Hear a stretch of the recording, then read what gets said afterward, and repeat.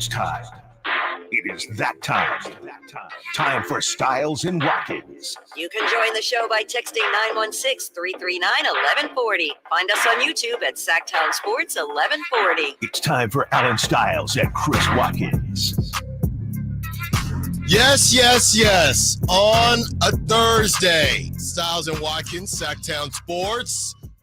Or should I say Friar Town Sports. That's what they're calling it, Chris, as the Kings get their guy, Devin Carter, at pick number 13, Simone behind the glass for us today. And I know, Chris, there have been a lot of conversations had from when the pick was made until now, before the pick was made, until now. We will continue to have them. We will get our thoughts. We will get your thoughts. The week is still continuing the same way. Phone lines are open. Your thoughts. If you are joining us from Providence land, okay, Friar, I guess that's what they say out there. Welcome to the show, 916-339-1140. If you want to be a part of the conversation, we are continuing to figure out just who the Kings got in Devin Carter. All directions are pointing us to, we got ourselves a dog. And the Kings, they've been missing a dog. And we know that there is a log jam at the guard position. But on a day like today, in Monty McNair we trust, we will hear from Monty McNair what he had to say last night. We will hear from the man himself, Devin Carter. We will hear from that great interview that Carmichael Dave and Jason Ross did with Kim English as well. Chris Watkins, you were in the building with all the rest of the media members for the Kings. How are you doing? Your initial reactions. Obviously, we'll dig deep a little bit deeper in the show. How are you doing? Good, man. Yeah, it was a long night. Watched a lot of Devin Carter film and saw a lot of people reacting both negatively. Then saw a ton of national media and draft people responding really positively. So still kind of getting a lot of intel from both sides. But I think as any draft night goes, you have to try and figure out what you just got. And, throughout the draft process, it's kind of a cliche to say, don't tell me what this person can't do. Tell me what they can do. Right. And I think right now that's what to really focus on is figuring out what the Sacramento Kings just got. We can figure out all the warts and, hey, does he have a Euro step and, how good of a corner three artist is he and things like that. But right now, I think the main thing to focus on is what have the Sacramento Kings just added to their roster and how do we think it's going to fit in the grand scheme of things. And also, like you kind of hinted at right there, this clearly, to me, is an indication of something else to come later in the future. What does this symbolize for what the Kings are going to do here moving forward? I think that is a really fascinating night, and I think a lot of people had a lot of questions when the draft pick was made. I think a lot of people still have some questions about the draft selection, but ultimately, I think that the Kings definitely did their due diligence. And if you listen to Monty McNair yesterday, he made it very clear that the Kings got the guy that they really, really wanted and didn't think was going to be there at that pick. So I think from the Kings side, they're really happy with how last night went. Sam Amick, cream of the crop for the Athletic. He was there yesterday. Yeah, I heard that he was based on his hit with Carmichael Dave and Jason Ross and everything that he said. The self-awareness from Monty McNair, right? He it's not as if they took a guard knowing that they don't have a log jam. Absolutely. And we'll get into what that means, how to properly react to the draft. A lot of people, especially in Providence land, thought that we were coming down Devin Carter's road. It wasn't about Devin Carter. It was about what the Kings have going on with all of their guards. But we'll talk about what's next for the Kings. What does this mean for the different guys and all the guards that are on the current roster? What did this mean for them? But we will get into all of that throughout the show. We will get to the Monty McNair interview as well. But let's hear how it sounded when Adam Silver announced the pick. With the 13th pick in the 2024 NBA Draft, the Sacramento Kings select Devin Carter from Providence College. And I'll be honest with you, Chris. I was there, and because you know what? On this show, if you're newer to the show, we keep it real, okay? So I have watched a lot of Devin Carter tape. We watched Devin Carter tape earlier in the draft process. Then he kind of disappeared a little bit. Monty McNair said he didn't think he was going to be there. But I was there, Chris, and when we'll go through the whole draft, but when Dalton Connect's name was not called, I was in public house, salt from the pretzel on my mouth, saying, just say the name. Just say the name, okay? Just say the name. And when they didn't say the name, I know. I was shook. Yeah. I was shook. What I tell you, man, I told you, I think I said it a couple days ago, but during the draft, it's one of the weirdest things that happens is somebody falls and then everybody's like, hold everything. This is now the only thing I want in life. I didn't know I wanted Dalton Connect, but now that's the only possible scenario that can happen that will make me happy. And it was crazy to watch him slide. I think, I'm going to put the tinfoil hat on early. To me, feels a little bit like that Trace Jackson Davis situation. You think that high they would do that? I think that to me, that screamed, hey, I know nothing about Dalton Connect's connections or anything like that, his prior likings or anything, but to me, it felt like some form of, hey, I really want to play with the Lakers, and if we could figure out how to not tank my draft stock, but essentially say, hey, that's where I want to go.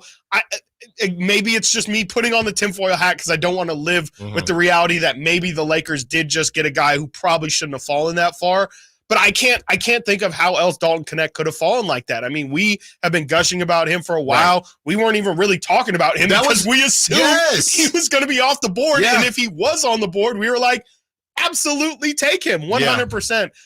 So I'm waiting to hear some report because I have to believe that's what happened, that many teams saw Dalton Connect put up 40 points multiple times last season and just said, I don't know about that, especially with how many raw players we saw taken in front of him. I don't know. I have to go conspiracy theory on that because I don't understand how Dalton Connect, one of the best shooters, if not the best scorer in this draft, falls all the way to 17 in a weak draft. I think that's really, really crazy. I don't care how old he is or any of that. The dude was a bucket last year. Yeah, and you might be onto something because if you remember the whole Tajon Salon thing, and we'll talk about that. Yes, we'll get into that. I know and Zach Edey, Simone already told me. People are. Yes, we have the reaction from me on Tajon Salon. We'll get into that a little later in the show. But originally, my guy was Dalton Connect. But to your point, it was, okay, he's in. It's not even a pipe dream. It's just not happening. Right. Okay, he's in the top 8. Why waste our time? We have too many other guys to kind of pay attention to. And then last night, okay, Tajon is gone. Dalton Connect is right there. And to me, Chris, and we'll dive deeper into it, does this show that the Kings are committed to moving in a different direction, right? Defense first and going from there. Maybe the old Kings would have taken Dalton Connect because it's offense, but the new Kings, we're taking the best player available. They thought that was Devin Carter, and we'll figure the rest out. And as far as Monty McNair is concerned, maybe that is, hey, if we have to lose some of these guards for maybe a little bit lesser value, I'm okay with that because it is more important to get our guy, and Devin Carter is our guy. Here is how the draft shook out last night. The Hawks drafted Zachary Rissache.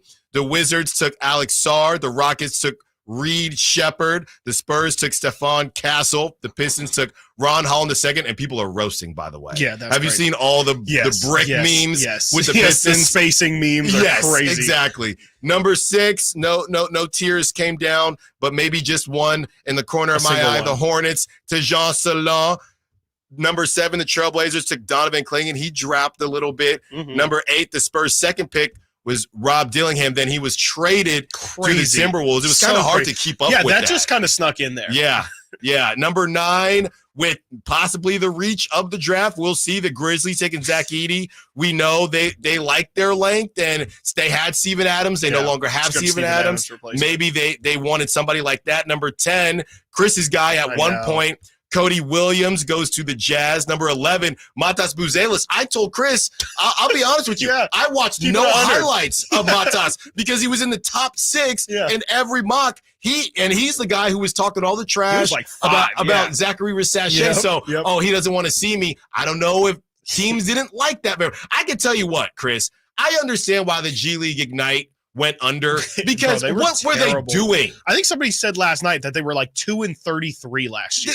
They just strikes me as a really old, just an advanced. It's the Bishop AAU. Sycamore of basketball. These guys they say whatever they want. Yeah. They didn't hone in any skills. Complete mess. No, it's a disaster. No, think about everybody who's been in the G League, or at least the biggest players that came from G League. You got Jalen Green. Yeah. You got Jonathan Kuminga. Right. Think about both of those dudes and how it took like 2 years to get like a G League Ignite stink off of them, where it's like these guys just come in here and they just think we're playing pickup, or like we're playing overtime elite or something like that, and it takes them years to get to an actual NBA player. It's crazy. Yeah. So Matas Buzelis goes to the Bulls, number 12, Nikola Topic. And I 2-32 last year. I thought Nikola Topic, I thought that was interesting too at number 12. Yeah. And if the Kings would have been, we know he's injured with that scared. ACL, but what is he, a 6'7", 6'8" point guard? Yeah. I thought the Kings might have thought, we could get that steal. For sure. And number 13, the Kings take Devin Carter. Number 14, the Blazers take Bub Carrington. Number 15, Khalil Ware goes to the Heat. I don't like that, Chris. I don't like that at all. And you know Scary what? Hours. We might have that sound when we said when you have a motor issue, it's very important where you go. True, right. And if you have a motor issue, what type of places can overcome that? Yeah. Miami Heat culture. Miami. So Khalil Ware goes to Miami. The 76ers get Jerry McCain. I think they're going to have a lot of fun. Oh, yeah. A little bit interesting with Tyrese Maxey, but he's more of a spot-up guy. Yeah. So we'll see how that works out. Dalton Connect, number 17 to the Lakers. And Chris, your guy, Tristan Da Silva, at 18 goes to the Orlando Magic. That's true. Right. Jacoby Walter goes 19 to the Raptors. And to round it out the top 20, Jalen Tyson goes to the Cavs. I hadn't really seen his name a lot. Hadn't heard anything. Cal Berkeley, though, if I'm not mistaken. That's right. Is where he's from. That's right. So that's the top 20. What a time to be alive. Yeah, man. It was a crazy night, and I think we kind of knew it. And for Zach Edey to just kind of come and go, and it didn't feel like he was really that big of a story on draft night. I thought we probably would have been talking a lot about him, but I think you mentioned it on air. But Ron Holland going 5 is definitely a big talking point coming out of the draft. I think Tajon Salon going 6. I don't know if you saw this either. I don't know how much you were following the draft on Twitter, but on that 6th pick where Tajon went, there was a trade that Jake Fisher put out. He said, okay, Memphis is swapping with Charlotte at 6. Yeah. And then he went back and said, oh, whoops, actually, no, they were trying to. It never happened. And so it was a crazy night on Twitter, too, especially Jake Fisher, who was he was killing it with the rumor games leading into it. It felt, I think twice he had moments where he's got things wrong on the draft. But that's kind of why it's tough sometimes to follow this thing on Twitter. And, I long for the days where you could just watch the draft on TV and get all the information. Well, and Nate has video of this. I literally covered my ears because people around us had their phones out. Man. And I wanted my real reaction. Yeah, so I was covering my ears saying la la la la la la la until the pick happened. And then he was gone. So I'm seeing this on the Sack Chat. This is from Noah. Can you guys take calls from the PCBC? No, I'm not sure what that is, but if you dial 916 Providence College burner community. Okay. Yes, I looked into it last night. What does that mean? It is it's essentially their Twitter hive. Well, if you got Providence a phone, Twitter Noah, hive. if you got a phone, Noah, you can call in 916-339-1140. Oh, yeah, we'll take them all. Everyone can call in if you are feeling good. If you're not feeling good, however you're feeling, 916-339-1140. Also, we are still giving you a chance to possibly see Devin Carter. We know he's dealing with that shoulder issue, but July 6th, 7th, and 9th, the California Classic Summer League, okay, that is coming, and Chris and I are giving away tickets, 916-339-1140, family 4-pack of 3-day passes. That's at 1 p.m., and Simone will pick the number. Coming up next, we profile Devin Carter, and we get into all the details of the newest Sacramento Kings. Stiles and Watkins, Sacktown Sports. Subscribe to Sacktown Sports on YouTube and watch the Carmichael Dave Show with Jason Ross, Stiles and Watkins, and the Drive Guys. Live Monday through Friday from 6 to 6. Plus view archive shows and exclusive content. Subscribe at youtube.com/Sacktown Sports. It's the ride everybody wants to be driving, and Elk Grove Kia has them in stock right now. I'm talking about the 2024 Kia Telluride. And my friends at Elk Grove Kia can get you behind the wheel of a 2024 Telluride SX for only $419 a month, plus taxes and fees. Whenever I see one of these driving down the road or next to me at a red light, I just stop and admire it because the Kia Telluride just looks iconic. And not only is the Kia Telluride beautiful, it's got room for the whole family. There's a seating capacity for up to 7 passengers. Plus, it's loaded with tech. So is the 2024 Kia Telluride the right ride for you and your family? Come on down to Elk Grove Kia and the Elk Grove Auto Mall. Give it a test drive. And just a heads up, when you're here at Elk Grove Kia, you're going to be treated very well. You're not going to get this kind of car buying experience in Roseville, Vacaville, Sacramento, or Davis. That's why Elk Grove Kia has so many 5-star reviews. Again, check them out in the Elk Grove Auto Mall or online, elkgrovekia.com. 24-month lease, $0 security deposit, 20 cents per mile over 10,000 miles per year, $4,999 due at signing based on approval of credit. VIN number 501850, ends June 30th, 2024.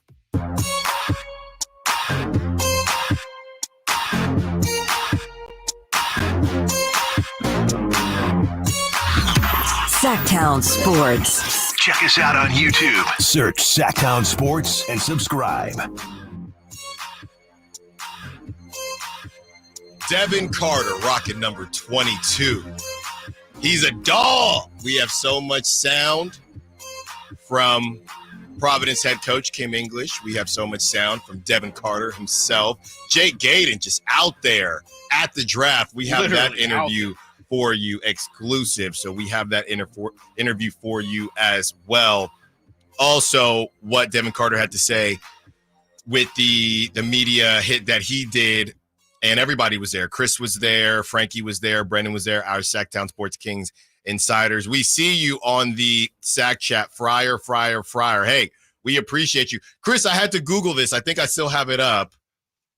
I guess, and this made me feel very old, Simone. Maybe you can help me with this as well. So I posted that video, and it was me. It was casting no aspersions against Devin Carter. It was just all about roster construction. And after hearing Monty McNair, hey, they know they have too many guards and they need to figure it out. But they feel like Devin Carter is just cut from a different cloth. What that says about the guards that the Kings do have, I guess that's up to us to decide. But these people from Providence, these Providence fans, the Friar fans, they kept telling me to get bent. Yeah, I don't know if that's... It's not good, Alan. And I didn't know what it meant. So I Googled it to make sure I could say it on FCC Airwaves. Yeah, and I Googled it. It just basically means get bent out of shape. I'm reading it. This is they from clean that up for you. Yeah. Extremely upset or angry. Yeah. Get bent, slang used as an angry or contemptuous way of dismissing someone's statement. There's another way to use it. Yeah, too. you know. But yeah, am I that's missing the way. something? Yeah, you're missing you something. Okay. Yeah, it's fine. And you are old. I It's kind can't of a believe gamer that's term, flying over honestly. your head right now. Okay. Yeah. I think I'm getting it, but yeah. We'll move on. Little tilt. But I'm sorry. We're just reacting. Yeah, we have your not- sound too. Should we hear Just why play they this- were so Yeah, upset? you can play the sound. I don't have not understand heard it. I really don't. You know, I know these guys get paid the big bucks, but I can't fake it. Didn't want a guard. Don't think the Kings need guards. You had multiple opportunities in front of you. Don't connect. I get it. You want to be more defensive minded, but you got Keon Ellis. You got Davion Mitchell. You got De'Aaron Fox, right? Who is a really good defender himself. The mindset is changing. I just didn't think you needed another guard. You still have Kevin Huerter. You have to move Kevin Huerter now. It just, none of it makes sense. You still got Colby Jones. Okay, none of it makes sense to me. Maybe this will be a freezing cold take in a couple years, but welcome to Sacramento. That's not that bad. I mean, you said nothing positive about the player himself. That wasn't the time for that. No. You mean immediately after he got drafted in your draft reaction? It was not the time to mention the player at all. It was not about. Yeah. No, I mean Devin Carter. Yes. But how are they supposed to know that? You know, they don't know that. But it's not That's all like. I'm But saying. no. But they reacted as if I said. I never said I don't like Devin Carter as the pick. Yeah, but you never said the counter either, and all you said was that Because I don't get it. I don't get it. I don't. So how are they supposed to read into that? Well, this guy feels positively about the pick. Yeah, well, yeah, I think they're reacting to that's their guy. Yes, they do absolutely, not care. Absolutely, they don't care at all about the Kings guard roster situation. construction. No, yeah. Yes, so Yeah. I get it. All is fair in draft. And look, Yeah. like I said, I hope it is a freezing cold take. I Yes. really do.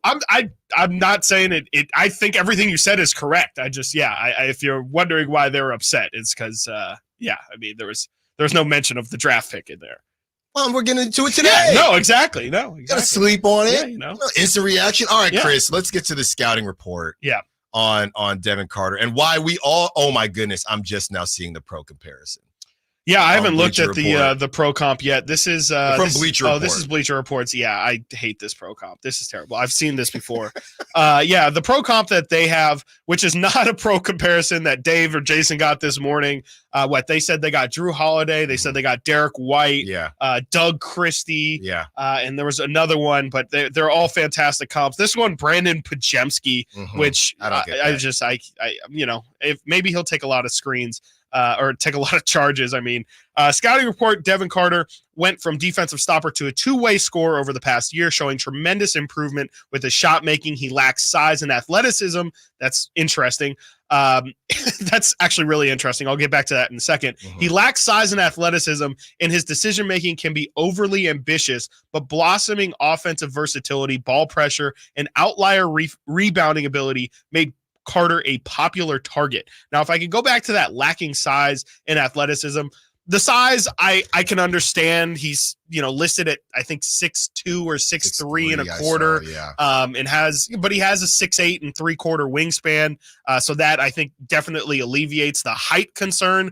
And he is a bigger guard. Like he plays bigger than and that's something Monty said. It's something that as I was watching a lot of his tape, a lot of the announcers say as well, as he plays much bigger than his size and then his position. And then athleticism, I as I was looking into it yesterday, Alan, he set an NBA draft combine record for the 3/4 court sprint with a 2.97 or something like that. He had a 42-inch vertical. Yeah. 42-inch. I know a lot of people don't pay attention to the NBA combine numbers. 38-inch vertical is like, okay, yeah, that dude's got some athleticism. Yes. He's got some hops to him.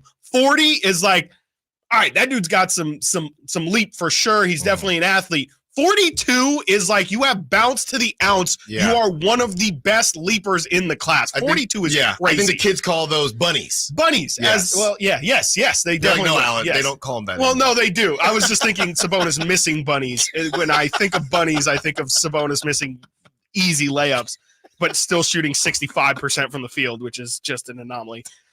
Anyways, back to Devin Carter. Carter has already developed into a standout defender at Providence during his sophomore season, averaging 1.1 block per game in 22-23. When he returned for his junior season, he added an improved offensive skill set. He still recorded 1 block each night. Carter improved to average 8.7 rebounds, shooting 56% from inside the arc while recording 19.7 points per game. And like we've talked about a ton with Devin Carter, he's definitely the biggest riser that I've seen in this draft process. Dude went from, like late teens to, I mean, really, like you mentioned at the top of the show, early in this process, like 2 months ago, he was the most popular pick for the Kings at 13, then ended up actually falling or going way higher than 13 in just about every single mock draft. So he is somebody who has really impressed everyone with his workouts, with his interviews as well. Seems like a really, really good kid with a good head on his shoulders. Comes from NBA bloodline as well. Anthony Carter is his father, longtime NBA veteran. He's right now, I think he's the lead assistant. If not, he is one of the head assistants or lead or top assistants in Memphis right now. And just really seems to understand who he is as a player and what he's going to bring at an NBA level. And I think the most important thing for me is that he shows some defensive versatility, really looking like he can potentially guard 1 through 3. He said he could guard 1 through 4. He said 1 through 4. Yeah. I want to see 1 and 2s right now. Yeah. 3s, I think, can come by the end of the season. 4s, I think, is ambitious, but I love that that's where his headspace is at. And I hope one day he can, because I think that's something that the Kings just don't have. Even Keon Ellis, I don't think can guard 1 through 4s. Yeah, and to be fair, early on when we saw the Devin Carter mock drafts, that was before Malik resigned. Before, yeah. That was before Malik resigned. And the Kings were getting a bunch of different guards. Jacoby Walter, different dudes like that. Collier, all of them. So, yeah, I mean, look, something's got to give. This is not about Devin Carter. Definitely. This is about the fact that they have 18 guards right now, and you got to figure out what you need to do or who needs to go and what you're willing to move off of them for. Coming up next, we continue the conversation. What is the basketball world saying about Devin Carter? Let me tell you, it got us back on the horse. It got me back on the horse because everyone is glowing about the number 13 pick. TC, we see you. We open up the phone lines. If you want to be a part of the conversation, 916-339-1140. Stiles Watkins, Sacktown Sports. On the move?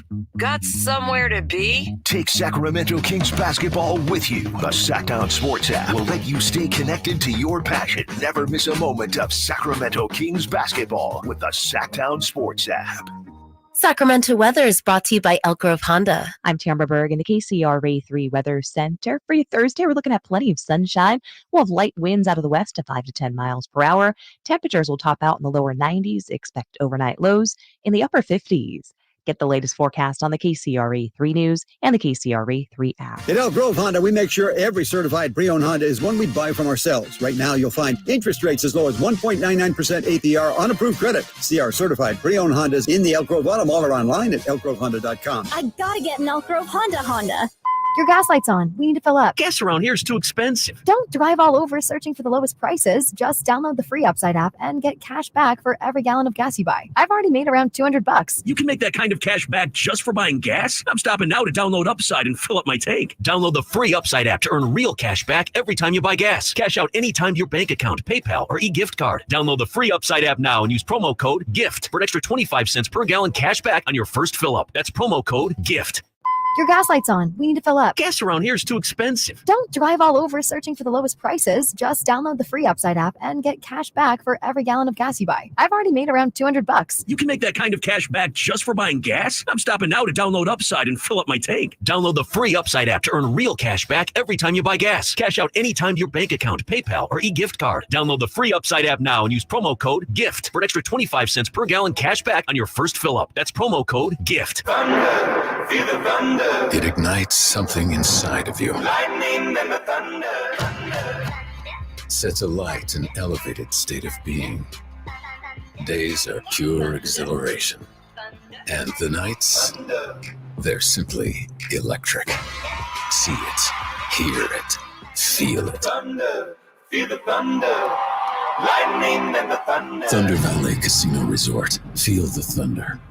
At the Good Feet store, we take pain very seriously. Whether in the foot, knee, hip, or back, Good Feet makes over 300 styles, flexibilities, and sizes of pain-relieving arch supports. With 26 bones, 30 joints, and over 100 muscles, tendons, and ligaments in each foot, a lot can go painfully wrong. So there's a trained arch support specialist at each Good Feet store to give you a precision fit. Come in for a free fitting and test walk. No appointment necessary. Good Feet arch supports are HSA, FSA eligible. The Good Feet store in Sacramento, Roseville, Vacaville. Online at goodfeet.com. My good friends, Dr. Jack Friedlander and Dr. Pash in Roseville and in San Francisco are offering not only confidence, not only security, but also the ability, if you ain't insecure, to go from the roster to the all-star team. You know what I'm saying? I'm talking about upsizematters.com. Time after time, vote after vote, circumference, or as we call it, girth, is consistently ranked as the most important attribute.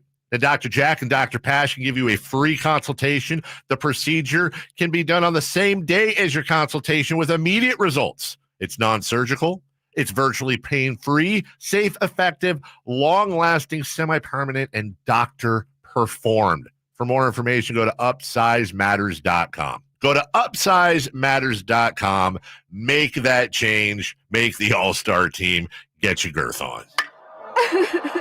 What's wrong? My travel rewards card didn't earn enough miles for my vacation. Are you crying? Are you crying because of that other credit card? Uh-huh. Well, switch to the Capital One Venture card. Venture lets you redeem miles on any travel purchase. Really? Yep, and you earn unlimited double miles on every purchase every single day. The Capital One Venture card. What's in your wallet? Terms apply. See CapitalOne.com for details. Attention talcum powder users. Have you had ovarian or gynecological cancer? A proposed $8 billion plan will pay those who believe they got sick from using talc products like Johnson's baby powder and shower to shower. Johnson & Johnson maintains its products are safe. You have until July 26, 2024 to vote to accept or reject the plan. For more information, visit officialtalclaims.com or call 888-431-4056. Paid for by LLT Management, LLC.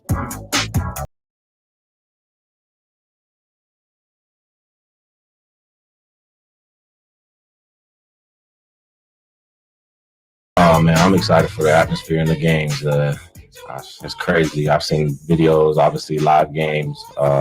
Ready to light the beam, everything going on with that. So I'm just ready, man. I'm ready to hop on the jet and get over there. Sacramento has a new tag team in the midday. It's Stiles and Watkins on Sacktown Sports. I'm only going to say this one time. We are very happy to have Friar Nation joining us in the Sack Chat. And if you're listening on the Sacktown Sports app, on YouTube, if you found a way to get to our AM, if you're on TuneIn, whatever it is. But what we're not going to do is get too close to trolling, okay? Any trolling or trying to talk down on the Kings team or Kings fans will not be tolerated. We have a short leash for that. We can all come together. If you are pro Devin, that's fine. But if you're pro Devin starts to turn into anti-Kings, we have a problem. And on the other side, if you're pro Kings starts to sound anti-Devin, that's also a problem. We keep it between the lines here or you will be removed. 916-339-1140. We continue the conversation. Also, 1 p.m., your chance to be a part of the California Classic Summer League, July 6th, 7th, and 9th. Also, Kings, another pick today. That's right. So if Devin Carter can't play for the California Classic, that's right. maybe their pick today can. And now, Chris, because they decided, okay, fine. You didn't get Dalton. Right. You didn't get Tejan Salon. Yep. You went with the guard. So now Ulrich Chamche, sure. from Why the Cameroon. Why not? Why not? Okay, you know that length, Chris. We're going to find a way. But at this point, I'm be honest with you, I kind of want Monty to take another guard. Just lean into it. Just lean into it at this point. No, some people just want to watch the world burn. I would respect That's it. Crazy. I would respect it if you crazy. just lean into it. At this point, 916-339-1140. Let's get to TC. Rob, we see you. Nick, we see you. Let's get to TC, who's been waiting. TC, what you got for us? How you feeling? Alan, Chris, what's up? First and foremost. What's Not up, much, man? Feeling good. Day after draft. Hey, nah, for sure, man. Just tapping in with the homies. Hey, we got a dog, though. I mean, I get it on the whole, guard position, but that was, the best player available. That's a guy that dropped to us. Like a Halliburton, you know what I mean? Like a Keegan or something. I mean, I'm going to give Monty the benefit of the doubt.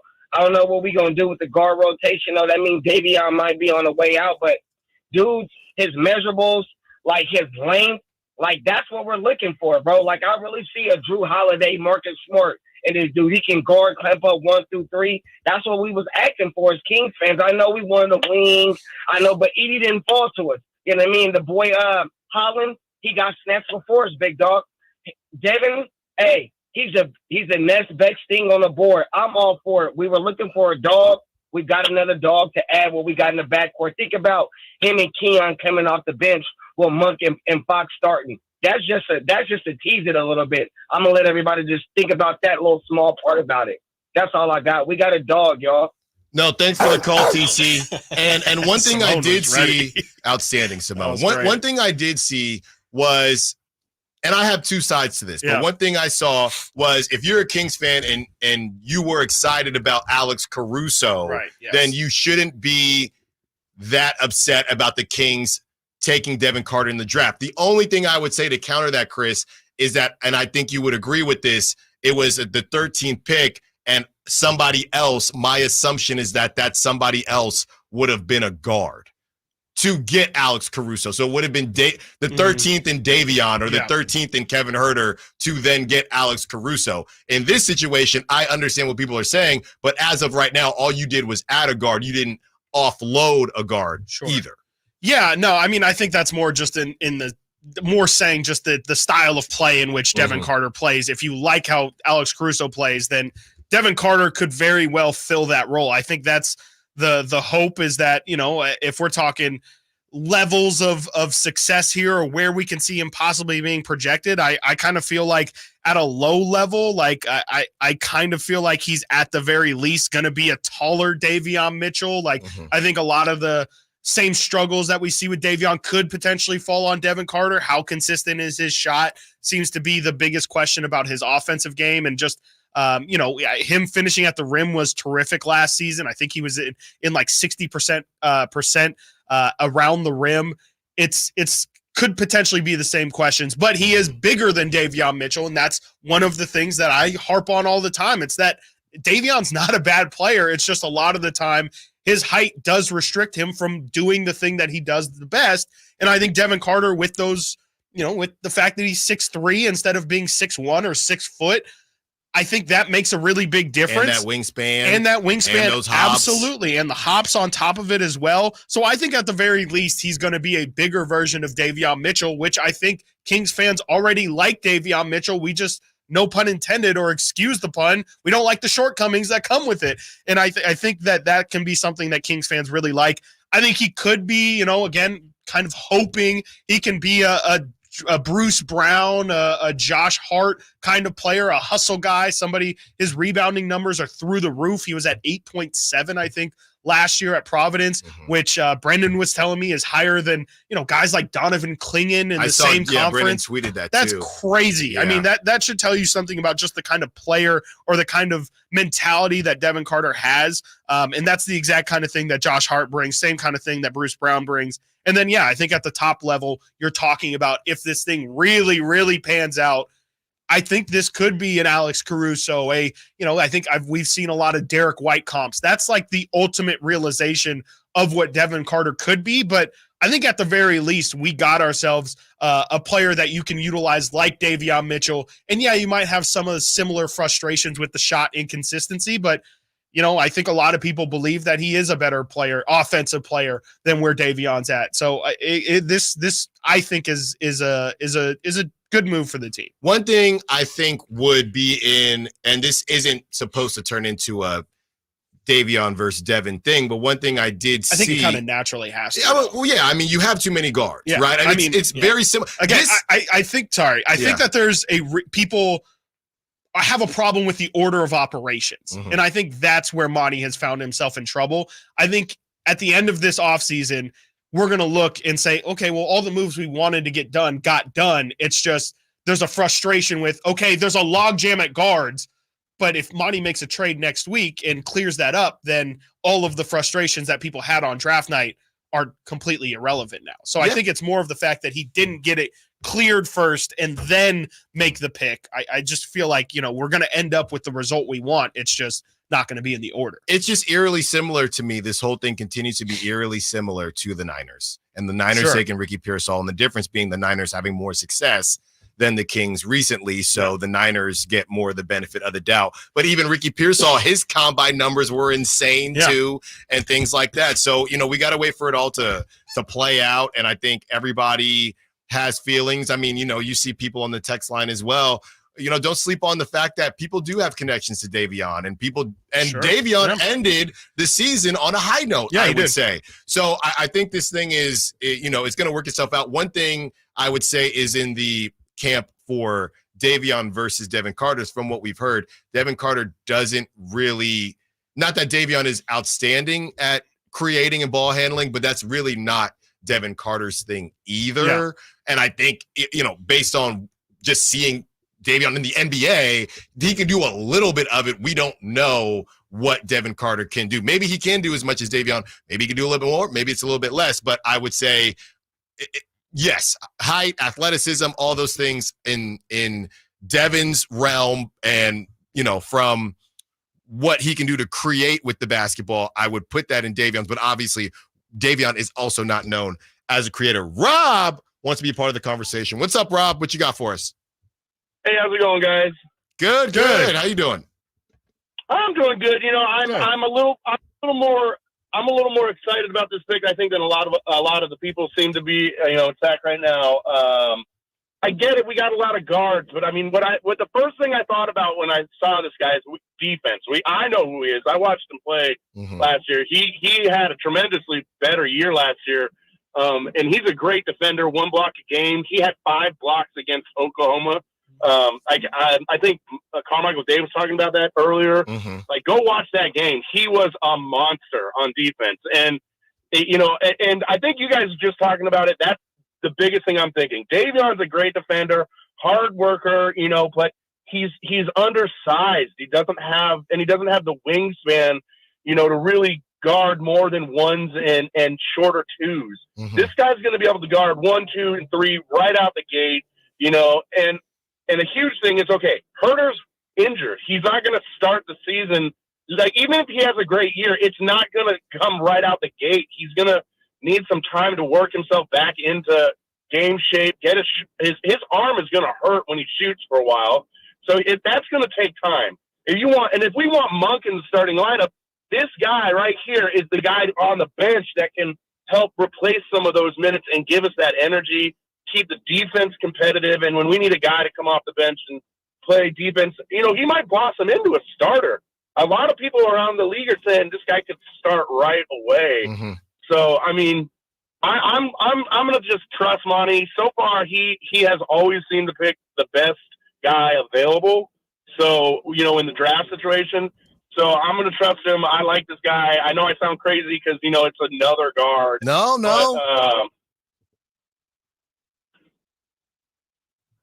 But, I'll let you guys go.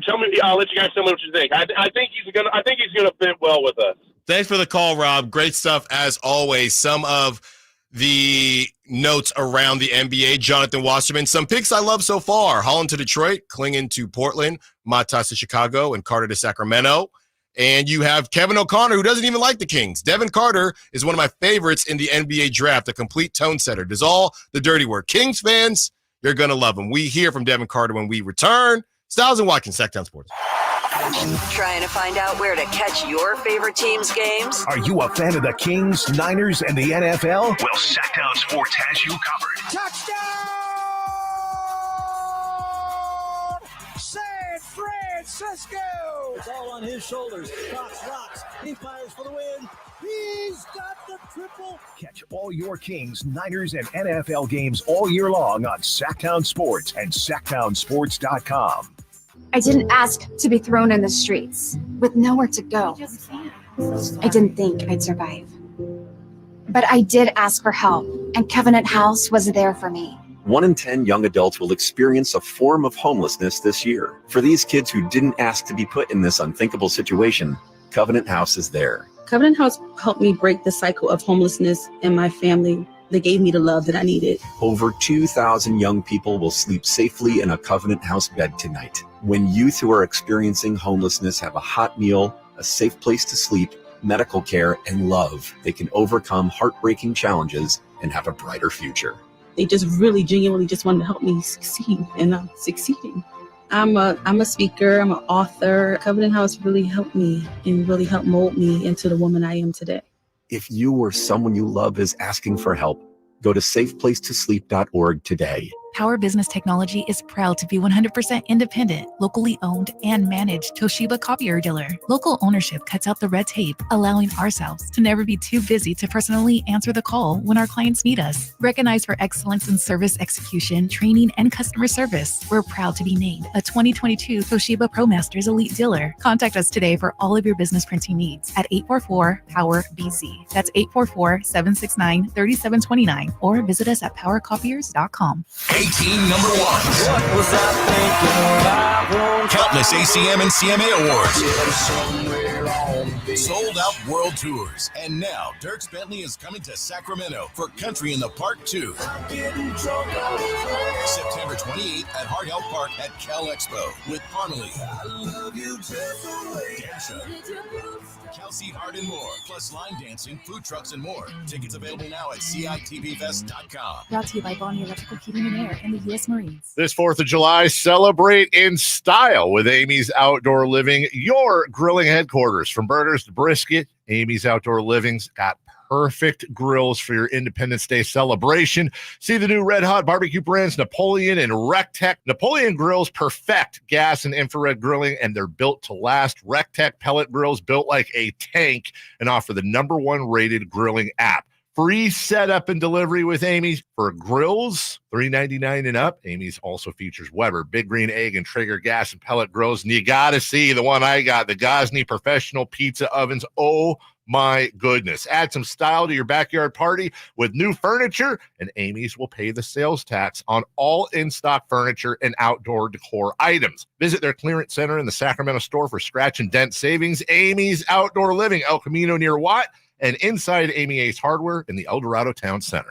It's the Make This the Summer event, and it's going on now at Lodi Chrysler Dodge Jeep Ram. Hi, everyone. Leonard Harrington here, and I want to tell you how we make your buying experience at Lodi CDJR as easy as possible. You can come in for a visit, or you can do everything online at LodiCDJR.com. Just pick out the make and model you want and scroll through our large in-stock inventory. Next, schedule a test drive at the click of a button. If you want to finance your vehicle, you can start your paperwork online too, saving you plenty of time before you get here. And if you're looking to sell your vehicle or looking to buy, we'll give you an instant cash offer online too. At Lodi Chrysler Dodge Jeep Ram, we make it easier than ever to put you into a new vehicle. It's what we do. Online at LodiCDJR.com or in person. We're right off 99 in Kettleman, where we're open till 9 every night and Sundays after church. Prices are better at the Low Price Center. Lodi Chrysler Dodge Jeep Ram. Visit us at Lodi CDJR.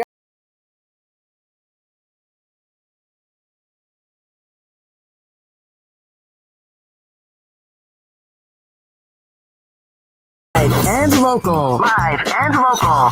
This is Sacktown Sports.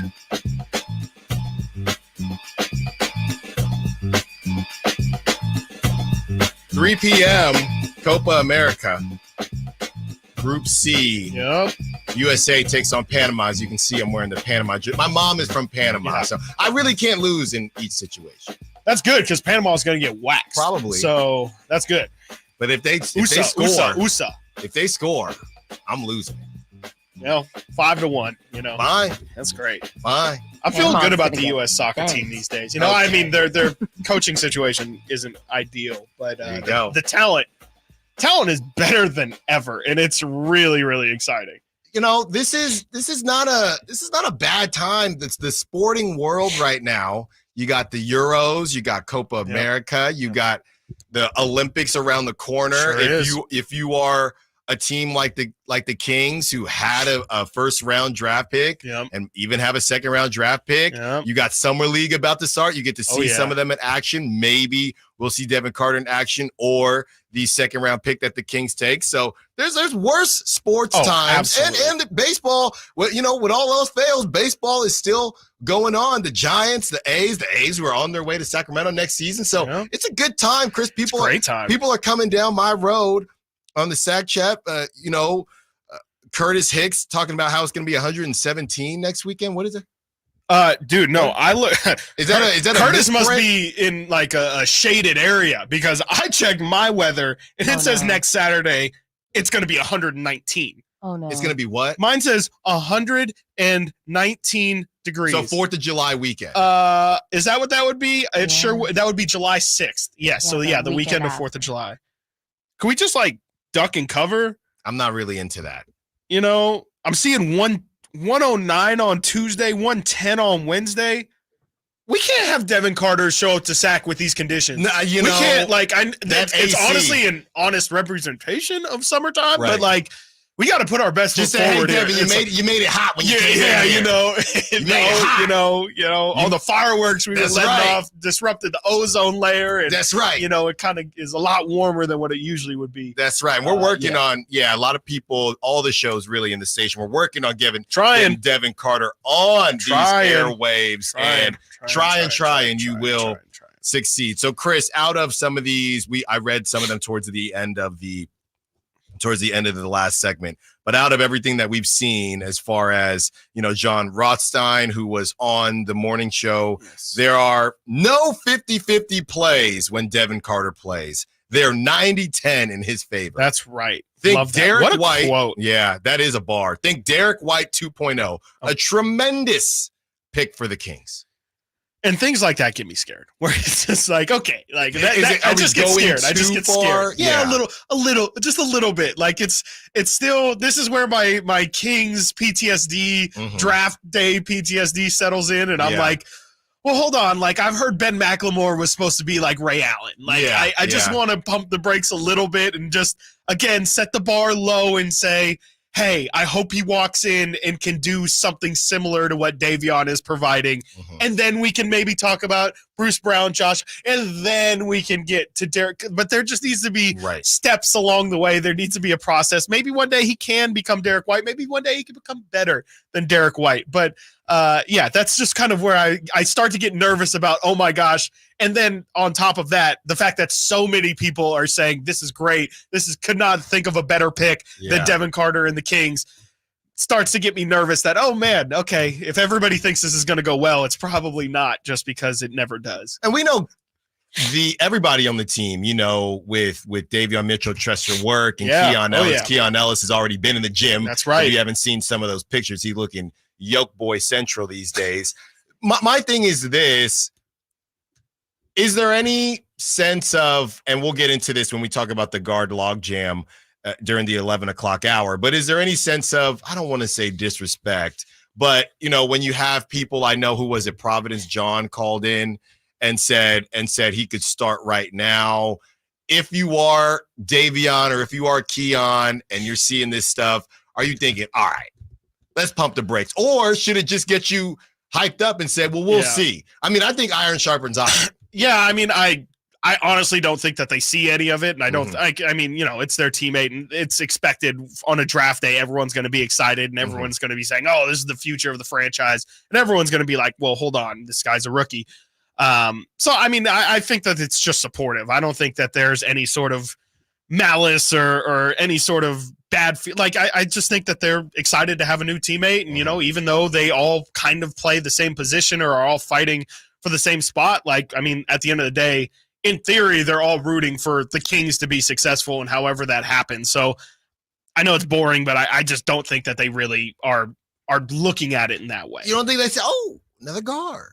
Okay. I'm sure maybe they're saying, okay, from Monty's perspective, but like from the fans saying like, oh my God, this guy could replace Keon and Keon. I don't think Keon's like, well, what about, like, I was just the darling, and now this guy's I don't think that kind of thing happens. If I'm here at the station, and another good-looking brother came up in here, and he's doing the 6 to 8 show, and he's got my cadence, he's got my smile. But you're not going to have malice towards him. You're going to say, Jose, right? That's true. Hold on, that's true. Wait, I thought this was my lane here. Yeah, you just told me in the team meeting. Exactly. We on the way up. It's more money that Davion and Keon are probably like, well, hold on. What does this mean for me then? Right. And Devin seems like a nice kid, but like, I thought I was something. I thought you loved me, GM. Well, because at least Kevin Herter could say, well, I know I can't play defense, so I can shoot. That's not my thing. Yeah, he's not feeling my lane. Right, he's not my lane might be gone, but he's not feeling my lane. Kevin Herter's never been so glad he doesn't play defense. He's like, whew. Leave Kevin alone. I started it. John Fanta, Big East Fox broadcaster, says, for how the Kings offense works with De'Aaron Fox having the ball in his hands and being in control on the perimeter, you need a guy who's going to embrace his role and do it to the best of his abilities. Devin Carter is that dude. Call it Lucky 13 for Sacramento. Wow. Steal in all caps. He's rocking number 22. Does that make you do you have any number biases or anything like that? I like 22. Okay. I don't have a problem with 22. It's fine. Rashawn Holmes wore 22. It's just like, I don't think it's make it his own. It's not like 73 or something random like that, or not going Ron Artest 90. I think he was 93. So I mean, that would be pretty. Yeah, I can do 22. That'd be pretty hardcore. 916-339-1140. Let's get to Sam. Wants to be a part of the conversation. What's up, Sam? What you got for us? Hey, good morning, guys. Morning, Sam. Morning. I think that with picking up Devin Carter, it actually, with all the accolades he's been getting nationwide from all the pundits, it actually has sharpened up our trade package now to put in a forward for Harrison Barnes, because they know who he is.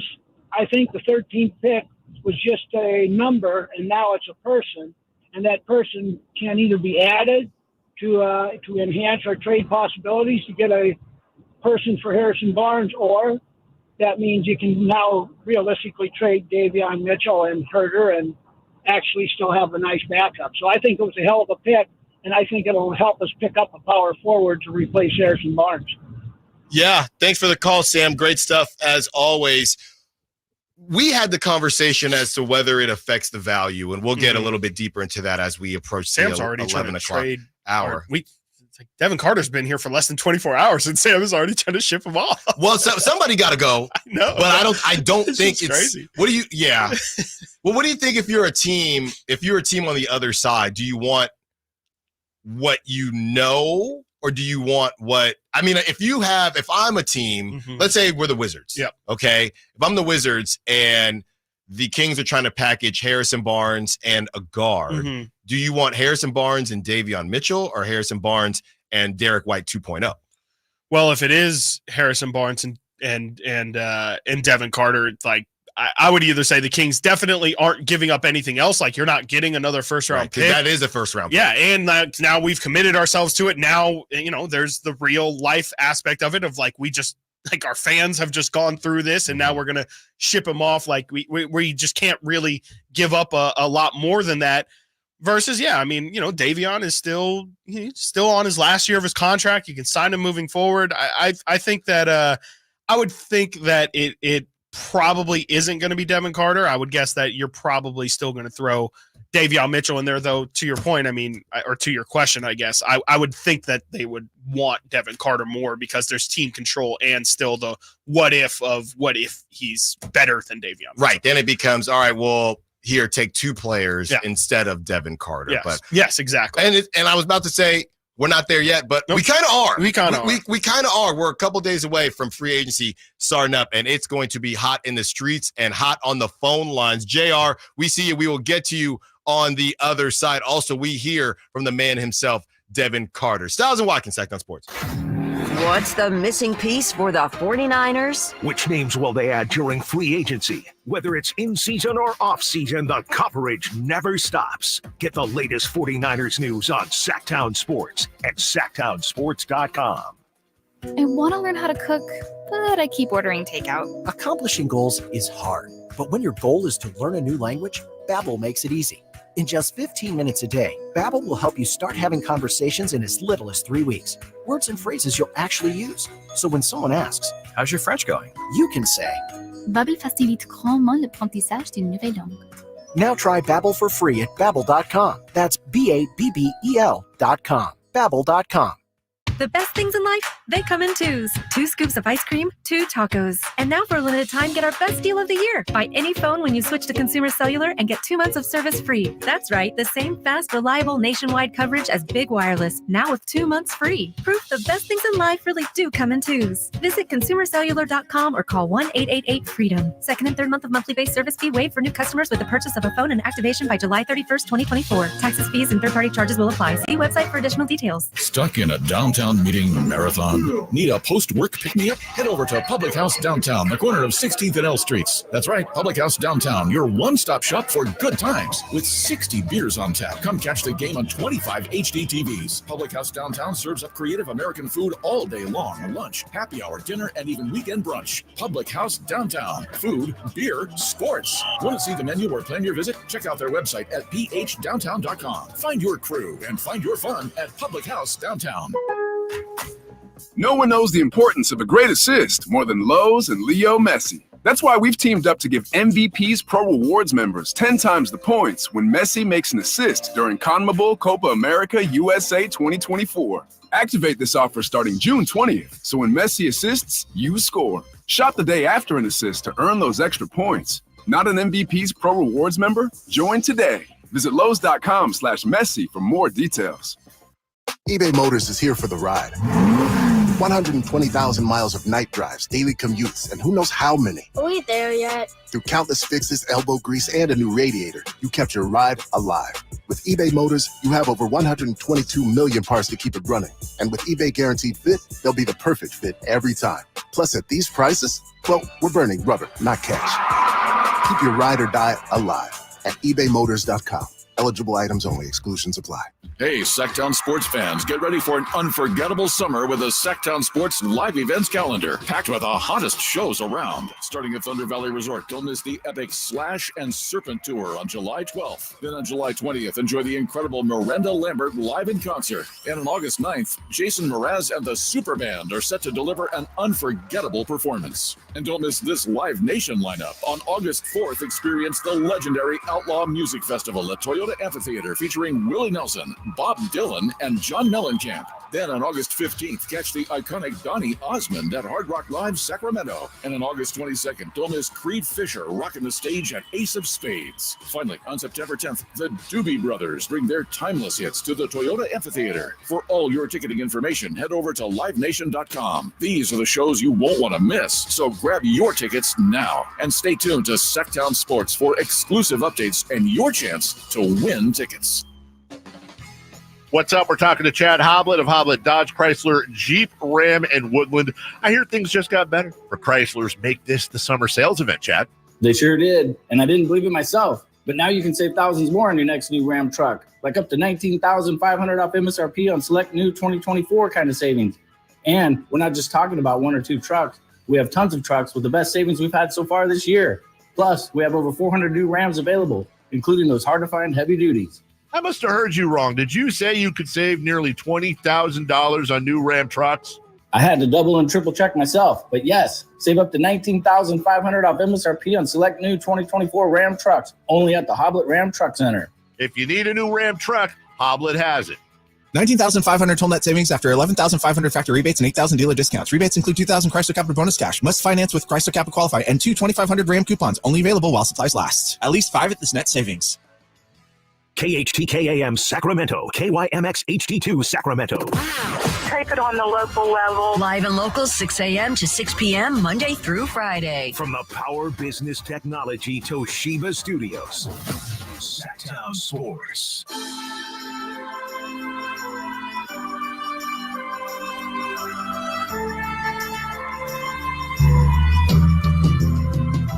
Mr. Carter, tell me where have you been?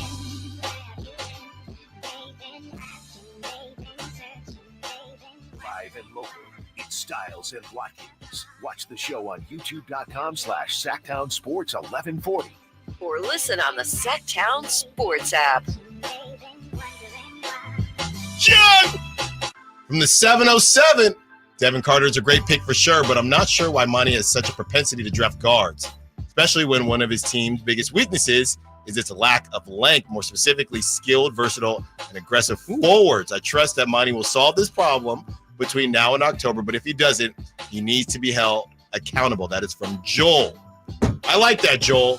Joel continues. That said, I'm excited to see what DC brings to the team. Ooh, that's interesting. DC. We already have a DC. Yeah. There are going to be 2 DCs. This is like a Justin Jefferson, JJ McCarthy situation here where we got to figure this out. We got 8 Chris's at the station. That's true. That's true. And that works out just fine. I guess it could be, it's just, Doug has been DC for so long. Doug's been here or been around the team for like 20 years now, and he's been DC. But somebody said the last time the Kings had a DC on their team, it worked out pretty well. That's true. That's true. And now we got 2 of them. So now we got 2. Yeah. And you can possibly see DC or the Kings' second round pick at the California Classic Summer League, July 6th, 7th, and July 9th, with an expanded lineup of teams preparing for NBA action. Chris and I are going to get you in the building. Call at 1 p.m. Simone will pick the number. I got a feeling Simone is going to want you quick on the trigger today. And by the way, if you're listening on the Sacktown Sports app or on TuneIn or on YouTube. You might want to find a way. I think YouTube doesn't really have that much of a delay. I don't think it's that big. Let me see. I'll wave and I'll see how long. Okay. 20 seconds. Yeah, but hey, that matters. Hey. People want these. I wasn't counting. People want these tickets, family 4-pack of 3-day passes. It's gonna be lit. Find a way to get to the AM. You can find Chris. You can find myself. We'll be taking pictures. Chris loves saying hi to the people. JR, Steven, we see you. JR, we'll start with you. How you doing? What you got for us? Hey, welcome to the face of the sun. It's hotter than some. Yeah, it's hot. It's hotter than Simone's voice when she answers the phone. Yeah. What do you got, JR? Well, first of all, were you talking about Jason Ross as the guy taking your mojo stuff in the morning show? The young guy coming in? No. Yes, the handsome brother. Yes, absolutely. Yes, you're correct. No, that's definitely Jason. Oh, I thought that was her. I'm excited about DC Consulting. I think that dude. I mean, yesterday when that outfit, man, Marvin Gaye dropping a new release of Sexual Healing or something. Yes, dude was and he was wearing the Kittle glasses. Yes, he was. Kittle shades. He was all about it. I'm like, okay, we haven't had a guy like that for a while that came off the stage and you went, wow. I mean, he was not Keegan, of course. No. I mean, I still don't know if Keegan owns a pair of fancy glasses. I think he still has like an old pair of Ray-Bans or something. Definitely. And nothing. That was awesome. And he's already dropped a "What's up, Sacktown" on the old Twitter. Saw that. Yes. I don't know what he's gonna do on the court, but I kind of like him a lot. I'm thinking I want to see him. I want to see him walking around downtown Sacto. Actually, him and Devin walking downtown. Maybe Mitchell wearing a throwback tie-dye shirt and him wearing a classical jacket with no T-shirt underneath. There you go. I'm all in on it. I'm bought in on DC Consulting. We'll see ya. Thanks for the call, JR. He was swagged up. I mean, we've taken too long to bring it up now. An hour into the show. The aura. Did you hear the back and forth say with him and Jason Anderson? Oh, it was terrific. It was terrific. Anderson, because Jason Anderson is just hilarious sometimes. He asked Devin, is like, hey, Devin, so what went into your we'll have to get the audio. He was like, what went into the outfit tonight? And he was like, well, first off, what do you think of, like, what would you grade the fit? Right. Anderson's like, oh, I'd give it a 10. Absolutely, buddy. Yeah. And goes on to say, essentially he's a Florida boy. Right. And it was a very Florida boy outfit. So, I thought it wouldn't be my fit for sure. But, he definitely pulled it off. By the way, the fact that the Kings did not go for Dalton Connect, I will tell you this. I'm sure I don't think you saw this because it was obviously later in the draft, but just like what you said, the corniness that you didn't like. Oh, so did you see this? So Dalton Connect. Oh, I thought you were talking about. Do you see the Williams brothers handshake? No. Oh, I'll have to show you it in the break. No. That was the most cringe moment of the night, but go ahead. So Dalton Connect his jacket. So yesterday on the show, oh my God, Chris said he was tired of these personalized jackets. Both of us can get old man, get off my lawn Very at times, much so. even though we are the youngest show at the station. And by far, that's crazy. It's true. And Dalton Connect says, oh yeah, I opened my jacket, and he opened his jacket, I think with Monica McNutt or whoever was like, hey, what's in your jacket? What are you rocking? He said, oh, yeah. So he opens his jacket. He's got the Tennessee patches. He's got his accolades from Tennessee embroidered on his jacket. Fair foul. Was it like, was there pictures or anything, or was it just like stitching? I mean, it was a lot of orange. I don't know. It was orange, it was a lot of orange. It's okay. I don't love it, but I have more of an issue when you open it up and it looks like you have like a mural on your inside your jacket, or a photo collage on your inside. So I guess I'm okay if it's just stitching with the accolades. It was borderline. Yeah, I'll have to see it. I'll have to actually see it with my eyes. It was borderline. But I'm going to show you the Cody Williams, Caleb Williams, or Jalen Williams handshake during the break. It was very cringe. Speaking of borderline, here's a guy who always is stepping on the line. Steven, what you got for us? Good seeing you yesterday. Hey, good seeing you as well yesterday, man. That was it was actually nice to actually stand next to you to see how short you actually are. Wow. Thanks, Steven. Crazy. Simone rung you. I'm sorry. sorry. It's a cold world, no blankets, y'all. That was not. We ain't got time. Yeah, on my child, I did Wow. not ring you. You Simone did not. rang you. No, that's wow. that's, Sorry, Steven. Hey, dang. Play stupid games. Win stupid prizes. He told me, Wow. he's like, I'm gonna have, talk about all of my experience. I had such a great time with you Yeah. guys, and you're gonna do that to us. Wow. Yeah. Simone, Simone. thank you for Thank you, holding it down, Simone. All right, let's get into how Devin Carter held it down as he had a conversation with CBS's own Jake Gaden. Some great stuff here in an exclusive interview right after shout he out got Jake. drafted. Honestly, I think I fit in just by my versatility, my two-way ability, able to lock down the other team's best guard or whatever it may be. I'm able to switch 1 through 4. And then I think that just on the offensive end, I'm somebody who can create their own shot, get my teammates shots if they, help off the gap and everything. Just somebody, like I said, somebody who's coming to win. So that's the most important thing that you get with me coming to Sacramento, a winner. Were you expect? There you go. A winner. A winner. A How about winner. that? All we do is win. All we do is win. No, I mean, and I loved how he talked about himself, just, again, seemingly very much knowing who he is. It's, of course, everyone wants to step into the league and be, the best player on the team and all that stuff. But at the very least, he understands that he's there to dive on loose ball, or not even he's there to do. That's just his game. That's who he is, diving on loose balls, doing everything it takes to win. That's the kind of player where, frankly, I mean, yeah, you've kind of been saying it all day. The Kings usually kind of don't go after those guys in the draft. They usually go for the sexy name, the highlight, like you said, the Dalton Connect, the high flyer, the best shooter in the draft. Defense would never be the priority, and I definitely think that it's a bit of a sign of times changing. Perhaps it might be Mike Brown, it might be Monty McNair, it might be a combination of both. But it definitely seems like Devin Carter is the kind of guy that I think, when we talk about the Miami Heats of the world, when we talk about, back in the day, anytime the Spurs made a pick, it was, oh man, that guy, Kyle Anderson, he goes to the Spurs. Oh, he's going to be great. It's a wrap. He's the perfect Spur. And I think those weren't the kind of guys that the Kings would draft.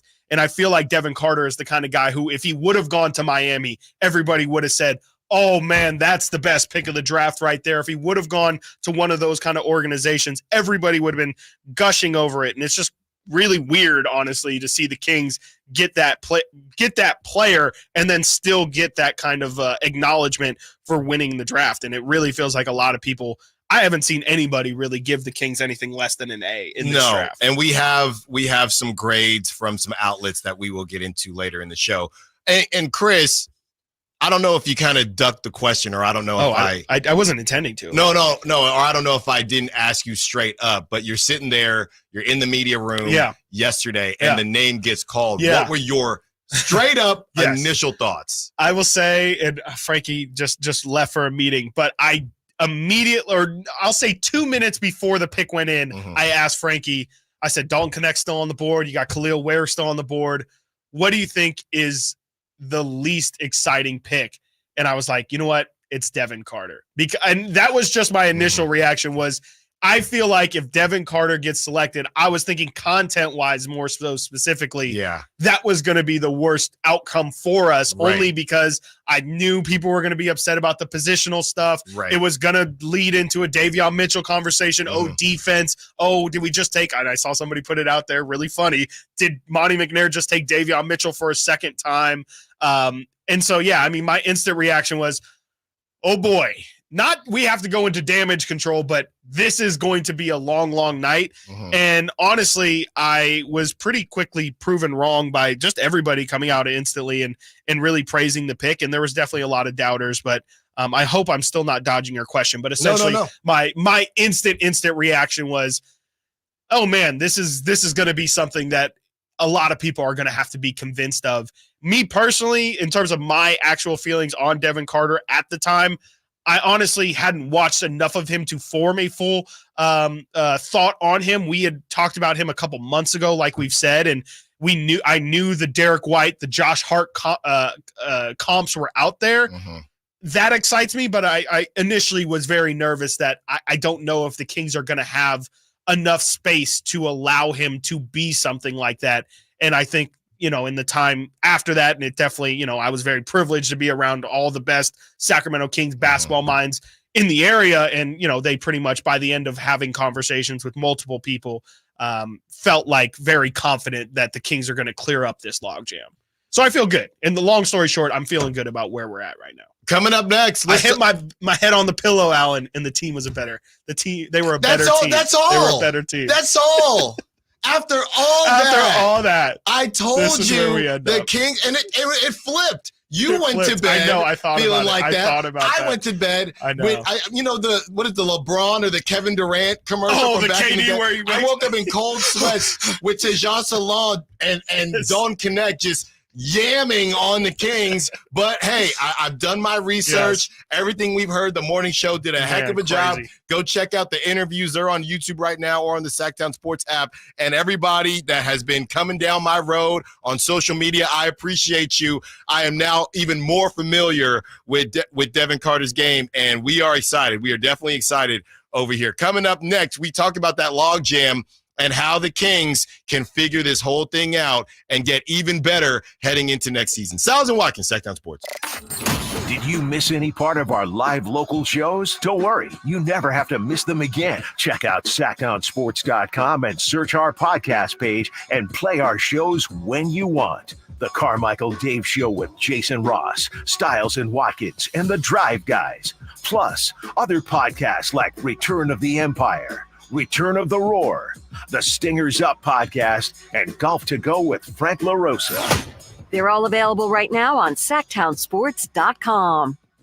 It's the Make This the Summer event, and it's going on now at Lodi Chrysler Dodge Jeep Ram. Hi, everyone. Leonard Harrington here, and I want to tell you how we make your buying experience at Lodi CDJR as easy as possible. You can come in for a visit, or you can do everything online at LodiCDJR.com. Just pick out the make and model you want and scroll through our large in-stock inventory. Next, schedule a test drive at the click of a button. If you want to finance your vehicle, you can start your paperwork online too, saving you plenty of time before you get here. And if you're looking to sell your vehicle or looking to buy, we'll give you an instant cash offer online too. At Lodi Chrysler Dodge Jeep Ram, we make it easier than ever to put you into a new vehicle. It's what we do. Online at LodiCDJR.com or in person. We're right off 99 in Kettleman, where we're open till 9 every night and Sundays after church. Prices are better at the Low Price Center. Lodi Chrysler Dodge Jeep Ram. Visit us at LodiCDJR.com. Yeah!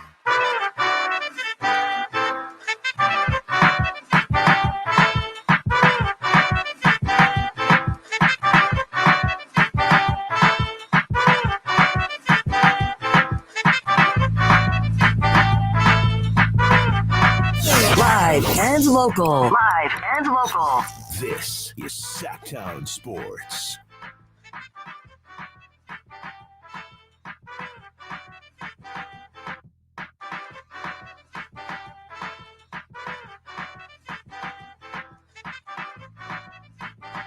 De'Aaron Fox, Malik Monk, Keon Ellis, Davion Mitchell, Kevin Huerter, Chris Duarte, Colby Jones, and now Devin Carter. 1, 2, 3, 4, 5, 6, 7, 8 guards right now, Chris, that are looking to crack the rotation for the Kings. Obviously, there are some that we know will crack the rotation.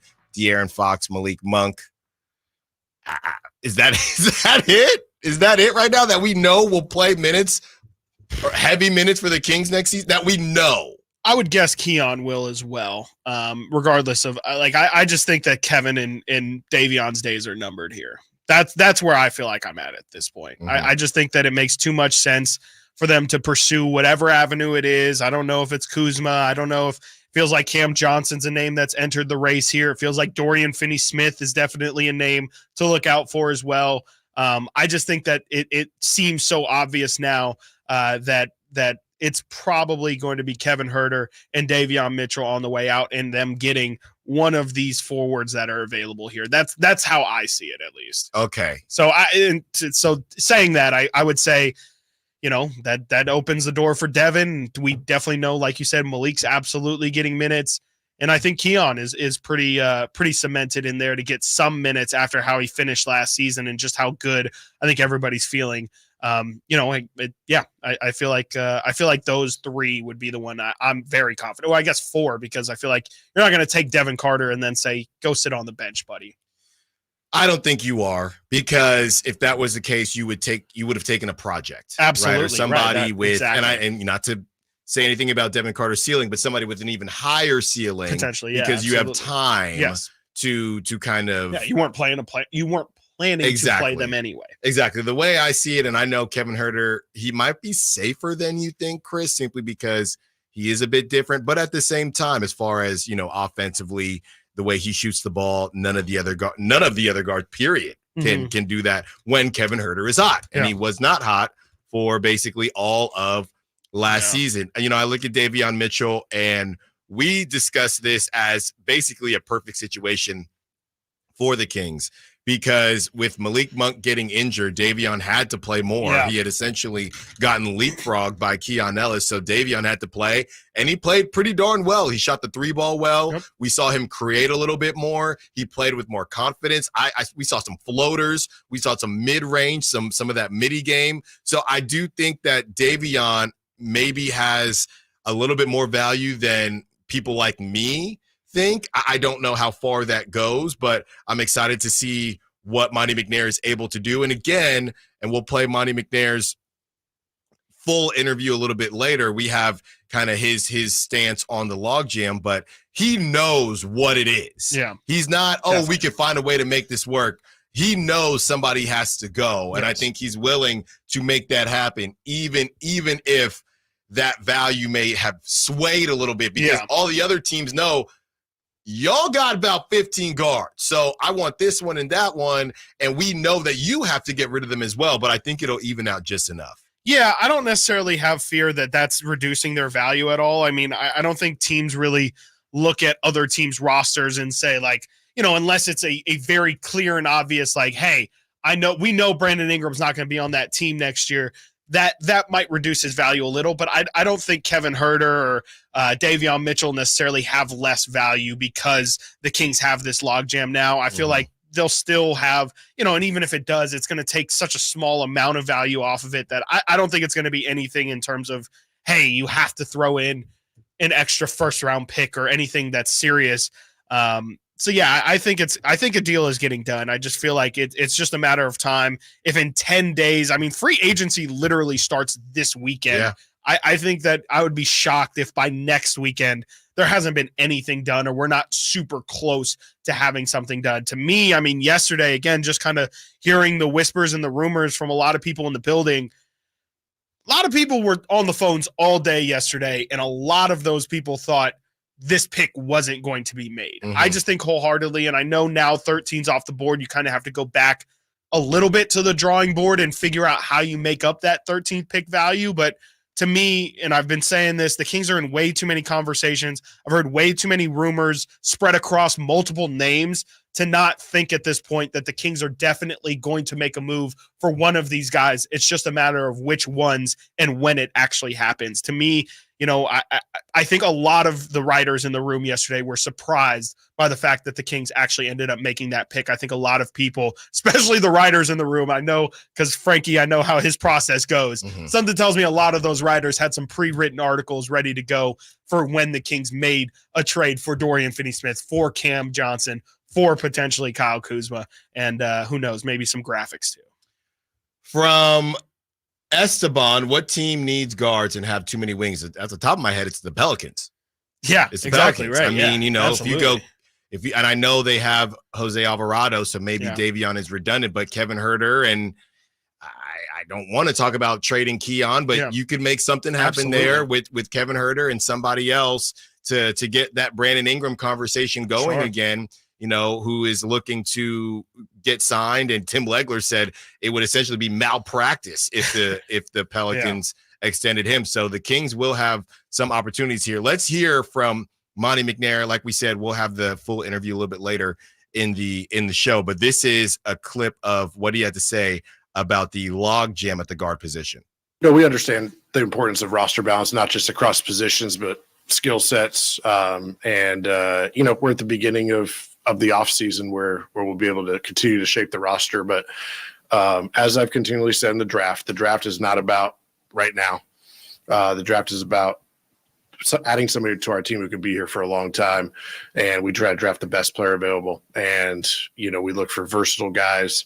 I mean, Devin Carter just checks all the boxes. If you watch the playoffs this year, there are a lot of Devin Carters out there. I'll put it that way. And so we try to find tough, physical guys who can play on both ends, make a shot, score the ball, switch, guard guys, rebound. I mean, guy like that we couldn't pass up. So, we understand the rest of the roster and what we'll have to do there. But tonight was about that. There are 2 gems in there that I love to hear. Get the talent in the building and figure the rest out later. We react to Monty McNair's clip on the log jam. We open up the phone lines, open them back up, 916-339-1140, and we talk winners and losers, apparently, from the NBA draft. Stiles and Watkins, Sacktown Sports. Our first year as the radio home of the San Francisco 49ers is one we will never forget. Going deep down the sideline for Friar. He's got it, and he's gone. 10-5, touchdown!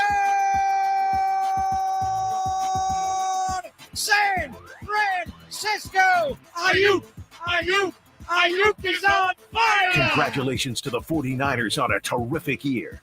And thank you for so many wonderful memories.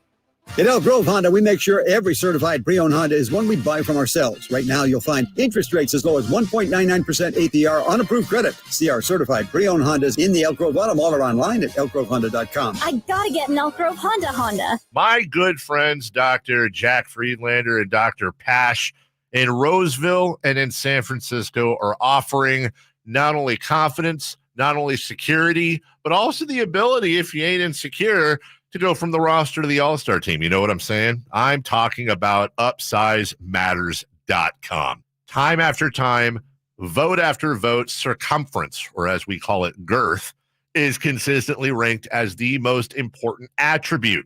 Now, Dr. Jack and Dr. Pash can give you a free consultation. The procedure can be done on the same day as your consultation with immediate results. It's non-surgical. It's virtually pain-free, safe, effective, long-lasting, semi-permanent, and doctor-performed. For more information, go to upsizematters.com. Go to upsizematters.com. Make that change. Make the all-star team.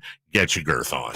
Celebrate Sacramento Rivercats baseball during our 25th anniversary season. Pick your favorite weekly promotion, giveaway game, or theme night, and join the fun at Sutter Health Park. Stick around post-game every Friday and Saturday night as we light up the sky with the brightest fireworks in town. For a full promotion schedule and to buy tickets, visit rivercats.com. We'll see you there. 18 number ones. What was I thinking? Countless ACM and CMA awards.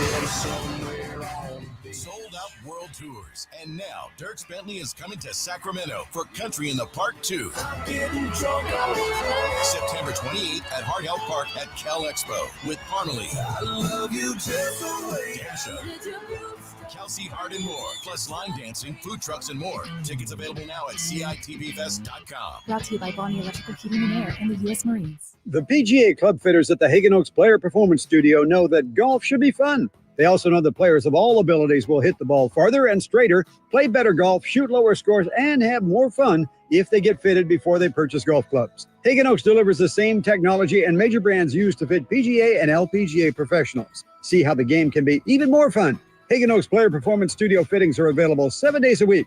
Make yours today by calling 916-808-2531. That's 808-2531. Whitey here reminding you that not all gas grills are created equal. Bring out all the delicious flavors in your grilled meats with the amazing Napoleon Prestige and Prestige Pro line of outdoor cookers. My Napoleon Stainless Steel Pro Series gas grill has turned me into a grilling pro with features other grills cannot match. They're built different, built better, built to last. Made with premium stainless steel that boasts quality and a lifetime warranty. I may never want to cook indoors again. Napoleon grills and accessories are now available at your nearby Amy's, Ace Hardware in Sacramento, and now El Dorado. At the Good Feet store, we take pain very seriously. Whether in the foot, knee, hip, or back, Good Feet makes over 300 styles, flexibilities, and sizes of pain-relieving arch supports. With 26 bones, 30 joints, and over 100 muscles, tendons, and ligaments in each foot, a lot can go painfully wrong. So there's a trained arch support specialist at each Good Feet store to give you a precision fit. Come in for a free fitting and test walk. No appointment necessary. Good Feet arch supports are HSA, FSA eligible. The Good Feet store in Sacramento, Roseville, Vacaville. Online at goodfeet.com.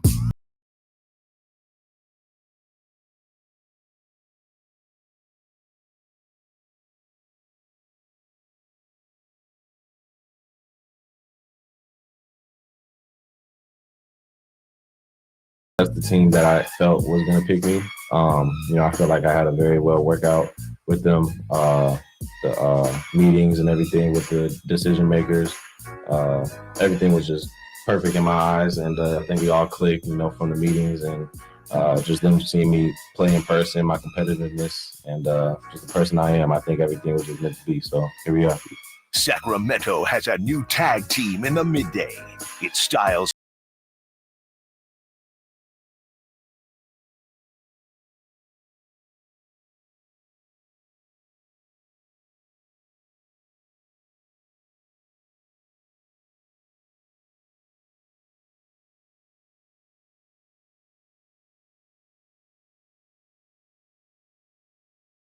The Kings have another pick, which may or may not happen during our show.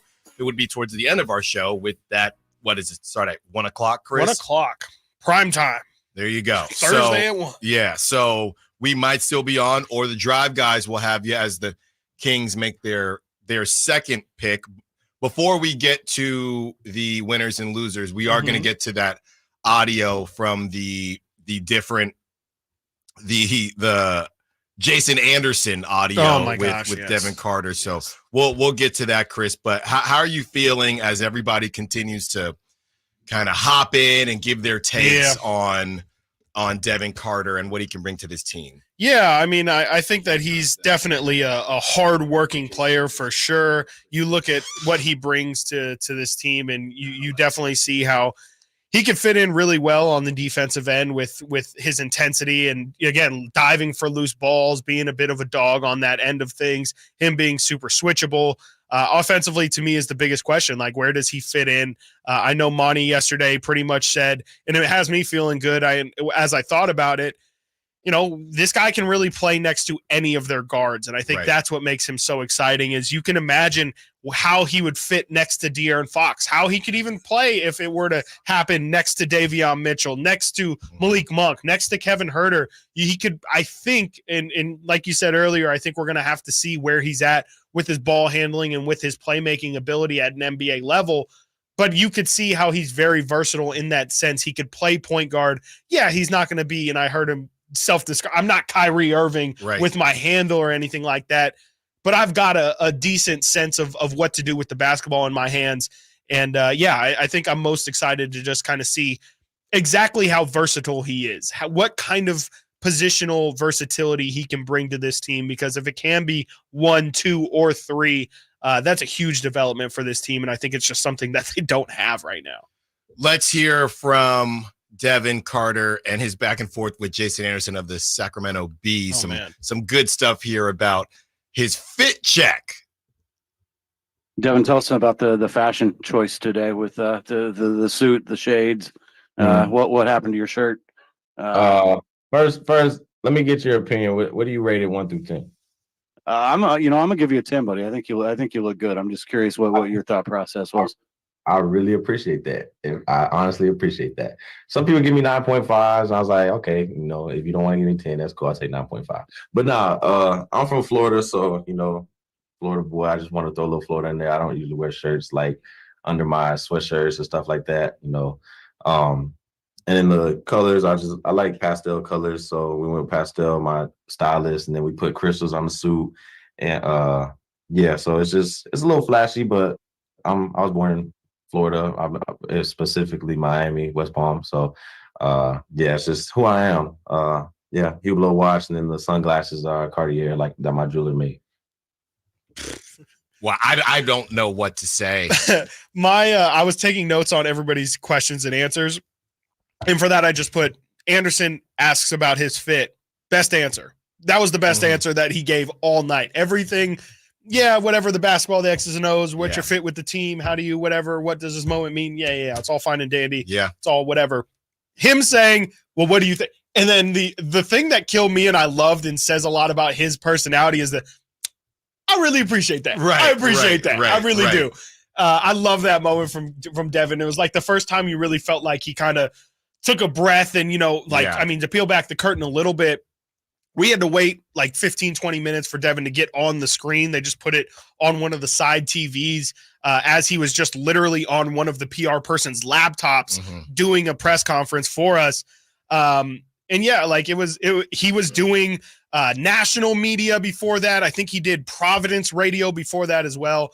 So you could kind of feel him take a breath for a minute and be like, all right, let me turn off PR mode. Let me turn off media mode and let me just be real for a second. And I think, he, in that moment, it felt, I think Brendan said it at the time. He was like, I could see him and Malik kind of getting along, and they kind of have very lighthearted energy. I definitely think Devin's going to bring a really good vibe to this team and is going to bring his own little unique swagger to him. Clearly, I think the Florida boy thing that he was hyping up definitely seems to be a big part of him. Yeah, I didn't even know when he said he talked about his Cartier glasses and then his jeweler. I said, I didn't know jewelers and glasses even work together. But when you see the glasses, I mean, I don't even know if I could rock those, but Devin got definitely. a Maybach logo on he definitely rocking them. And, when you talk about the cohesiveness with the team and how we're trying to build more fun on the Kings and the vibes and things like that, you trying to tell me that Malik and him aren't going to have some fun together? Come on, fit-offs? Fit-offs going crazy. Come on. So I cannot wait for that. And then it's just going to be Malik, Devin Carter, and then I just need the Kings Instagram, the third slide, to be Keegan Murray. You know what? This is another reason why we need to go get Kuz. If we fits, we could be the king of the fits, y'all. It's crazy. If we would have Malik and Kuz battling every day, throw Devin Carter in that mix, and then throw Keegan with the team gear in there, showing the finest of the Kings team store. Yep. Come on. Like, what are we talking about? And he's got the flow going as well. We got the flow back. God, the Corbin Blue-esque flow. That's it's the crazy. The Kenny G. Yeah, I called him Kenny Jesus yesterday. I like that. The flow is crazy. Yeah. And I guess I need Kenny D. How about Kenny D? He's got the defense. There we go. Yeah, Devin, obviously. That's right. There you go. I think I also need to take back what I said previously about the weather, because if he's from Florida, if he's from Miami, he says he doesn't wear a shirt often. 119, man, he's going to be like, this is amazing. Well, and it's not humid. And it's not humid. Exactly. So he's just going to be all chilling. the good parts. So this is from Bleacher Report. They have live grades for every first round pick. They gave the Hawks a B, and they said this for Zachary Rissache, the star potential isn't what you'd normally want from a number one pick, but that would have been true regardless of whoever Atlanta selected here. And that is one thing as we have this discussion about the picks. I mean, let's not forget, this isn't supposed to be a good draft. Right. So there's only going to be, unless everyone was just terribly wrong, there's only going to be a couple gems in here. So hopefully the Kings get one of those gems. They gave the Wizards an A. His offensive development will determine the return on this investment, but this was the right move for Washington to make. Also, we'll get into it a little bit more. Washington moving off of Denny Avdia. He's headed to Portland, which I really like for Portland. I do too. If you're going to go young, just go young and build from there. Reed Shepherd to the Rockets. That is a B+. According to Bleacher Report, his shooting should be an ideal long-term fit with Amen Thompson, whose defensive versatility and creation can help cover some of Shepherd's limitations. Number 4, Stephon Castle. They gave the Spurs an A- on that one. Those could be coming to Alamo City soon with Victor Wembanyama era in full swing. Just talking about the P&R that could be deadly out there in San Antonio on the Riverwalk. Detroit Pistons taking Ron Holland.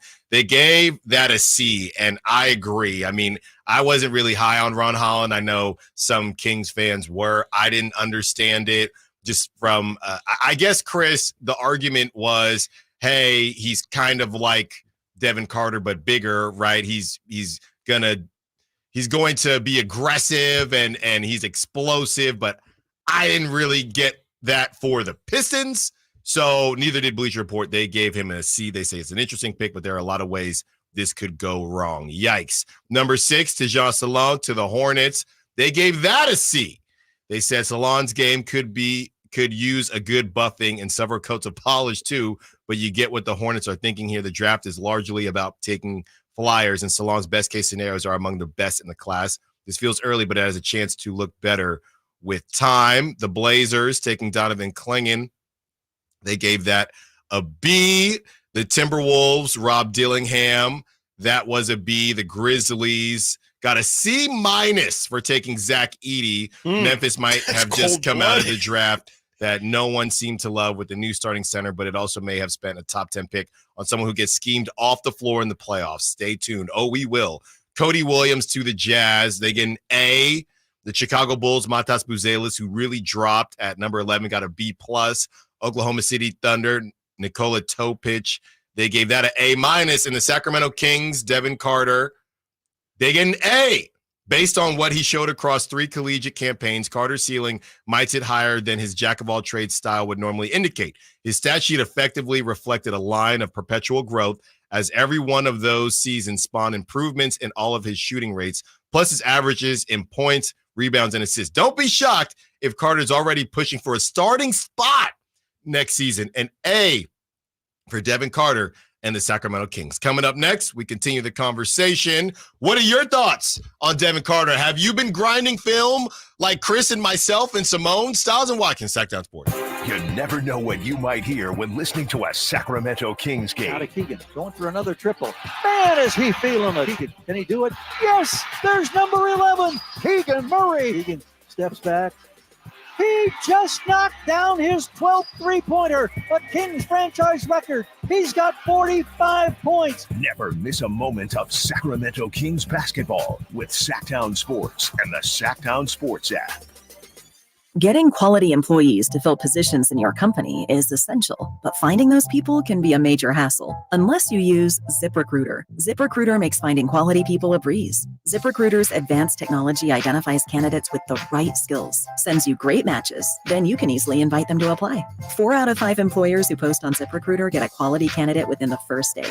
See for yourself. Go to ZipRecruiter.com/free to try ZipRecruiter for free. That's ZipRecruiter.com/free. Attention talcum powder users. Have you had ovarian or gynecological cancer? A proposed $8 billion plan will pay those who believe they got sick from using talc products like Johnson's baby powder and shower to shower. Johnson & Johnson maintains its products are safe. You have until July 26, 2024 to vote to accept or reject the plan. For more information, visit officialtalclaims.com or call 888-431-4056. Paid for by LLT Management, LLC.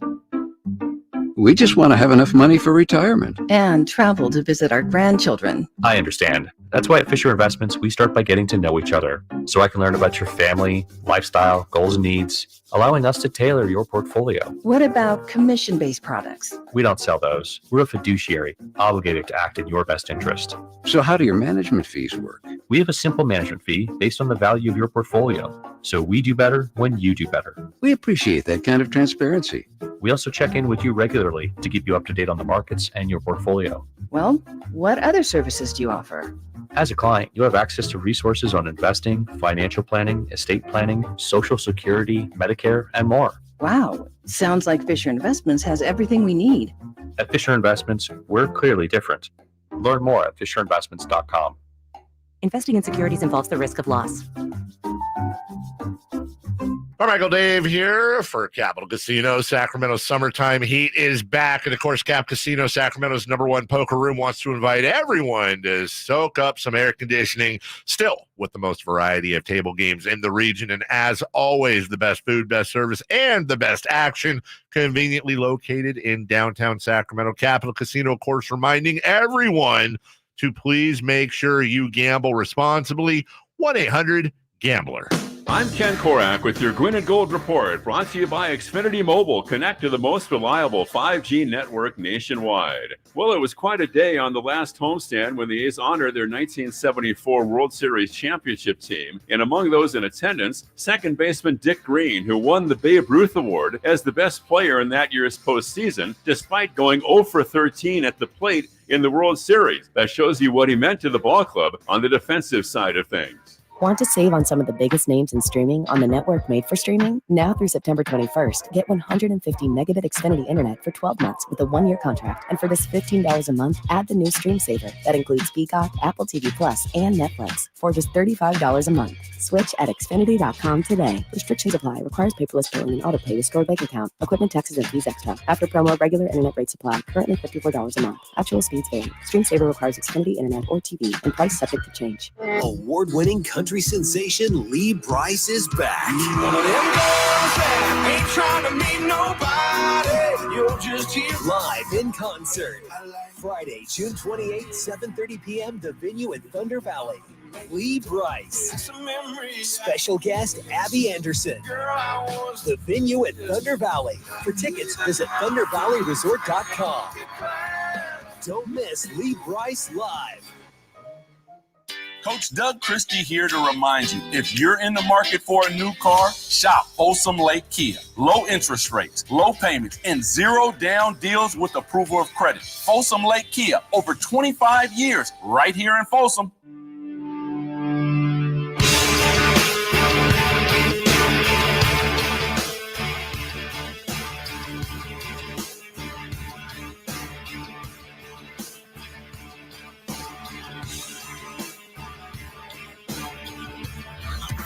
Sacktown Sports. Check us out on YouTube. Search Sacktown Sports and subscribe. An hour and 15 minutes away from your chance to win this family 4-pack of 3-day passes to the California Classic Summer League, July 6th, 7th, and 9th. Chris, on the 209, he did get surgery. Is Herter even healthy enough to be traded? I don't know if he is right now, but do you think that's a worry at all to other teams, Kevin Herter's health? I don't think so, no. I mean, it's a shoulder dislocation or whatever I think it ended up being.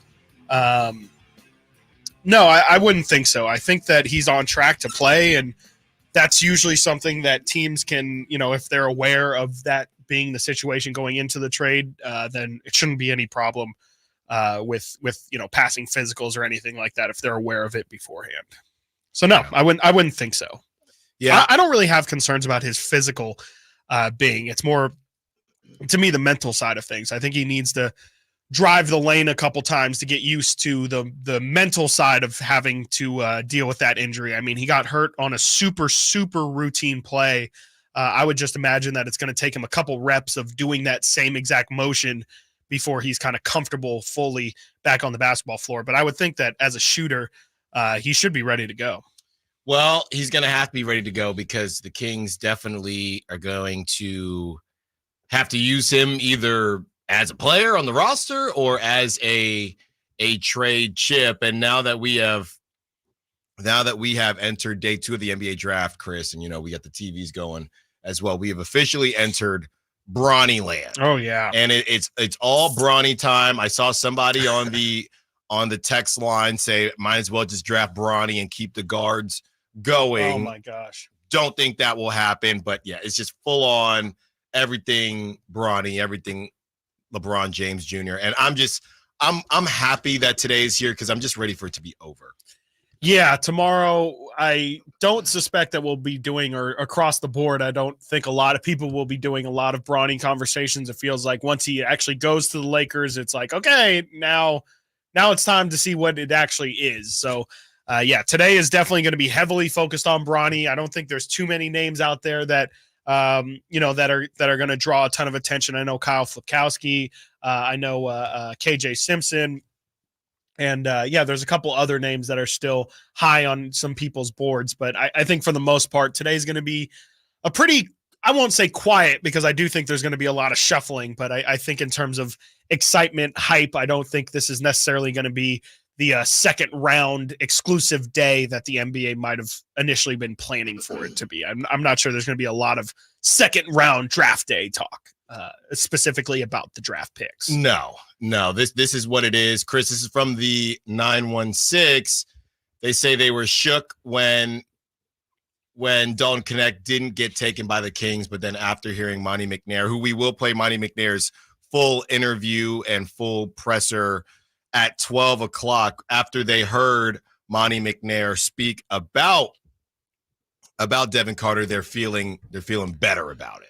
Yeah, I mean, I think that that's kind of that's a good process to go through. It's a information gaining period right now. I mean, we went through, during the draft process, you get a pretty surface level. Maybe some guys you go a little bit deeper on, but you have a basic understanding of who these guys are. And then once the pick happens, you have to do your proper research. You got to go through the proper channels and go to your trusted sources and figure out, on any deeper level, how you feel about the pick. I think it's totally fine to have natural instinct and reactions and things like that. But I think it's also just as important to make sure that you're validating that and not just getting mad for the sake of getting mad, because good on you, Alan. You've been very upfront with it. Like, you weren't happy with it initially, but you said you've done the proper channels and everything like that. And you still haven't said, I'm all in. I think this guy's going to be Derek White. You've just said, I'm feeling better about it. Yes. And I think and you don't even have to come to that conclusion, but I think it's just getting more information and having a better understanding of why you might feel the way you feel and trying to say, okay, is this something that is fixable? If you're just upset because the Kings have the logjam, well, yeah, like the texter said, or the sack chatter, listen to what Monty had to say, and I feel like you'll feel better about where the Kings are at least going in the short term with all of their moves and with their roster construction. To me, it's less about what Monty said about Devin Carter and more about Monty understanding that you can't have this many guards on the roster, and we're going to find a way to move off of some of the guards that we have. Now, that being said, here's a question for you. We counted 8. And I guess Colby Jones is not. We could not count Colby Jones if we don't want to. I would. Okay, he's a guard. So no, I know, but as far as being on the roster, gotcha. 7 were on the big boy team the whole time. Yeah, for sure. Right, or 6 were, and now add 7 with Devin Carter. Now my question is, okay, well, Monty understands that 7 is too many. How many does he feel like have to go? Right. I mean, are you okay with rolling into the season? Do you only need to get rid of 1 because you moved Kevin Huerter? That's only 1. Is Kevin Huerter and Davion Mitchell, are they both going to go? I wonder how many guards he feels like is too many. I would guess. I just think that Devin Carter to me says Davion. Like, I don't even see Kevin. Like, we talked about how he's not really fitting that role. But, if you're thinking about where Devin Carter is going to get his minutes, I would think it's the backup point guard. You already have, whoever it is going to be you're starting, whether it's Kevin, whether it's Keon, or whether it's Keon. One of those guys is absolutely going to be in the mix. And, I think, or 2 of those guys, I would say, would definitely be in the mix. So you already have one of the starters and then their backup. So you're saying Devin Carter would be the third option. I feel like the easiest, cleanest thing to do is, and that's not even including, if Kevin does stay, if you are only shipping off, let's say, Davion, Sasha, and Duarte for somebody, well, I think that leaves 3 players at that 2 position. I just think if you clear out Davion, it's very clear that Devin Carter just steps right into those backup point guard minutes. That's already about 15 to 20 minutes a night, which is where I think he's probably going to sit for a majority of the season. And yeah, maybe, like I said earlier, he can play some 2. Maybe if Malik is running point guard, I think you could run a lineup with Devin Carter as the primary off-ball guy. I feel like, to me, Davion's spot is the one that's most up for grabs right now. But I'm saying let's remove – that's a flip, though. Right. So now Davion is gone. So that's 1. So I'm wondering, is it past that? Do we see, all right, let's just Chris Duarte as a sweetener somewhere to just get the number of guards down. I don't really think you have to have Okay. a certain level. It's just about clearing up specifically for whoever you're intending to use there. I mean, yeah, and that's why I think if you just clear Davion out, to me, that makes it sound too disposable. So I'm sorry, but if he's not in the picture, then I just think that clears up all the minutes you would need for him, and you can maybe slide some minutes out there. And yeah, if you move Kevin on top of that, the more guards you clear out, obviously the more room you have for Devin Carter to play. But at the same time, you also have a lot of guys who you don't have to, like Kevin Huerter getting minutes isn't necessarily a bad thing, if that makes sense. Like, I don't think you necessarily have to move those guys out just to clear out minutes for Devin Carter. I would like a little bit of, hey, like, here is what we have carved out for you. There could be a bigger role possibly, but I don't want it to just be, well, we shipped off Kevin and we shipped off Davion, so now we have to have somebody filling that time, if that makes sense. Yeah, I am curious how this will eventually affect Keon Ellis. For sure.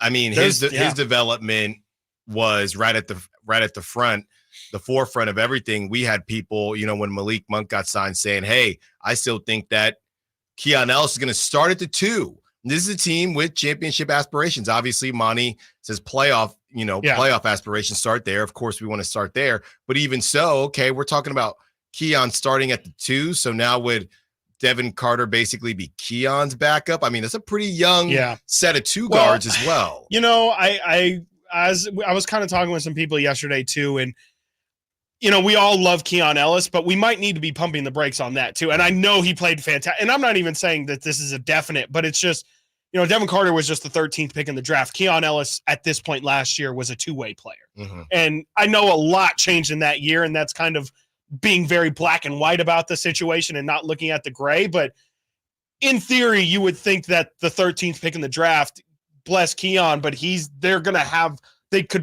they should probably prioritize that guy's development over your two-way player who's on a $3 million contract, if that makes sense. Even if it was supposed to be a bad draft? Yeah, even if it's supposed to be a bad draft. Absolutely. I mean, that doesn't change the fact that you might still really like that player. There can be really good gems within a bad draft total pool. Doesn't necessarily mean that the entire slate of talent is worse. Coming up next, Monty McNair's draft presser and everything he had to say about the logjam, about what he loves about Devin Carter. And after that, we react to it. We take your calls and you react to it. Stiles and Watkins, Sacktown Sports. Keegan Murray plays here. Keegan scores another three-pointer.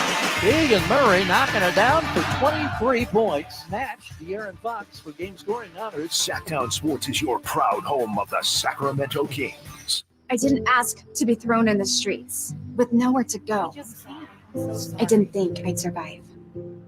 But I did ask for help, and Covenant House was there for me. 1 in 10 young adults will experience a form of homelessness this year. For these kids who didn't ask to be put in this unthinkable situation, Covenant House is there. Covenant House helped me break the cycle of homelessness in my family. They gave me the love that I needed. Over 2,000 young people will sleep safely in a Covenant House bed tonight. When youth who are experiencing homelessness have a hot meal, a safe place to sleep, medical care, and love, they can overcome heartbreaking challenges and have a brighter future. They just really genuinely just wanted to help me succeed, and I'm succeeding. I'm a speaker, I'm an author. Covenant House really helped me and really helped mold me into the woman I am today. If you or someone you love is asking for help, go to safeplacetosleep.org today. At Ashton & Price, we get injury victims to yes. Experience, yes. Ashton & Price has been around for over 25 years. No more insurance companies? Yes. Our clients focus on getting better, and we handle all the rest. Results? Yes. We've collected over $100 million for injury victims. No fee until we win? Yes. Our clients pay nothing until we win. Ashton & Price, the best at getting to yes. Remember, for the best advice, don't think twice. Call Ashton & Price. Stuck in a downtown meeting marathon? Need a post-work pick-me-up? Head over to Public House Downtown, the corner of 16th and L Streets. That's right, Public House Downtown, your one-stop shop for good times. With 60 beers on tap, come catch the game on 25 HD TVs. Public House Downtown serves up creative American food all day long. Lunch, happy hour, dinner, and even weekend brunch. Public House Downtown. Food, beer, sports. Want to see the menu or plan your visit? Check out their website at phdowntown.com. Find your crew and find your fun at Public House Downtown. My good friends, Dr. Jack Friedlander and Dr. Pash, in Roseville and in San Francisco are offering not only confidence, not only security, but also the ability, if you ain't insecure, to go from the roster to the all-star team. You know what I'm saying? I'm talking about upsizematters.com. Time after time, vote after vote, circumference, or as we call it, girth, is consistently ranked as the most important attribute. And Dr. Jack and Dr. Pash can give you a free consultation. The procedure can be done on the same day as your consultation with immediate results. It's non-surgical. It's virtually pain-free, safe, effective, long-lasting, semi-permanent, and doctor-performed. For more information, go to upsizematters.com. Go to upsizematters.com. Make that change. Make the all-star team. Get your girth on. With T-Mobile, you can get tons of benefits and still save. It's like getting romance and sci-fi. I love you. Also, I'm a robot. With T-Mobile, you can save on every plan versus AT&T and Verizon. See how with our savings calculator at T-Mobile.com/switch. Plus, we'll pay off your locked AT&T phone up to $650, and you get a new 5G phone for free. Pay off via virtual prepaid card in 15 days. Free phone up to $830 via 24 monthly bill credits with qualifying planning credit plus tax and $35 connection charge. Contact us before canceling to continue bill credits or they stop and required finance agreement balances due. See T-Mobile.com.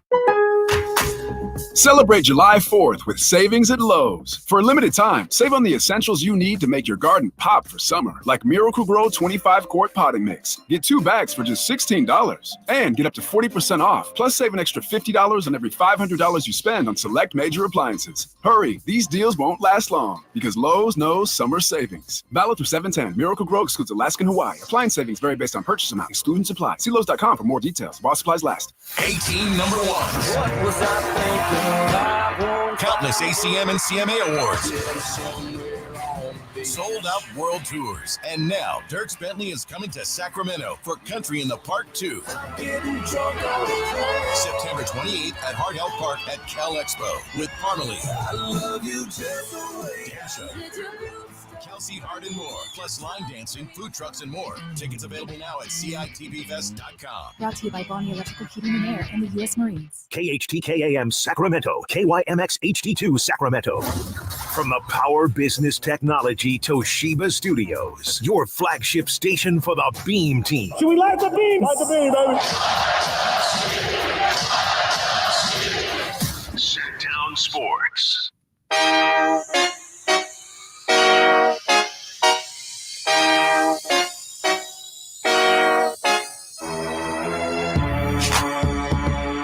Live and local, it's Stiles and Watkins. Watch the show on youtube.com/Sacktown Sports 1140. Or listen on the Sacktown Sports app. 1 hour, your chance to win family 4-pack of 3-day passes to the California Classic Summer League. It is very possible that you will see Devin Carter. And here's Monty McNair speaking after the first day of the 2024 NBA draft on what went into taking Devin Carter with the 13th pick. Here he is. I would like to start off by thanking my front office staff who tonight and tomorrow now, the culmination of not just the last few weeks, but the past few months and really the past few years of evaluating these draft prospects. And tonight is always an exciting night. Appreciate all the hard work from Wes Wilcox, our assistant GM, Phil Jabor, our vice president of player personnel who runs our draft process day in, day out. Fantastic job from them as always to make us prepared. Obviously coming into the night with the 13th pick, we've had a lot of possibilities as we always do. But ultimately excited to pick Devin Carter and add him to the Kings, and just the exact type of guy that we always look for. Intangibles on and off the court, the ability to play on and off the ball, play both ends, and frankly, just a winner. And so really excited to bring Devin in. And with that, I'll take some questions.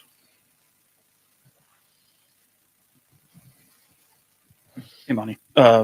Just when you think about just Devin and first landing on your radar, obviously, if anyone's watching college basketball, they know who he is. Just how soon were you guys made aware of him, and when you kind of started thinking that he'd be a good fit?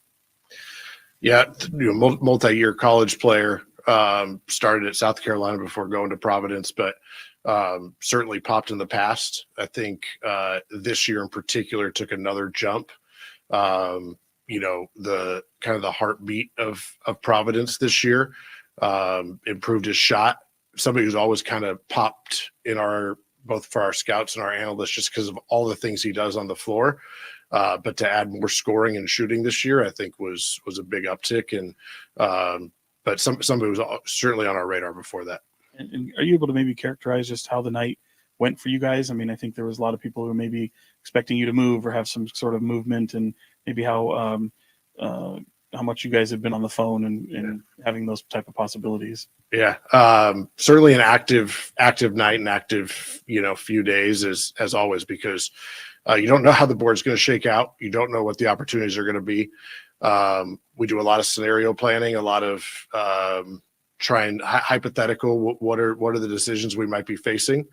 I think at the end of the day, Devin's somebody very high up on our board that we really weren't expecting to be there at 13. And so when he was there, we decided to pick it and add him to our group. We're excited.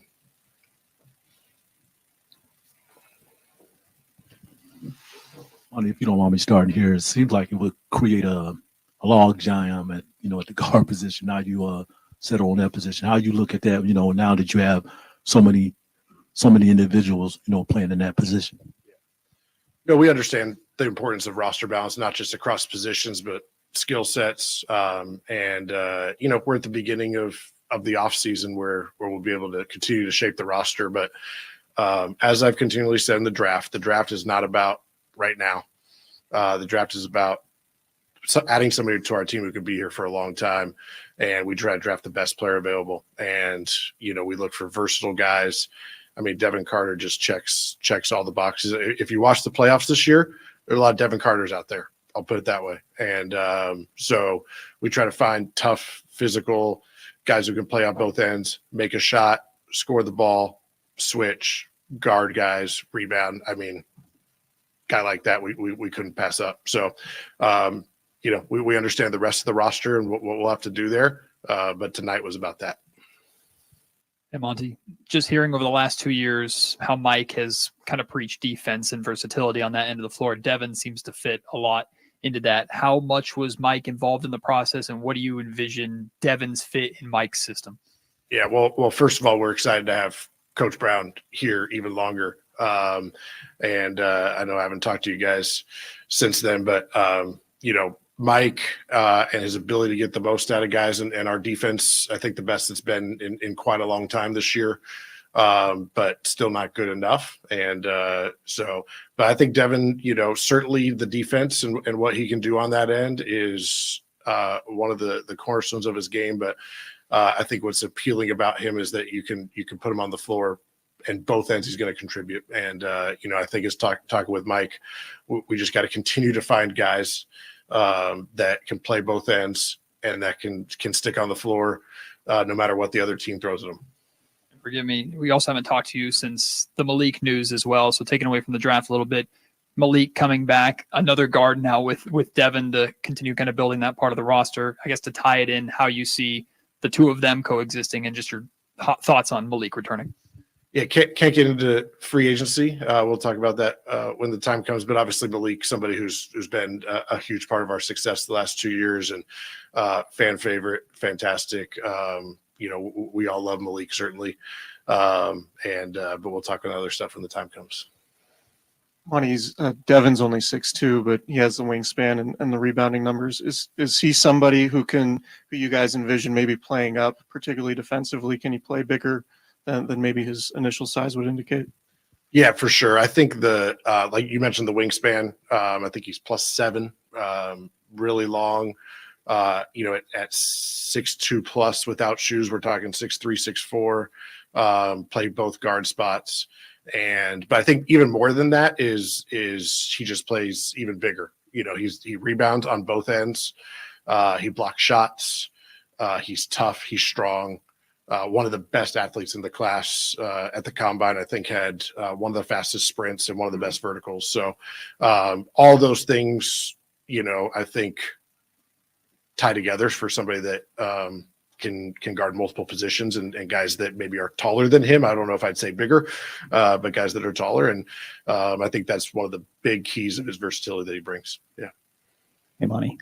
Devin fits similar to some of your other first rounders, a guy that really progressed throughout his years in college. Is there something about seeing that year-to-year growth and that progress from a player that is encouraging to you? We always want to see players improve, and we want that growth to continue. And so I think a big thing about Devin, that as we dug in, one of the best work ethics in the class, if not the best. And we all know his father played in the NBA. I'm sure he's gotten some pointers on what it takes to win, not just at the collegiate level, but here at the next level. And that's those things. We saw those improvements. I already mentioned the shooting, but taking on a bigger role offensively while still being one of the best defenders in the Big East. So we love to see that. We hope it continues. Hey, Monty, Brandon Benitez here, new with Channel 13.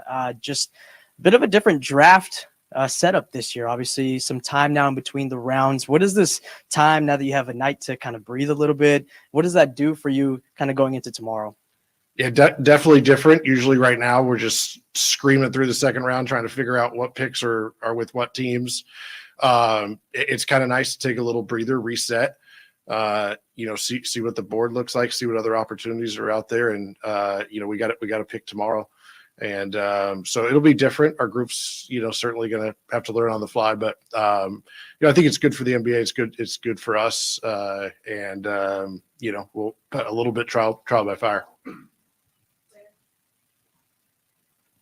Yeah, I'm just kind of curious about Sasha's future here with, obviously there's been varying reports out there about, where he might be headed or not headed. I'm just wondering where that's at right now. Yeah.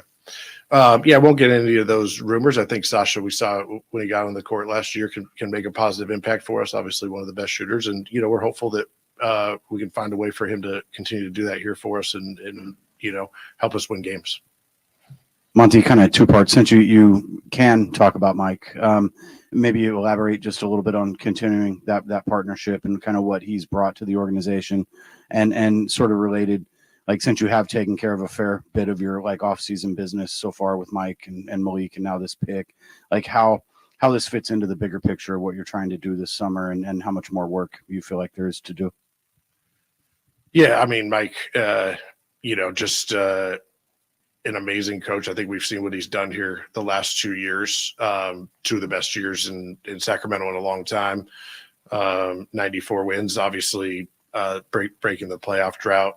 I think Mike does a great job of like I said, getting on guys and then putting his arm around them.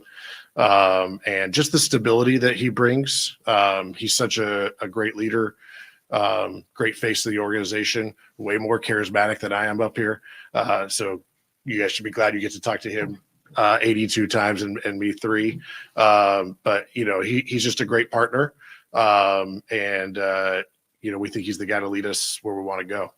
As for the roster and what we got in the weeks ahead, we know we talk about internal. We know we got to internally improve our players. We talked about Devin and his ability, his work ethic. At the same time, external improvement, draft, trade, and free agency. And we're right smack dab in that window. We got a couple more weeks, and our goal is to come out with the best chance to get our goal. And the good thing about Sacramento is right now the playoffs is the goal, and anything less than that is not acceptable. So that's where we're headed.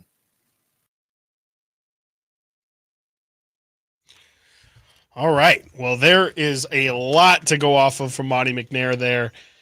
And, there's where should we even start? I mean, there was the Sasha Vezenkov question, which I thought was interesting. He kind of shut down Matt George, trying to ask him about Malik Monk, which I thought was pretty interesting. And, we already kind of talked about that defensive logjam. But ultimately, I mean, I think it was very clear from last night that Monty feels really good about this pick. I think he was kind of, I don't know, I want to say he was playing coy, but I got the vibe that Monty was very, very excited by the fact that Devin Carter was their selection, because I truly do think, and he said it a couple different times, I don't think they actually expected Devin Carter to be there, which is something we talked about a little bit when discussing the mock draft. So I mean, I definitely feel better or felt better about the pick after hearing Monty and his description, and definitely after hearing that, like we played earlier, he understands the logjam and he understands that this thing cannot just be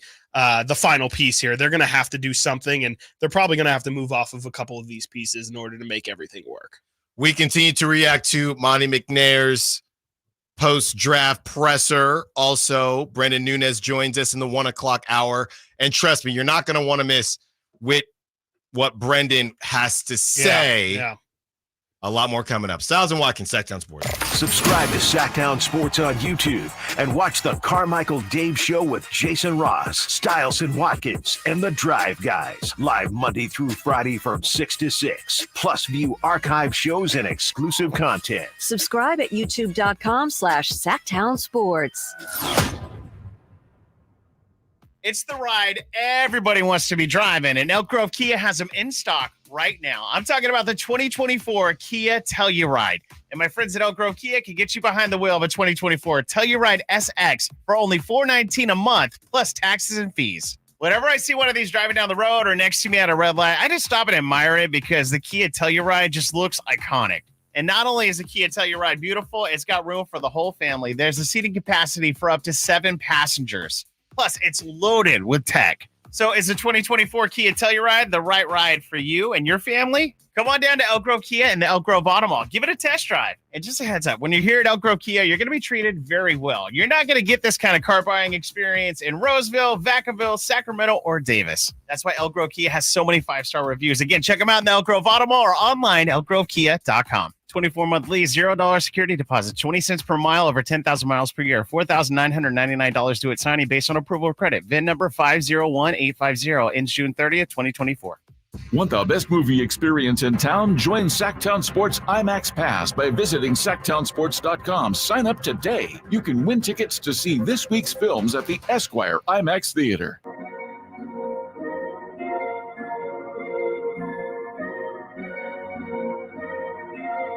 Sacramento has a new tag team in the midday. It's Stiles and Watkins on Sacktown Sports.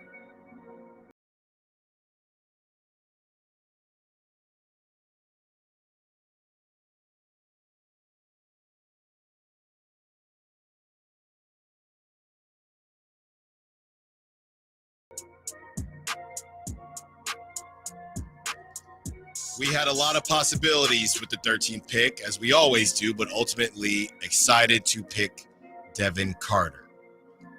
Frankly, he's just a winner. Getting a winner into the building, Chris, never a bad thing. No. Never a bad thing. It's not the traditional, like, he is a winner in the Davion Mitchell sense, maybe, where it's like, hey, this guy won a national championship. Mm-hmm. He's a winning piece on a team that won. And it's more of just the things that he does are things that people will typically say, oh, that's the kind of thing that doesn't show up on the box score, but that leads to winning.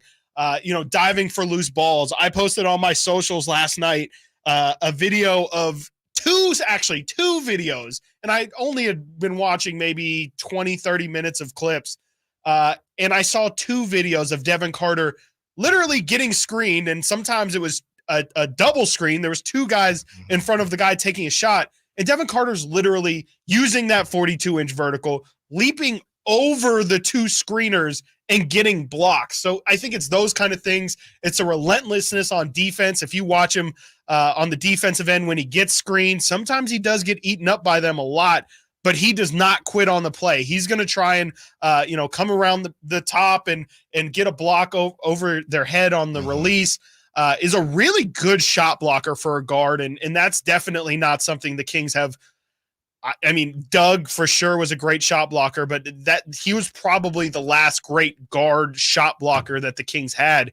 And even then, I do think I see some better stuff out of Devin Carter. So that is definitely something that's really exciting. Is just, I think somebody last night described him as a playmaker. Like, he's a defensive playmaker. It's one thing for, I hate to keep using him as the counter example, but Davion Mitchell is a very good point of attack. Hey, you're in front of me, almost like a DB. I can stay in front of you. You're not going to be able to shake me. I'm going to be right on your hip. Right. That's where Davion excels. But it feels like Devin Carter he's a disruptor. He's more of a safety. He's going to blow up your play. He's going to get interceptions. He's going to actually get your team the ball back. And I think that's kind of the difference between where I potentially see his defense going versus maybe what we already have. I think Keon has some elements of it too. Yeah, and we're seeing this from the 925, and I had a feeling this might maybe rub some people the wrong way, but at the same time, you can't be upset for both things, right? You were the 9th seed. I know you were the 3 seed 2 seasons ago, but we've been very honest about what that actually meant or what that actually means. And the 925 says playoffs is the goal, ? Playoffs should be the floor. I don't like hearing Monty walk it back from second round to the playoffs being the goal, not feeling confident for this offseason. And it is fair. I guess you could argue the goal was the championship, actually. So right. It is a little confusing because for Monty to say at the end of the play-in or at the end of the season, we're glad that beating the Warriors, and I did think he purposely said beating the Warriors, not just winning a play-in game. We're glad beating the Warriors in a play-in isn't good enough anymore. So to say that, and then to say to get to the playoffs, that's the goal. I think we understand that's not the ultimate goal, but I want to give Monty the benefit of the doubt because, and I would ask the 925 this as well, coming from a 9 seed, I know you were the 3 seed the previous season, but coming from a 9 seed, wouldn't we be roasting Monty if he said championship next season? Right. Are you really going to go from a soft season 2 seasons ago with a little bit of injury luck as a 3 seed, your first time in the playoffs in 16 years, to then being a 9 seed, and now you want Monty to sit up there and say, we understand. I think it doesn't have to be said that everybody wants to win a championship, but if he's saying that, wouldn't we all say, okay, we'll see about that. Get to the playoff. Be a constant in the playoffs. Well, and how specific do we want Monty to get? I think the goal right now is to be competitive in the first round. I think it's okay if we lose as long as it's competitive enough. Right. If we go to the second round, of course, that'd be great. And really just we can get swept in the second round, but I would like to make a good showing in the second round. That's probably it feels like you're trying to crucify him for his word, like very, very specific wording. And, maybe that's where he sees the goal is right now, but I'm sure if the Kings make a big trade for whoever, Brandon Ingram or whatever it is, I'm pretty sure he's going to then say no, we're trying to make a deep playoff run. We now feel like this team is good enough I'm not going to kill Monty for words that he says, a month or not even, we haven't even technically started the new league year yet. So, it's early in the process. I'm not going to kill Monty for right now saying, playoffs are the goal. I'm pretty sure the playoffs are the beginning of the goal. Yes. Yeah. I'm going to give him the benefit of the doubt on that one as well. Another thing, Chris, that Monty said that I thought was interesting. He said that when Devin Carter fell, nothing else on our board topped that, which includes any potential trades. Okay. They had a top 10 grade on him and did not expect him to be available at 13. But I would say that doesn't mean that they turned down. Because when I first read that, or when I first heard it, I read it from Brendan Nunez, who did a great job. All three of you did in the facility. When I first read that, I thought, okay, let me before I react, as I tend to do, right? Let me reread this. And he's not. I think what he's saying is there weren't any trades available that we deemed better. So it's not as if we took Devin Carter instead of this Kuzma trade that was available, or Brandon Ingram or whoever it was. Absolutely. Now, could there have been a Zach LaVine trade maybe? And you weighed that? Who knows? But he's just saying at that time, and the whole time we had different people on social media saying the Kings are shopping it. The Kings are shopping it. Right. So they tried. And I think maybe Monty's thought process in taking Devin Carter is we tried to get rid of this thing. So since we can't get rid of it, at the very least, we're going to take the best player available in our opinion. Sure. We're not just going to take, if nobody wants this pick, and Dalton Knecht was available for all those other people as well, and Khalil Ware was available for all those other people as well. Right. If nobody wants this pick and these guys are available, let's just stick to what we know and what we have on our board and figure the rest out later. Yeah, I kind of think that it was more just a matter of, okay, wait, do we think we can still get those other deals done without this pick? Because if we're just going to give up on this pick and, ship it off to go get Kuzma, okay, yeah, whatever, that's fine. That's great. But do we think that we can still use this pick and then package some other things around and get both, live in the best of both worlds? I kind of think that's where I initially had read that they felt like, okay, this was the best option because we didn't think Devin Carter was going to be here at this pick. And we feel like we can still make a move without this pick being a part of the package. I still think that they made a good calculation there. I don't think this is like a Vlade, I had a better deal 2 days ago kind of situation. I just think they honestly didn't think Devin Carter was going to be there. And once he was there, it was like, okay, if we can get this guy and still feel like we can get our next deal done, this is absolutely the best route for us. I think if they felt like they couldn't get those deals done without the picks, we probably would have seen them I shouldn't say probably. I think we would have seen them be more aggressive and really just say, forget it. Like we don't like what's at this option, but I think they really liked what was at 13. And I think that surprised them. Yeah. And I think that's why it took him so long. I mean, they did take a while to make that pick. In between figuring out who went at 12 and then the Kings eventually making 13, took some time. And I do feel like they were actively on the phones until the very last moment. And I know that probably frustrates Kings fans more than anything, as we've been talking about deals that haven't Hold on, Chris. happened. Hold on, Chris. Okay. We have Can news. we get that breaking news sounder, we have please? breaking news. We do not have returns, but we have an official When it breaks, We have it first. It's Sacktown Sports breaking news. This is from Adrian Wojnarowski, still waiting on the further details of this. But the Sacramento Kings have made a trade, ladies and gentlemen. They have traded Davion Mitchell and Sasha Vezenkov to the Toronto Raptors. Sources tell Adrian Wojnarowski of ESPN. Again, details still coming out as Simone, literally as we were talking, was in our ear saying, we have breaking news. We have breaking news. It is so breaking that we don't even know what the return is yet. It just came out. But we do know, and yes, it did. Just came out. We can't get Jaden, but we get Jalen. Jalen McDaniels is the return for Sacramento. They get a long defensive wing who, does have some skills for him. I think definitely the easy comp would be a little bit, obviously, a version of his brother, Jaden, who is a star over there in Minnesota. And Jalen does bring a lot of the similar traits and tools. As somebody who was very high on the Kings, hopefully taking Cody Williams yesterday, I think this is just as good of a risk, of a potential boom. You see Jaden McDaniels took some years to kind of become who he became. I think taking a bet on Jalen McDaniels is a wonderful, wonderful thing. I will say, I wonder if that's if the Kings are getting anything besides Jalen McDaniels. To me, Sasha and Davion, I would have thought had a little bit more value than that. It kind of feels like, Jalen is good, and I'm 26. He's older than his brother. I'm going to look at some of his numbers, but I kind of feel like I'm surprised by that value of Davion and Sasha. But in terms of a landing spot for both of those two, because as Sacramento tends to be, we still care about Bogdanovic. We care a lot about players that were once here. I do think Toronto is a really, really good landing spot for Davion, and I really think it's a good spot for Sasha as well. I think both of those guys are going to have plenty of opportunity to thrive.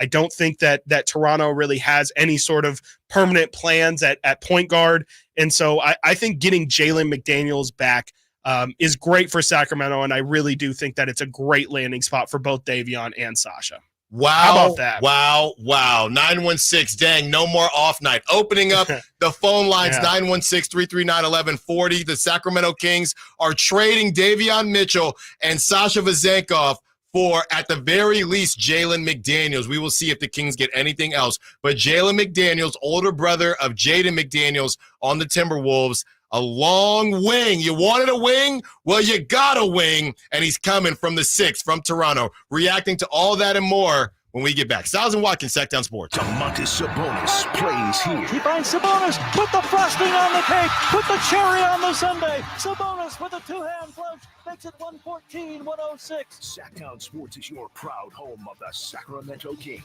Sacramento weather is brought to you by Folsom Lake Kia. I'm Tamara Berg in the KCRA 3 Weather Center. For your Thursday, we're looking at plenty of sunshine. We'll have light winds out of the west to 5 to 10 miles per hour. Temperatures will top out in the lower 90s. Expect overnight lows in the upper 50s. Get the latest forecast on the KCRA 3 News and the KCRA 3 app. Shop Folsom Lake Kia for special offers right now. I'm Coach Doug Christie urging you to visit my friends at Folsom Lake Kia and save big on your next new or certified pre-owned vehicle right now. Visit FolsomLakeKia.com. No one knows the importance of a great assist more than Lowe's and Leo Messi. That's why we've teamed up to give MVP's Pro Rewards members 10 times the points when Messi makes an assist during CONMEBOL Copa America USA 2024. Activate this offer starting June 20th, so when Messi assists, you score. Shop the day after an assist to earn those extra points. Not an MVP's Pro Rewards member? Join today. Visit Lowe's.com/Messi for more details. eBay Motors is here for the ride. 120,000 miles of night drives, daily commutes, and who knows how many. Are we there yet? Through countless fixes, elbow grease, and a new radiator, you kept your ride alive. With eBay Motors, you have over 122 million parts to keep it running. And with eBay Guaranteed Fit, they'll be the perfect fit every time. Plus, at these prices, well, we're burning rubber, not cash. Keep your ride or die alive at ebaymotors.com. Eligible items only. Exclusions apply. At the Good Feet store, we take pain very seriously. Whether in the foot, knee, hip, or back, Good Feet makes over 300 styles, flexibilities, and sizes of pain-relieving arch supports. With 26 bones, 30 joints, and over 100 muscles, tendons, and ligaments in each foot, a lot can go painfully wrong. So there's a trained arch support specialist at each Good Feet store to give you a precision fit. Come in for a free fitting and test walk. No appointment necessary. Good Feet arch supports are HSA, FSA eligible. The Good Feet store in Sacramento, Roseville, Vacaville. Online at goodfeet.com. I'm Ken Korak with your Gwynedd Gold Report, brought to you by Xfinity Mobile. Connect to the most reliable 5G network nationwide. Well, it was quite a day on the last homestand when the A's honored their 1974 World Series championship team. And among those in attendance, second baseman Dick Green, who won the Babe Ruth Award as the best player in that year's postseason, despite going 0 for 13 at the plate in the World Series. That shows you what he meant to the ball club on the defensive side of things. Want to save on some of the biggest names in streaming on the network made for streaming? Now through September 21st, get 150 megabit Xfinity internet for 12 months with a 1-year contract. And for just $15 a month, add the new Stream Saver. That includes Peacock, Apple TV Plus, and Netflix for just $35 a month. Switch at Xfinity.com today. Restrictions apply. Requires paperless billing and autopay with stored bank account. Equipment, taxes, and fees extra. After promo, regular internet rates apply. Currently $54 a month. Actual speeds vary. Stream Saver requires Xfinity internet or TV and price subject to change. Award-winning country sensation Lee Brice is back. One of them girls that ain't trying to meet nobody. You're just here. Live in concert. Friday, June 28th, 7:30 p.m. The venue in Thunder Valley. Lee Brice. Special guest Abby Anderson. The venue at Thunder Valley. For tickets, visit ThunderValleyResort.com. Don't miss Lee Brice live. Cashback is not available on gas in New Jersey and Wisconsin. Hey, good morning. You're heading the airport, right? Yep, thanks for checking. I like the car. How long have you been a rideshare driver? About 3 years now. I really enjoy it. Isn't it hard to make money these days with the price of gas being so high? Not for me. I use Upside, the free app that gives you cash back for every gallon of gas you buy. Wait a minute. Are you saying you actually get real money back when you get gas with the Upside app? Yep, I get real cash back every time I get gas. Does that actually add up to anything? I'll make around $200 to $300. Wow, that's serious extra cash. I'm downloading the Upside app now. Download the free Upside app now to earn real cash back every time you buy gas. Use promo code GIFT for an extra 25 cents a gallon bonus on your first tank. You can cash out anytime, right to your bank account, PayPal, or a gift card for Amazon and other brands. Just download the free Upside app and use promo code GIFT for a 25 cents a gallon bonus on your first tank. That's code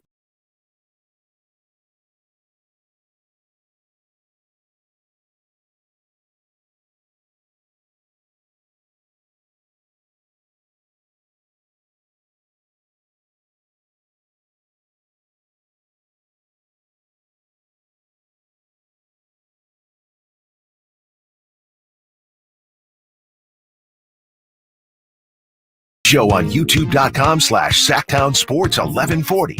Or listen on the Sacktown Sports app. Wow, wow, wow.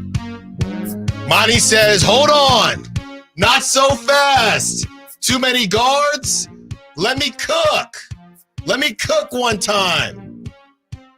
Davion Mitchell, Sasha Vezenkov headed to the 666. Huge trade. Or Chris, maybe, I don't know about huge, but the beginning of trade season for the Sacramento Kings as they send Davion Mitchell and Sasha Vezenkov to Toronto for Jalen McDaniels, older brother of Jaden McDaniels. By the way, we're 30 minutes away from the California Classic Summer League ticket giveaway, family 4-pack of 3-day passes. 916-339-1140. How are you feeling, Sacramento Kings fans? You just got Devin Carter. Now you just got Jalen McDaniels. You say goodbye to Sasha Vezenkov. You say goodbye to Davion Mitchell. That guard logjam is starting to loosen up a little bit. Chris Watkins, what you got for us? I don't get this. I don't understand. The Kings are also sending the 45th pick as a part of this trade as well. So today, no Ulrich. No picks. No picks Chomche. Today. Yes, there is no picks today, unfortunately. And again, I'm almost waiting for another piece here because I'm not seeing really value-wise. I'm just really surprised that because Jalen McDaniels did not have a good season last year. It felt like he was pretty much on the outs in Toronto anyway. And I understand it should definitely be noted here that the Kings are freeing up, I think I'm seeing anywhere from $6.5 to $8 million in cap space with this move. And potentially that could just be to now be more of have more access to your mid-level exception. We talked about after they signed Malik, that mid-level exception went from $12.9 million all the way down to 5.4 or 5.5, something around that range. Maybe I'll have to look into the specifics of where this puts the Kings cap, but maybe this move was done so that they could have that full mid-level exception, or possibly maybe it's being done so that they could absorb that salary in a potential trade here. Definitely a move that is the move before the move, it feels like. Yeah. I was telling you during the break, the one thing about this trade that is very, very evident, the Kings still have Old Reliable. They still have that Toyota Corolla package ready to go. I think that there's still another move to be made. I think one of Kevin Huerter or Harrison Barnes is probably going to be shipped off, if not both of them. And I just feel like there's something else to come because honestly, Alan, in a vacuum, I don't think this trade makes a ton of sense positionally. I think Davion is still he's a contributor to a playoff team. We saw him guard Steph Curry in the playoffs last year. He also did, like you said, he played really well down the stretch last year. I thought there would be some value just solely on him. A team could say, hey, the Raptors can potentially, if they like what they see from Davion, they can get 4 or 5 more years out of him. Sasha Vezenkov is still, I believe, has 1 or 2 years left on his contract. We don't really know the ceiling for him.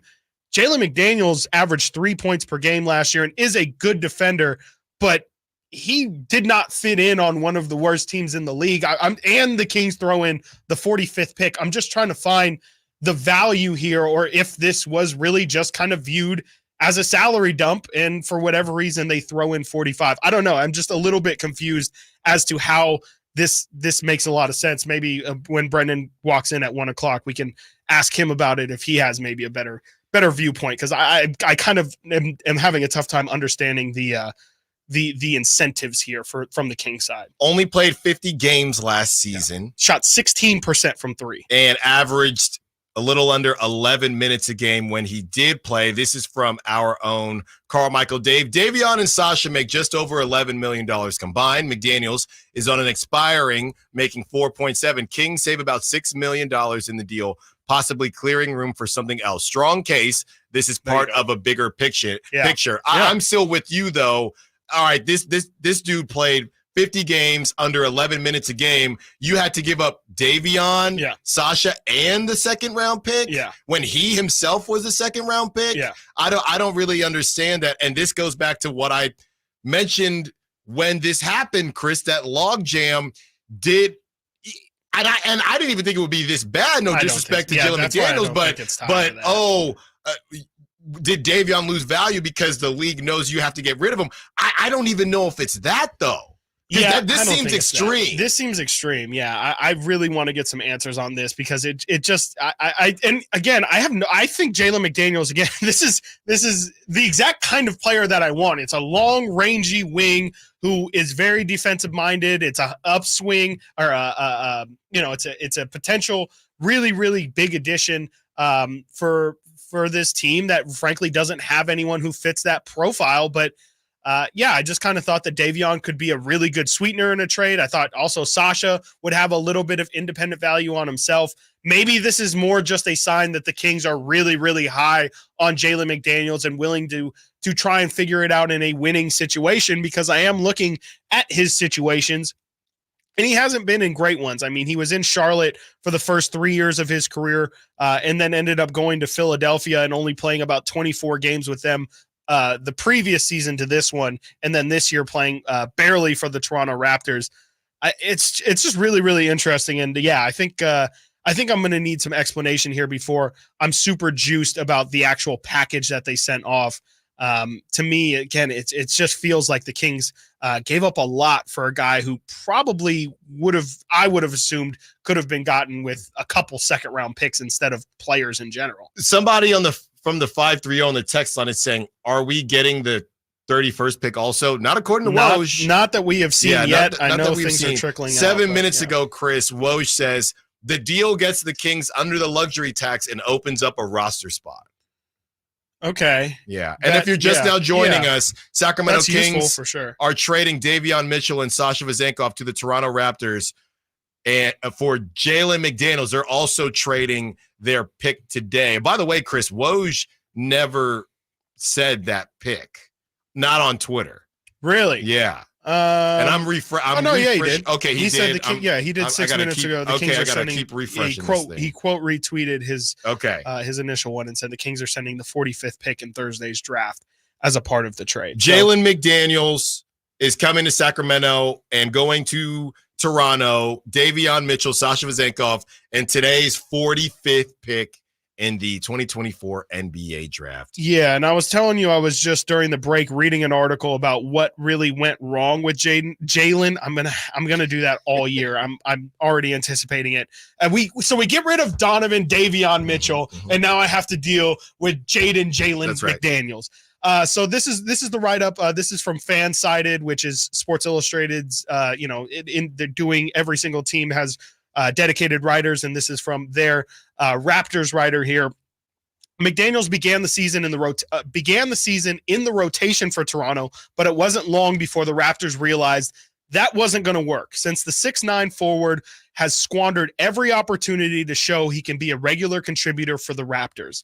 In his latest outing Sunday night against the Washington Wizards, he was a -10 in 4 minutes while shooting 0 of 3 from the field in the first half. It was stapled to the bench after the break. They had positivity that the situation could turn around. McDaniels has another year guaranteed on his contract, and publicly, at least, the organization isn't willing to say it's over. The hope is said to have McDaniels training with the team and working to tap in on some of that defensive potential the organization hopes he still has. If Toronto does move on from McDaniels, he'll count as $4.7 million against the salary cap next season, assuming he's not traded. So it seems to me like things just never really got off the runway with Jalen McDaniels last season. The 26-year-old is long, athletic, with physical traits to be the kind of 3-and-D wing the Raptors have loved in the past. It certainly helped seeing his brother develop into one of the league's premier wing stoppers, and Jalen's 40% 3-point stroke over the final 24 games of last season suggested maybe that there was more of that to his game. To put it mildly, it hasn't gone as planned. You said he shot 40% from 3 in the last 20 games. So I'm going to look at that. That sounds like how he ended his Philadelphia Sixers tenure is how I would guess. Because I do remember that season, and if I'm remembering correctly, I believe I just said he was traded halfway through that season from Charlotte to Philadelphia. I Mm-hmm. remember there being a decent amount of hype around Jalen. And yeah, I mean, he played a good stretch of their final games there. I'm just going to look at their last 10 games of the season in 20. No, I mean, maybe it was for the Raptors because the stretch I'm looking at here was not good. And maybe the writer meant Jaden instead. But that's what I don't understand, because if this is a play like low value diamond in the rough, you don't have to give that up for a diamond in the rough. Yeah. You don't have to give up Sasha and Davion. And like you said, and like Carmichael Dave said, move before the move. You get on the luxury tax. Yeah. You get a overrun spot. This man shot 16% from three last season. 16%. And that's not a rare occurrence for him either. I'm looking at, his splits. He was 16% in the month of April. He was 20% in the month of February, 17% in the month of December. It was not just that he could not get it started the entire season. And, I think it's a bit concerning, especially when you look at his brother's game. His brother has developed that 3-point shot to a decent level. Yeah. And that's what's made him so spectacular. Right. To be fair, that is way lower than his average throughout his career. I mean, before that, it was 40% with the Sixers, 32% with Charlotte. So he's not normally that. It was just a bad season, but I get it. If his value is low, if his value is low, why do you have to give that up? All right, we got to get to it. We're getting the Dame Lillard from Simone. Coming up next, we continue the conversation 15 minutes away from giving away the Family 4-pack to the California Classic Summer League, 916-339-1140. How are you feeling about the Kings? Are you sad Davion's gone? Are you sad Sasha's gone? What do you think about the moves? You wanted guards to be gone?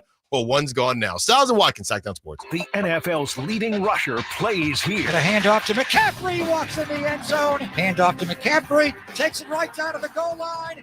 He does his thing again. McCaffrey goes in motion right. Backwards pass led by Juszczyk. A block there. Hurdles a man. 10-5. Touchdown! CMC!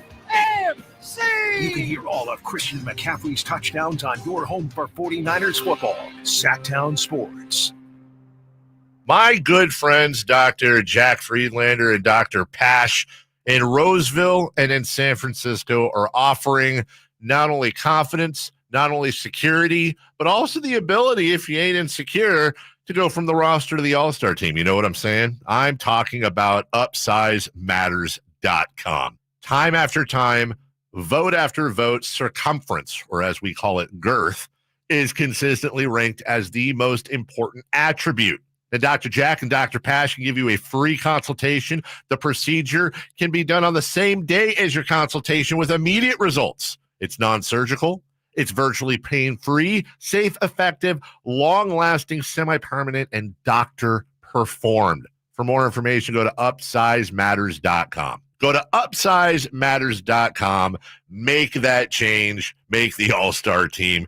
Get your girth on. NBA basketball returns to Golden One Center this July 6th, 7th, and 9th for the California Classic Summer League Games. 3-day passes in the lower level start at just $66 and include access to all 6 games. See your Sacramento Kings as they host the San Antonio Spurs and Charlotte Hornets, featuring newly drafted rookies, NBA sophomores, and other athletes competing to make NBA rosters. Visit kings.com/California Classic for more information and to buy your tickets today. 18 number ones. What was I thinking about? Countless ACM and CMA awards. Sold out world tours. And now Dierks Bentley is coming to Sacramento for Country in the Park 2. September 28th at Hard Health Park at Cal Expo with Parmalee. I love you just the way Dancer. Cal Seat Art and more, plus line dancing, food trucks, and more. Tickets available now at CITVFest.com. Brought to you by Bonnie Electrical Heating and Air and the U.S. Marines. Stuck in a downtown meeting marathon? Need a post-work pick-me-up? Head over to Public House Downtown, the corner of 16th and L Streets. That's right, Public House Downtown, your one-stop shop for good times. With 60 beers on tap, come catch the game on 25 HD TVs. Public House Downtown serves up creative American food all day long, lunch, happy hour, dinner, and even weekend brunch. Public House Downtown. Downtown. Food, beer, sports. Want to see the menu or plan your visit? Check out their website at phdowntown.com. Find your crew and find your fun at Public House Downtown. Maida Chevy saves you $12,000 off MSRP on every new half-ton Silverado LT Turbo Max. In stock after rebates. Always 5 to choose from. Exclusive. All in-stock pricing at MaidaChevy.com. Together, let's drive. See deal for details. N7124.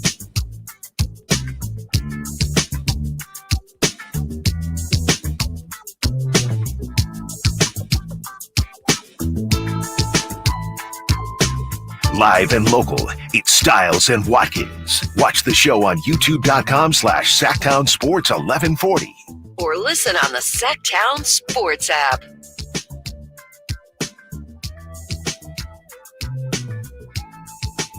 We're going to be joined by Brendan Nunez, Sacktown Sports Kings insider, very shortly. He's in the building, and Brendan's going to break this whole thing down, try to explain it to myself and Chris.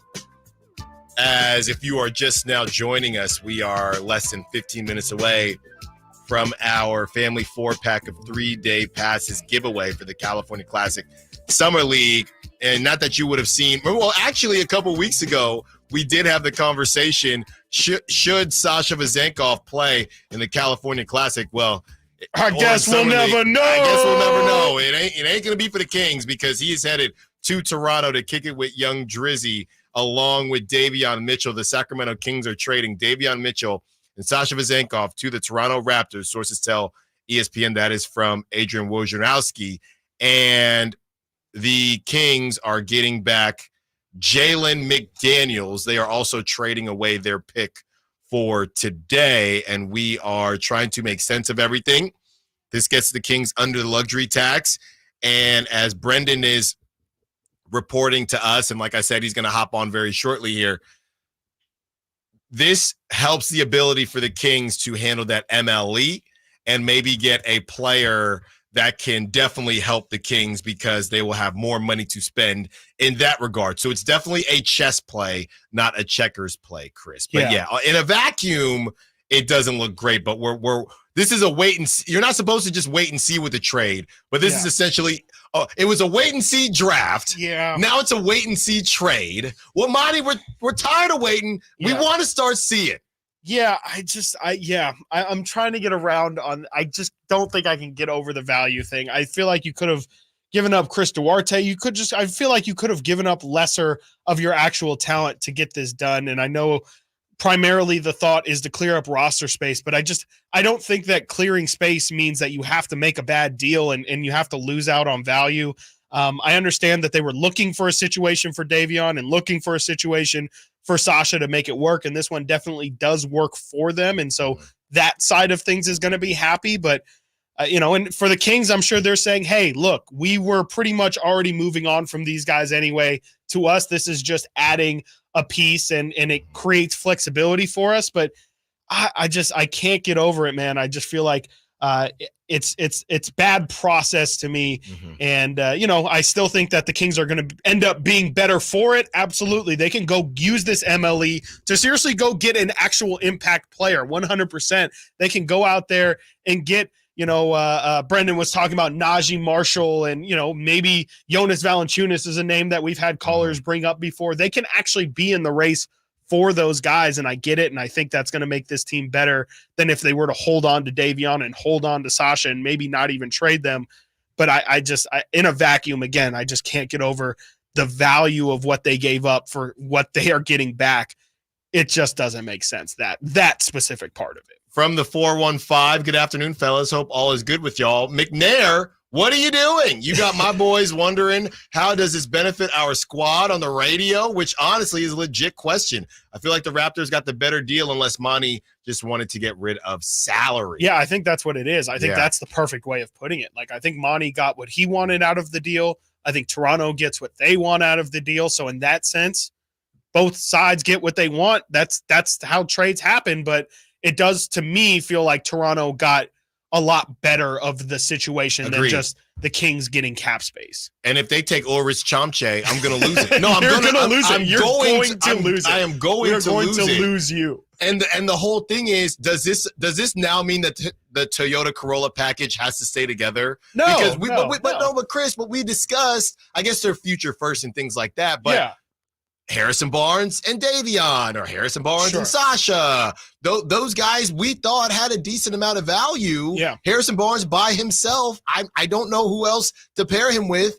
On the you can do Duarte, you can do Trey Lyles still. Well, then you can Trey Lyles. do Kevin Huerter and HB together. You can do future first round picks. I think future picks have just as much, if not more, value than this year's pick. So, I definitely feel like they still have that big move that if they want to go make it, they definitely can. They definitely can. So I think this definitely hurts some of their, to that point, like if you're trying to make $22 million or 20 or 18 million, gets a little hard to get that dollar figure with these guys out the door, but you can still definitely go big fish hunting. If your guy is Jeremy Grant, if your guy is Brandon Ingram, HB and Huerter had to be involved anyway.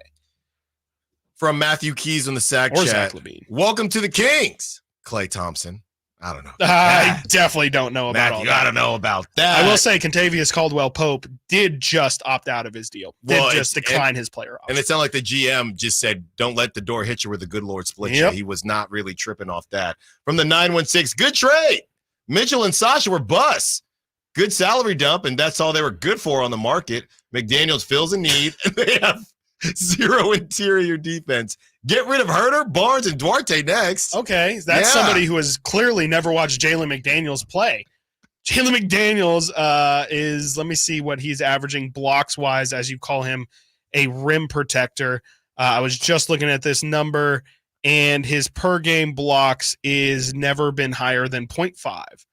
He's got length, though. He sure does. He has theoretical defensive upside for sure. Mm-hmm. It's just if we're talking about what he's bringing today, it's definite. This is a draft pick. Like this is might as well be a second round pick, but he's 26 years old. 26. He's older, but then his brother is 23, by the way. Right. His brother is 23. He is 26. Yes. So, Brandon Nunez is looking at me like I'm crazy. Yes. So when you so when you're factoring in how far can his development be? What can he become? Well, he's 26 years old, so he's pretty much getting close to a finished product. Not saying you can't improve yourself, and definitely I think last season was a bit of an anomaly for him, especially in terms of the shooting. I mean, he's been previously, and it's all on very low volume, but 37, 33, 38, 33, 32, and then 40% that one stretch in Philly.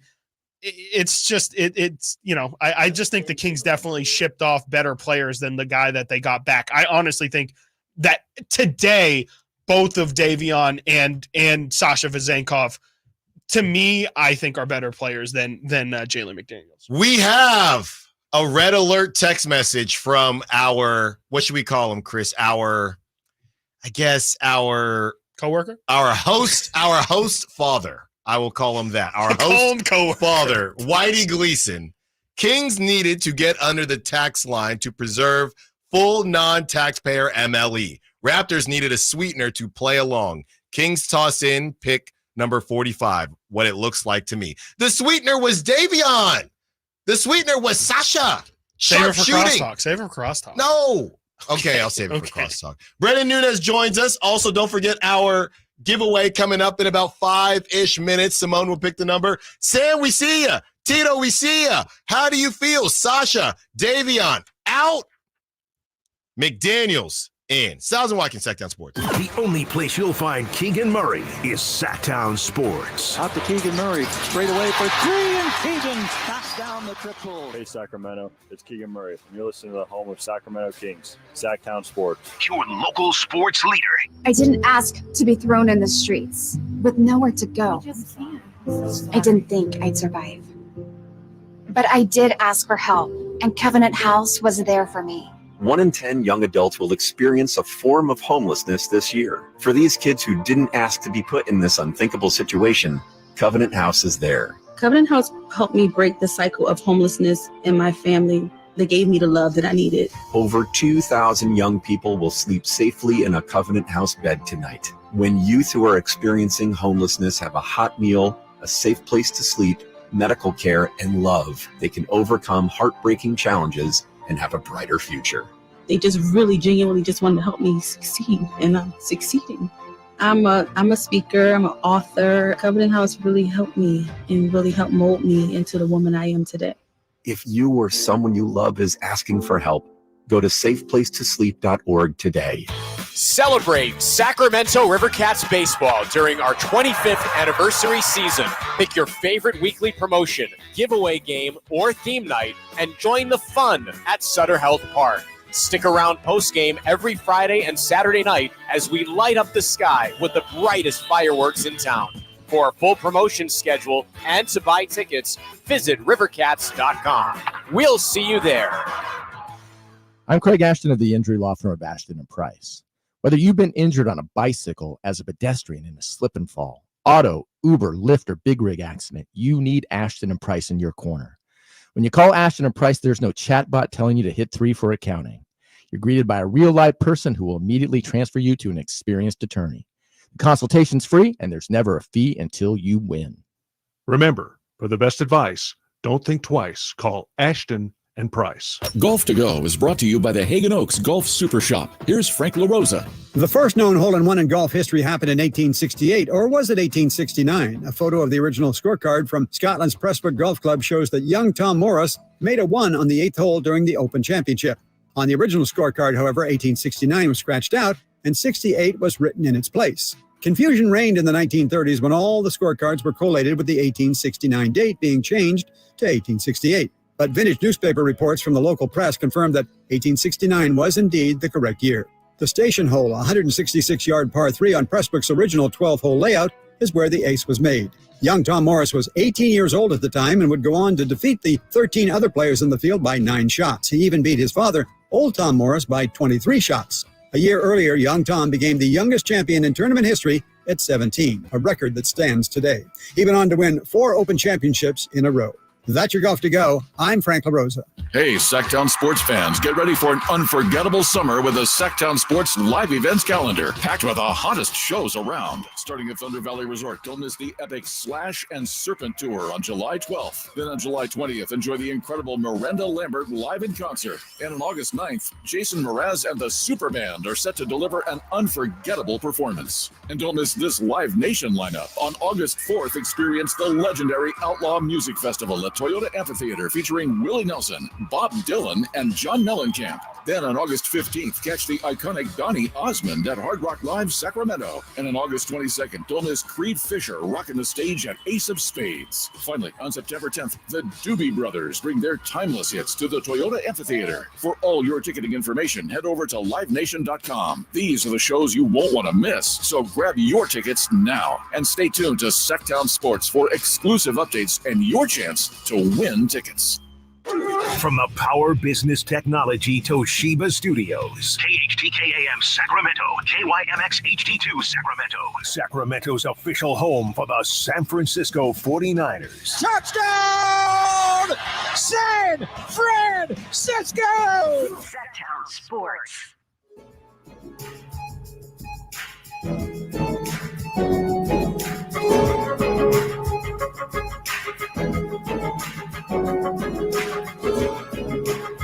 Live and local. Live and local. This is Sacktown Sports. When it's trade season, when it's free agent season, when it's draft season, you never know who's going to pop in to the Kings flagship station. And Sacktown Sports Kings insiders, Frankie Cardicelli and Brendan Nunez, we had to get them in here ASAP, okay, to discuss the trade that just went down. Sasha Vezenkov and Davion Mitchell. Chris messed me up with the Donovan earlier. Don't you put that on me. That's right. For Jalen McDaniels from Toronto, also the 45th pick going to Toronto. So out with Davion, out with Off Night, also out with Sasha Vezenkov. Thank you. It was a short time, but we thank you for the time that you spent with Sacramento. And now a lot of people are saying, is this the move before the move, guys? But we had Sam and Tito hanging out during the break. We are going to do that giveaway, and then we are going to break down Frankie and Brendan's thoughts. Sam, what you got for us? Am I on? You're on, Sam. Oh, yeah. I'm from Rhode Island. I'm calling from Rhode Island. Oh, awesome. Let me tell you guys, you got something very good in Devin Carter. I was seeing on Twitter some Kings fans were not all that happy. Mm-hmm. Positionally, I can understand that, but I mean, there's no part of his game that is not amazing. I mean, people were complaining he's short. He's got a 6'8" wingspan. He probably is the best defensive guard on the Kings as of today. Wow. He's going to get playing time because of how good of a defender he is. And I mean, he shot like 38% from three. Mm-hmm. So he's going to get a lot of playing time, and you're going to be very impressed by him. Thank you for the call, Sam. Thank you, Sam. Great stuff. Sam Enjoy your from time Rhode in Rhode Island. Island. I hear it's beautiful this time of Did year. not hear that. Well, I definitely do. It's Rhode Island. It is pretty nice out there. This is the I time. can honestly say I don't think I've ever heard anything about Rhode Island. This is the time. And because of that move in drafting Devin Carter, who is going to be a dog on this Kings team, we said, Monty, you got too many guards. He says, okay, I hear you. Bet. The Sacramento Kings are traded Davion Mitchell and Sasha Vezenkov to the Toronto Raptors for Jalen McDaniels, 26 years old, same rangy type of player as his younger brother, but we're trying to see what he's going to be. It hasn't worked in Toronto, and they weren't very good. How will it work out in Sacramento? Or is this a chess move, not a checkers move? Tito, what you got for us? First off, guys, get bent. No, I'm just kidding. Crazy. Same to you. No. I mean, I just saw, all the, promotion last night on Twitter. You guys, I know you guys probably aren't huge college basketball fans, especially here on the East Coast, the Big East. What we think is the preeminent college basketball conference in the country. Mm-hmm. I've been a Providence fan my entire life. My dad went there. I went there. I've watched a ton of games. Devin Carter he's it. He is a guy that you guys now have that is going to be a leader. I know he's just going to be a rookie coming in, but give him a year or two. He is everything you could ask for in a player. He plays relentlessly, plays hard, especially on defense. The offense obviously coming along. We had our best player, Bryce Hopkins, go down with a knee injury this year. And, we put the offensive load on Devin. And you can look and you can watch film from last year, how many times at the end of the shot clock, Devin got the ball and was just kind of looking around, like, what do I do? And it was, buddy, you take the ball, you go to the basket, you pull up from three, and he answered the bell more times than not. He is a dog. He is someone that is going to absolutely be a problem for other teams. He's going to be the type of guy that other teams are like, I hate this guy. But if he was on my team, he'd be my favorite player. So consider yourselves lucky. You got a good one. I know you guys didn't have much background, but he is going to be a solid player in the NBA for many, many years. Hold on, Tito. Our insider has a question for you. I got a quick question for you. You said you've been a Providence guy a long time. The other guy I think of is Chris Dunn, and obviously differences between the two, but I'd love to hear your perspective as somebody that watched him a lot, as the differences between the guys and kind of the hype of both of them coming in. Yeah, no, absolutely. Chris Dunn was obviously more of a pure point guard, pass first type guy, can obviously score too. But the defensive comparisons are pretty much the same. I think that's why he who shall not be named, who's the coach of Georgetown, recruited him. He's got a real high motor on offense. He's going to be diving for loose balls, same thing as Chris Dunn did. I just think Devin's offensive game might be a little bit more polished at this point.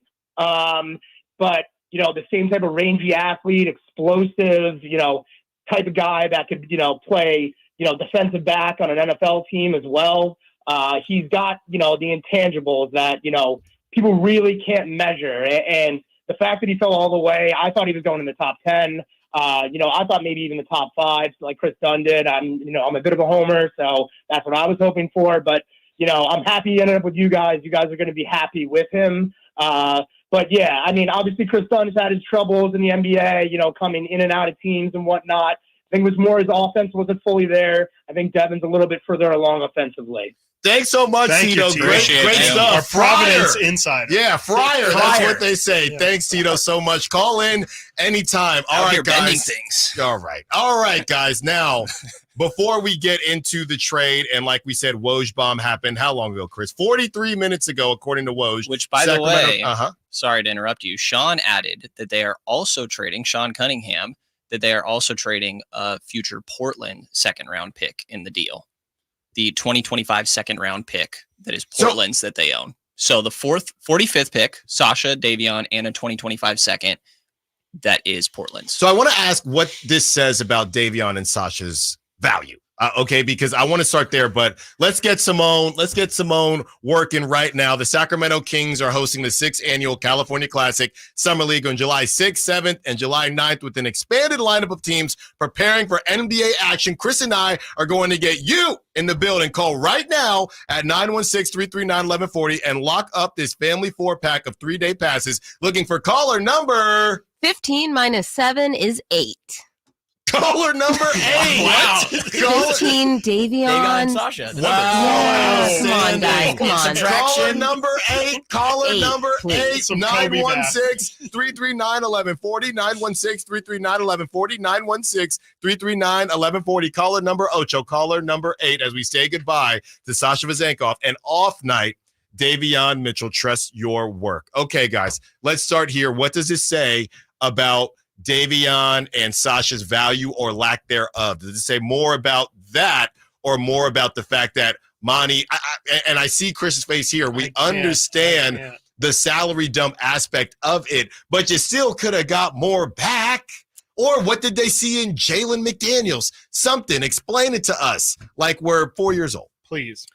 Well, I think that it's pretty self-explanatory, I guess, the value of these guys. There's really no value here, right? I mean, we're dumping salary and it's taking picks to do so. It's nuts. And like, I mean, if you really think about it, what are these guys, what were they providing to the team last year? Either of those guys. But Davion Brandon, or have Sasha. you looked up Jalen's stats? No, I know. Jalen is not, I don't think Jalen honestly really matters in this deal. Jalen is not good. He is now Kessler Edwards on this team, Yes. I think. Yes, he's Mo Harkless, but younger. Of a deep bench forward in a pinch where whether it's injuries or whether it's, you trying to find something on any given night, whether it's a Devin Booker's cooking you, that's a guy on the bench that you throw out there when you need to try something else.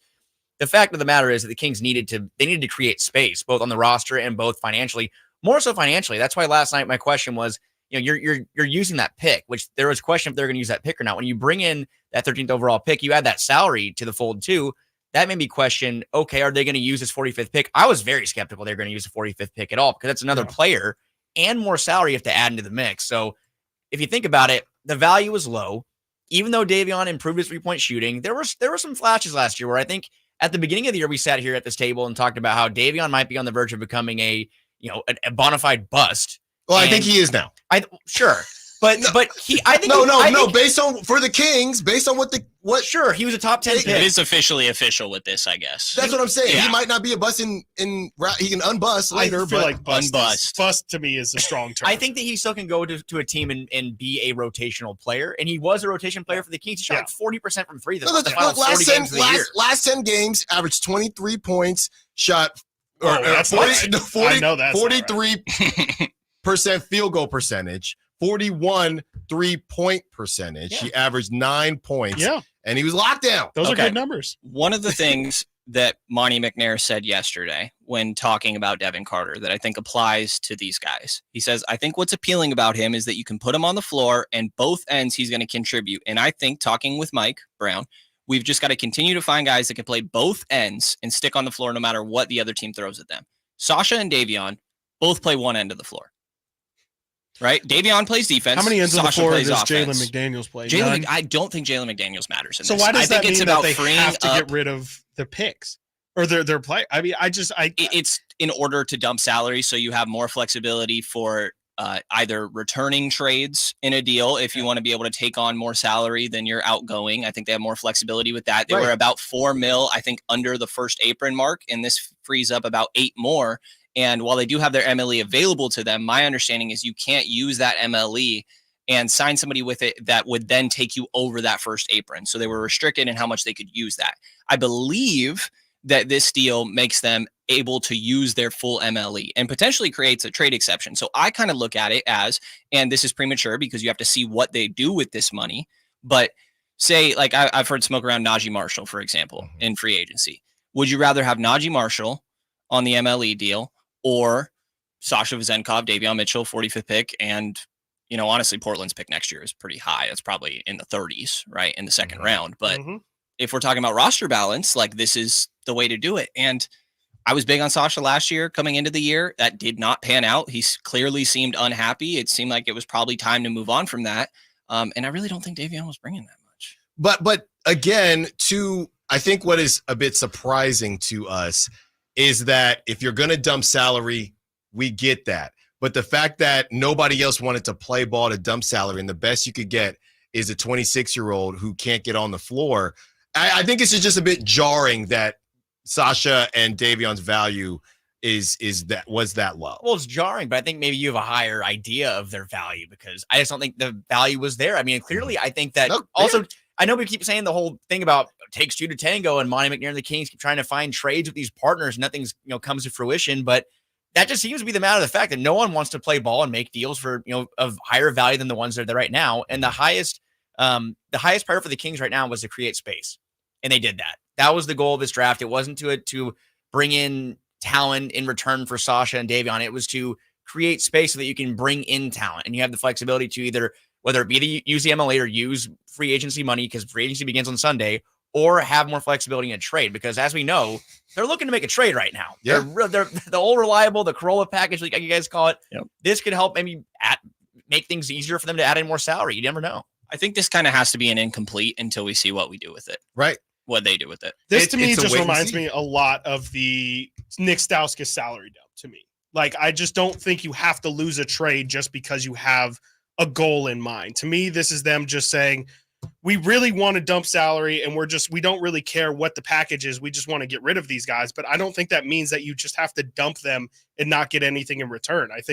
I just think in a vacuum, it's a bad deal. Well, that one, the salary dump with Stauskas and Thompson, those guys, that was like a lot more money. And I think a first round pick was included in that too. Yeah, sure. Because this is second round picks. I mean, but it's still a rotational guy, and it's a guy that you at one point had a lot of hype. That's true. Who's the rotational guy? Davion? Yeah. Okay. Was he not a part of the rotation? Should he? He was out. Is he part of an ideal rotation? He's going to be part of Toronto's rotation. They're going to get plenty of use out of him. They're going to get plenty of use out of Sasha. The Kings, and this is I saw Tony Zipteris on Twitter say this. Yeah. There's 5 assets in this trade, and the Kings somehow got the worst one of them. Yeah, you're not wrong about that. How is that? But how does that mean that it's? I just don't see how that justifies. We need to clear up space. To me, there is no way that Davion Mitchell and Sasha Vezenkov truly had this little value that you literally had to attach second round picks to it. To me, maybe it's just a sense of maybe the second round picks more are the Kings are just saying we want to get under the luxury, and Toronto's maybe saying, how bad do you want to get under the luxury? I can understand that, but I just think that the trading of the players to me is the part that just you lose me. Well, and I would say this, and if you've been listening to the show, thank you for listening. If you're new to the show, thank you for joining us. Chris is not a Davion guy. No. Let's just make that right. clear. I remember being on here like, I think he's a rotation guy. So that's what I'm saying. When you talk about value, it's not as if when Frankie, you say, maybe we're overvalued. I don't think that is it maybe more frustration as far as like when are the Kings going to be on the other end of this? Because it always is. It doesn't be the Kings that are on this end of the deal where they're dumping assets and having to take back. I don't really care about that. I just felt like I honestly thought that Davion would be an enticing piece to somebody. I think that the second draft is a very real thing. We traded Marvin Bagley for Trey Lyles. And Marvin, when he was traded, was at the bottom of his value ever. And we got a really good rotational piece for it. We just traded Davion Mitchell, who is much better than Marvin Bagley ever was. And we got a guy that everyone's saying, this guy is not even a part of the equation. He's not going to trade.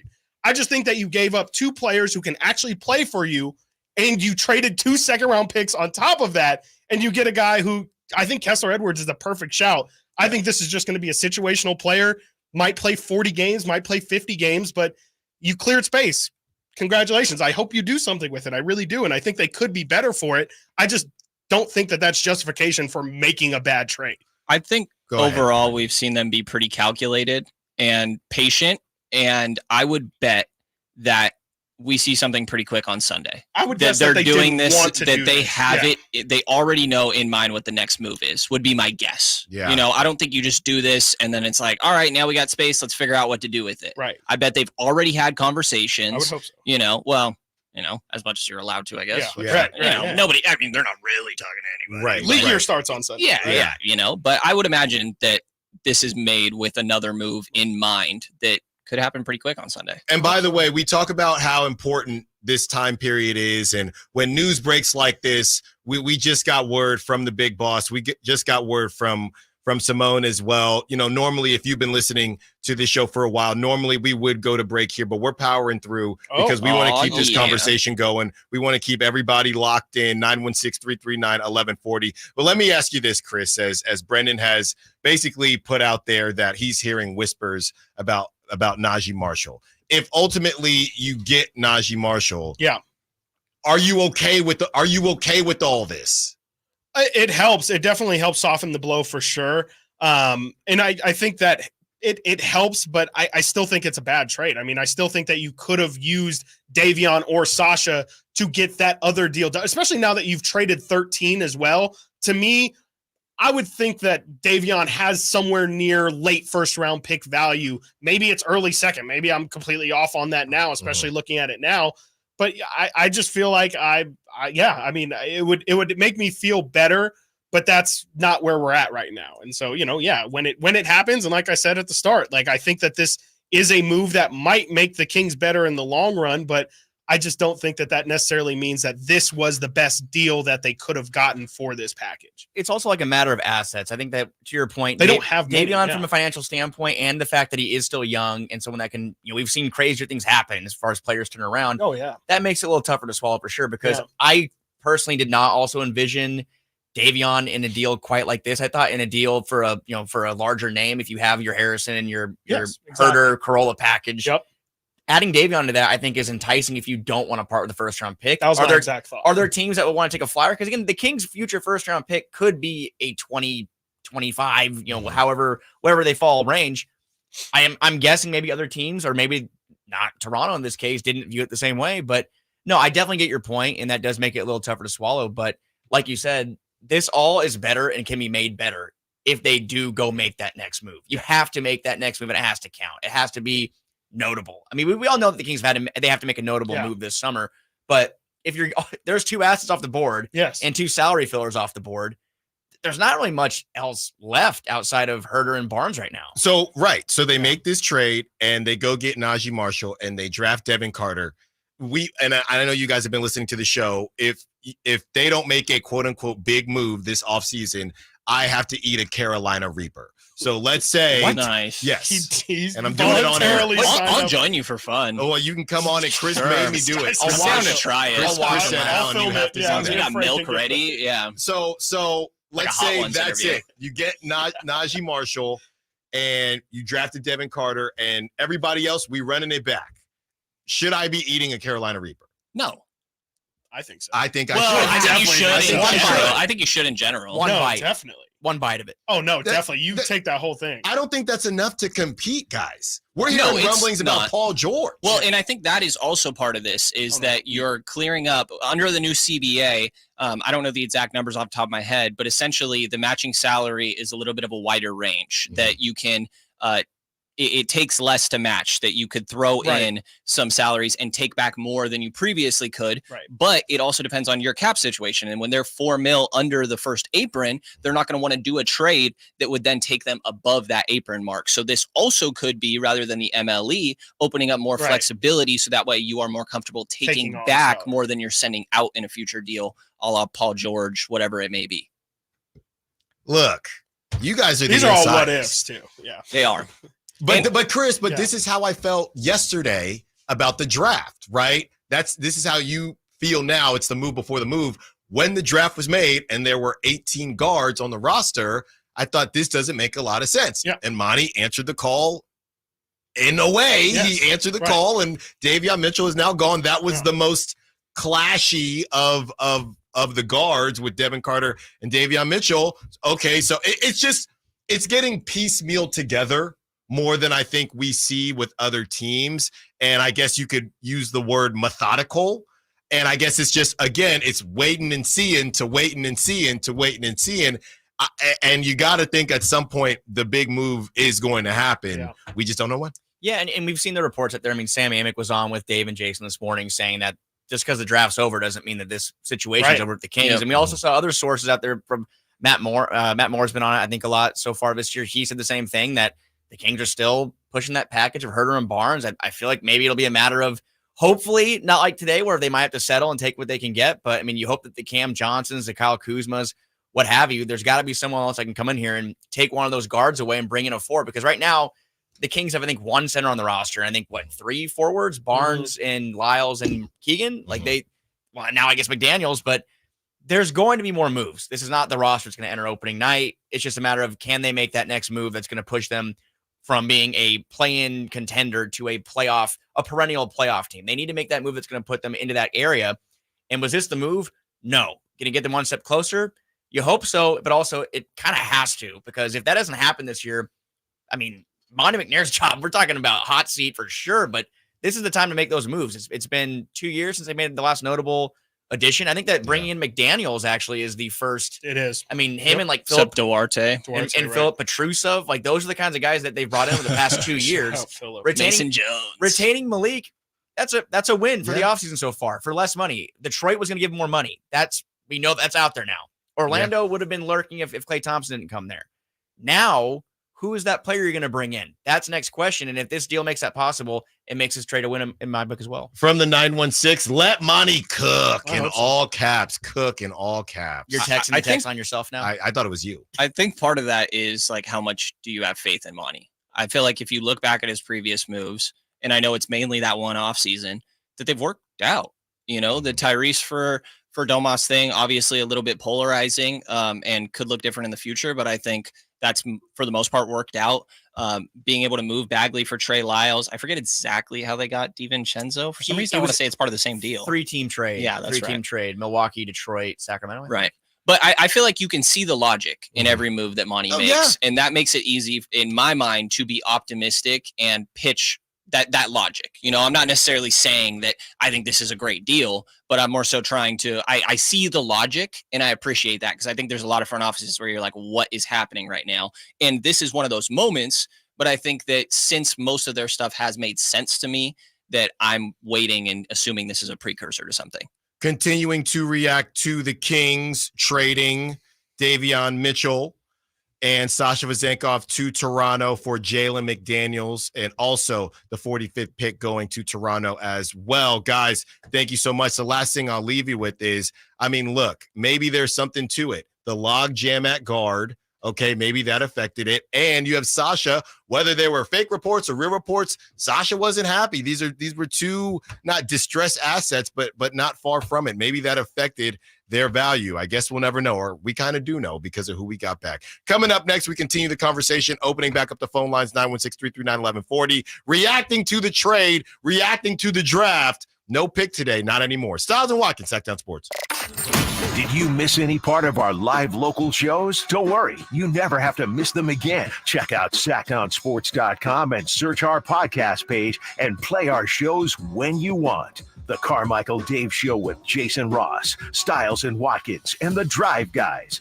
Plus, other podcasts like Return of the Empire, Return of the Roar, the Stingers Up podcast, and Golf to Go with Frank LaRosa. They're all available right now on sacktownsports.com.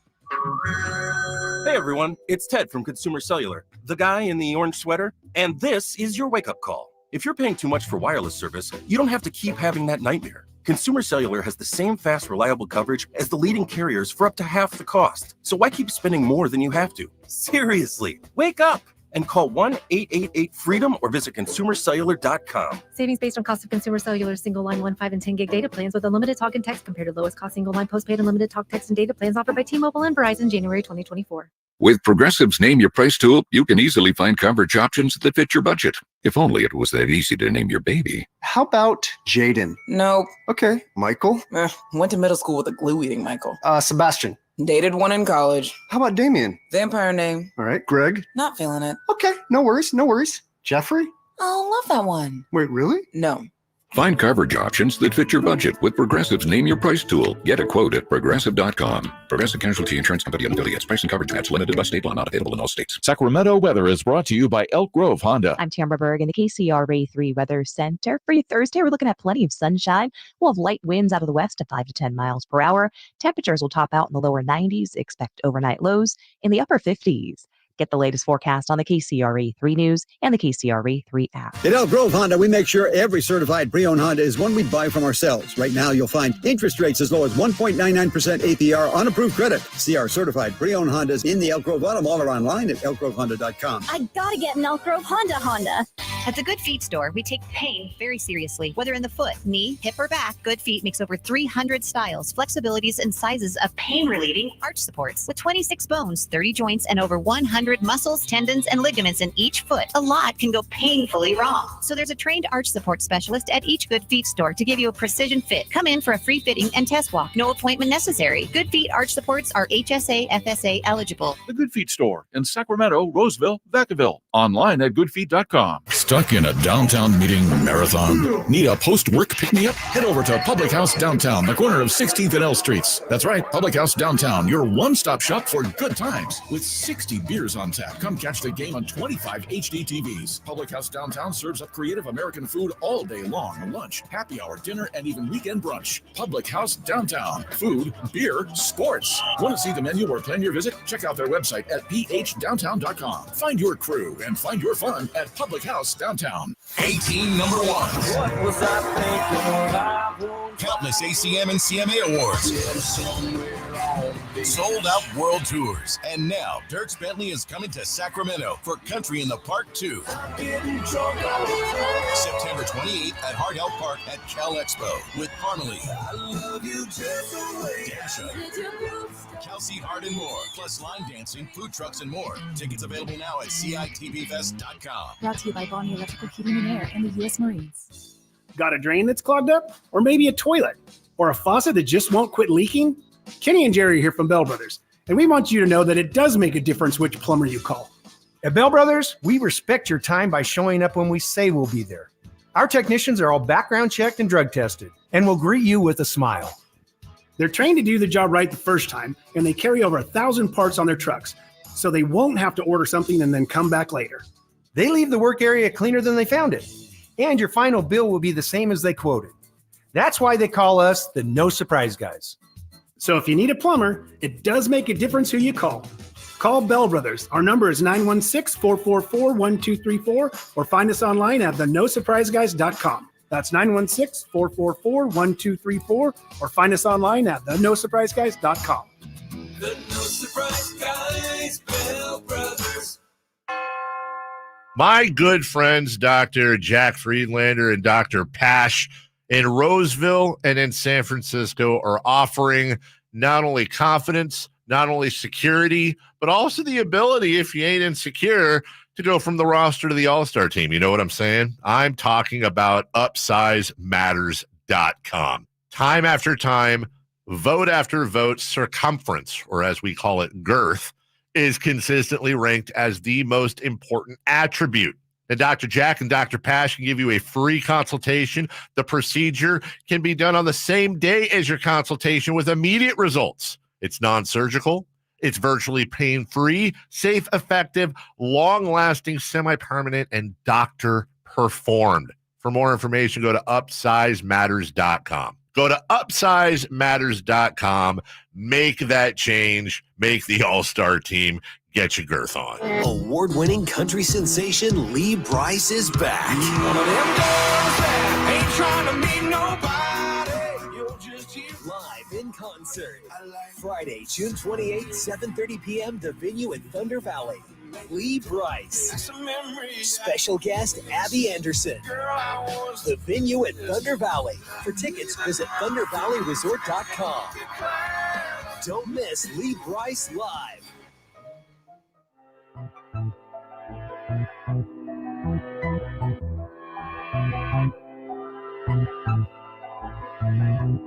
Sacramento has a new tag team in the midday. It's Stiles and Watkins on Sacktown Sports.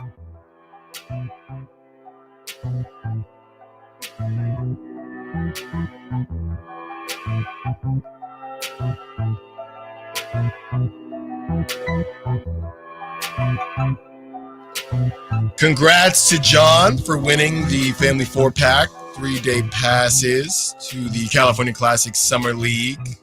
You have one more day tomorrow, opportunity to win. If you're listening on the app, be sure to switch over to AM or YouTube when it gets closer to 1 o'clock.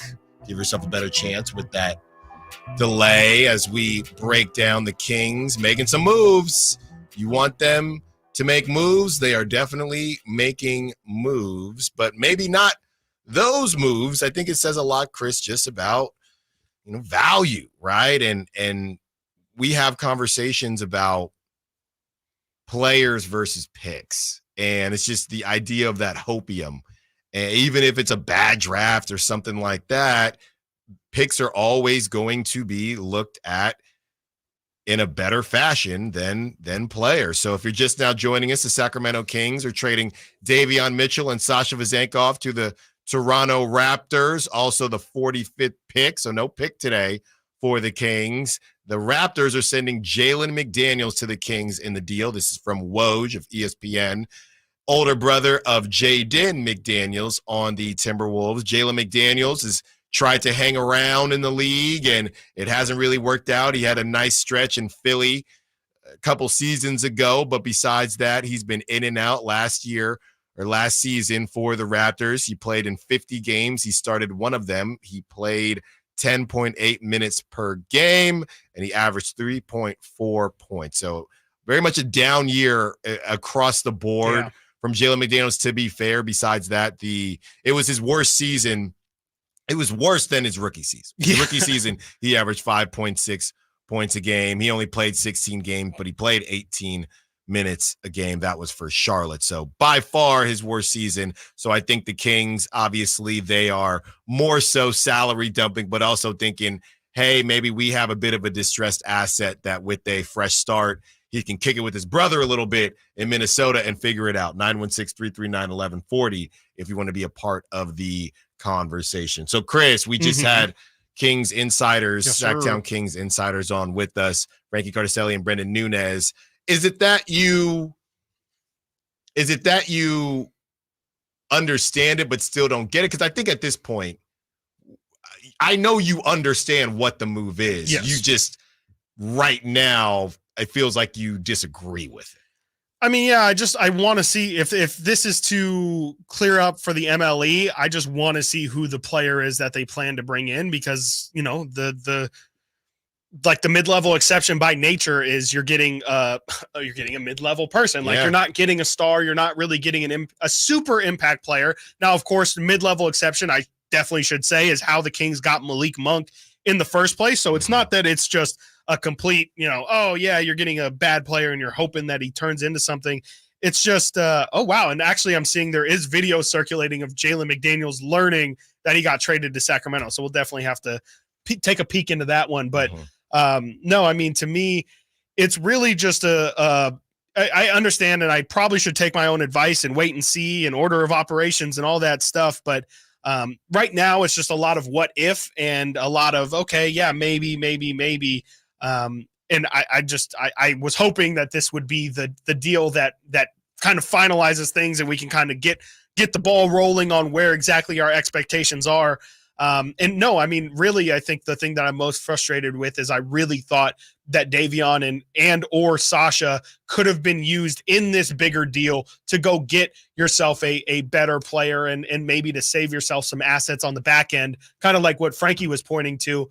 It just feels to me like you look at the cupboard now and it's Trey Lyles and Chris Duarte are really the only two players, and Keon Ellis are really the players that are still signed under contract and are the movable pieces that aren't Malik Monk, aren't Keegan Murray, aren't Sabonis, and aren't Fox. So to me, it's just diminishing your best non-star assets for a salary dump. And to me, that doesn't make sense. Those were your two best trade chips that weren't the Herter, Barnes, and the Stars, and they really they were the sweeteners. To me, those are your two sweeteners, and you shipped it off to essentially get cap space, which can definitely be useful. It's just we'll have to see. And again, as we're standing right now, I just don't think it's in a vacuum a good deal. So the Kings aren't necessarily getting clowned, but the Raptor fans, I'll put it to you like this, are very happy. They should be. Okay, they so absolutely should be. This is from just one of the Raptor, these guys that are going viral. Masai just gave up Jalen McDaniels, in parentheses, might literally be one of the worst players in the league, for Davion Mitchell, Sasha Vezenkov, and the 45th pick in the draft, while keeping the 31st pick. Unbelievable. There is another one that's going viral of Kendrick. He a fan. Jalen Daniels is off my bleeping basketball team.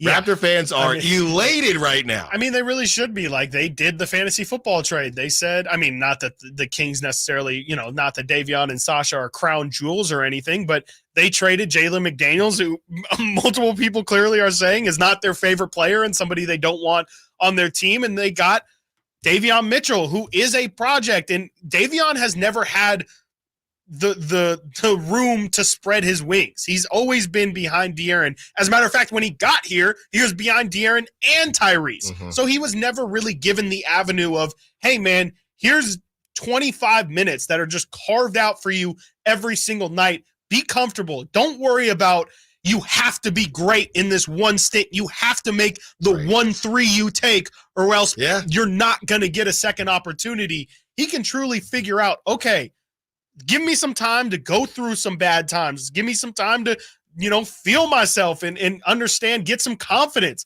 because I think that's something Davion just hasn't been afforded, is the opportunity to get really confident, to feel like, okay, like I know Fox is here and I know Fox does his thing, but I also know I can do things in this league. To me, you get that opportunity. And Sasha, we all were so hyped about Sasha at this point last season. We thought Sasha was going to be a seventh man in this rotation. And now people are, because he has 1 year moving across the world in a weird situation, he's injured all season. Now all of a sudden he's chopped liver. He's the 12th option on the team and somebody that was just completely useless to us moving forward. I don't think that's true. I think Sasha still has all the hope and the promise that Kings fans had for him last season. It's just now he even has the year of experience to understand how to be comfortable, how to get his role. And I believe one of the insiders told us that he has a previous relationship with the Raptors coach as well. So there's familiarity on what Sasha does well and what kind of positions you should put him in. To me, if I'm a Raptors fan, you should be thrilled. You should be elated. And you're getting 2 picks on top of it. You're getting the 45th pick. And I told you yesterday, the Kings have a very bad history with their second round picks in terms of them actually becoming players. Gary Trent Jr., you got Xavier Tillman, you've got Jaden Hardy. There's a long list of second-round picks that the Kings have made and then immediately shipped off that ended up being players. You can definitely get somebody at 45 that can be a contributor to you. So if I'm Toronto, again, you have to feel great about the return you just got. You gave up nothing, and you get a couple real rolls of the dice for a player, for 2 players, maybe even 3, that can be a part of your rotation next season and moving forward. From more of the Raptors Twitter, Masai got rid of Jalen McDaniels, literally unplayable and a negative asset, and somehow got a young, intriguing prospect in Davion Mitchell. Yes. I will never doubt this man again. One man's trash. Well, you know how it goes. Stiles and Watkins, crosstalk coming up next. Sacktown Sports. On the move? Got somewhere to be? Take Sacramento Kings basketball with you. The Sacktown Sports app will let you stay connected to your passion. Never miss a moment of Sacramento Kings basketball with the Sacktown Sports app. The light is fading, your hands are sore, and the last tool has been put away. Now is the time to feel the satisfaction that comes with a job well done. But when you get your tools from Harbor Freight, something about the job feels a little different. Your wallet. Because we believe that everyone deserves hardworking tools at hardworking prices. And that's what we have here. So, whatever you do, do it for less at Harbor Freight. The news on vapes talks a lot about the technology and teen use. But parents need to know more about the dangers of nicotine. So know this. 1. Nicotine is a poison that can rewire teens' brains. 2. It can increase mood swings. 3. It can limit attention and learning. So even when it comes in new tech, nicotine is brain poison. Go to undo.org for more. NBA basketball returns to Golden One Center for the 6th annual California Classic Summer League, presented by Ticketmaster. Your Sacramento Kings will host the San Antonio Spurs, Charlotte Hornets, and for the first time ever, the Chinese national team. The 3-day event on July 6th, 7th, and 9th will feature 2 games each day, and single-day passes include lower-level seats for both games for as little as $29. Fans attending Saturday will enjoy a free concert from rock band Chevy Metal. For more information, visit kings.com/California Classic. Hey, it's Carmichael Dave for my good friends at American Energy. Now, I've told you this before, but this is what we call extending a good deal. Right now, American Energy Heat and Air is offering an HVAC diagnostic for $99. Oh, wait, I'm sorry. Never mind. They're offering it free. It's a $99 value, but you get it for $0. Let the American Energy team test your system connections and all the moving parts of that system to ensure that it's functioning properly. Now, this is a limited time offer. Call today to schedule your appointment at 916-520-9990. Speak to the company that has an A+ rating with the Better Business Bureau that's been making the greater Sacramento area proud since 1981. 916-520-9990 or AmericanEnergyAir.com. Tell them Carmichael Dave sent you. Call 916-520-9990 now. Sheer insanity mixed with adrenaline and horsepower bring you the most exciting action-packed weekend during the NorCal Stampede. This is round 1 of the 2024 West Coast Ultra 4 USA Series. All day Saturday, June 29th at Prairie City. Come join us for some of the most extreme high-speed rock racing action with drivers tackling a course riddled with crazy jumps and punishing rock obstacles. This race will be the only West Coast qualifier for the King of the Hammers. Tickets are only $30 at the gate, and camping is also available. Prairie City, SVRA, in Rancho Cordova. Be there.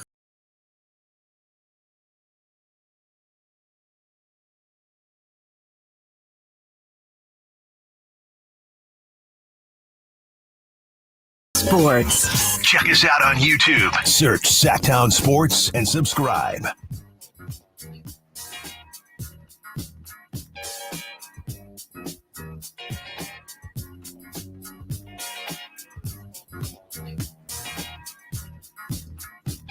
Whitey Gleason joins us from the Drive Guys. Whitey, where to start? Where to start? I'll start here. I feel badly for the second round picks. First round picks, you're in the Barclays Center, right? These guys are like in some. Yeah, I'm trying to figure out what this is. Where they do the ESPN, promos. Well, at least they're going to the league, Get Up man. or something. They're getting them ready for the G League. Yeah. Besides Bronny. You don't get the commissioner, of course. That's the. Where's Bronny watch? Well, what do you want to start with, Whitey? Dealer's choice, Devin Carter, or the trade? I guess it's all connected. Hey, it's your show. You. Most recent is this trade. Well, Chris, fantastic deal. We had the Sacktown Sports Kings insiders on, and they were explaining it to us, and I don't think it's a failure to understand on our part. I think it's really just trying to figure out how much does this say about Monty McNair? How much does this say about the value or lack thereof for Sasha and Davion Mitchell?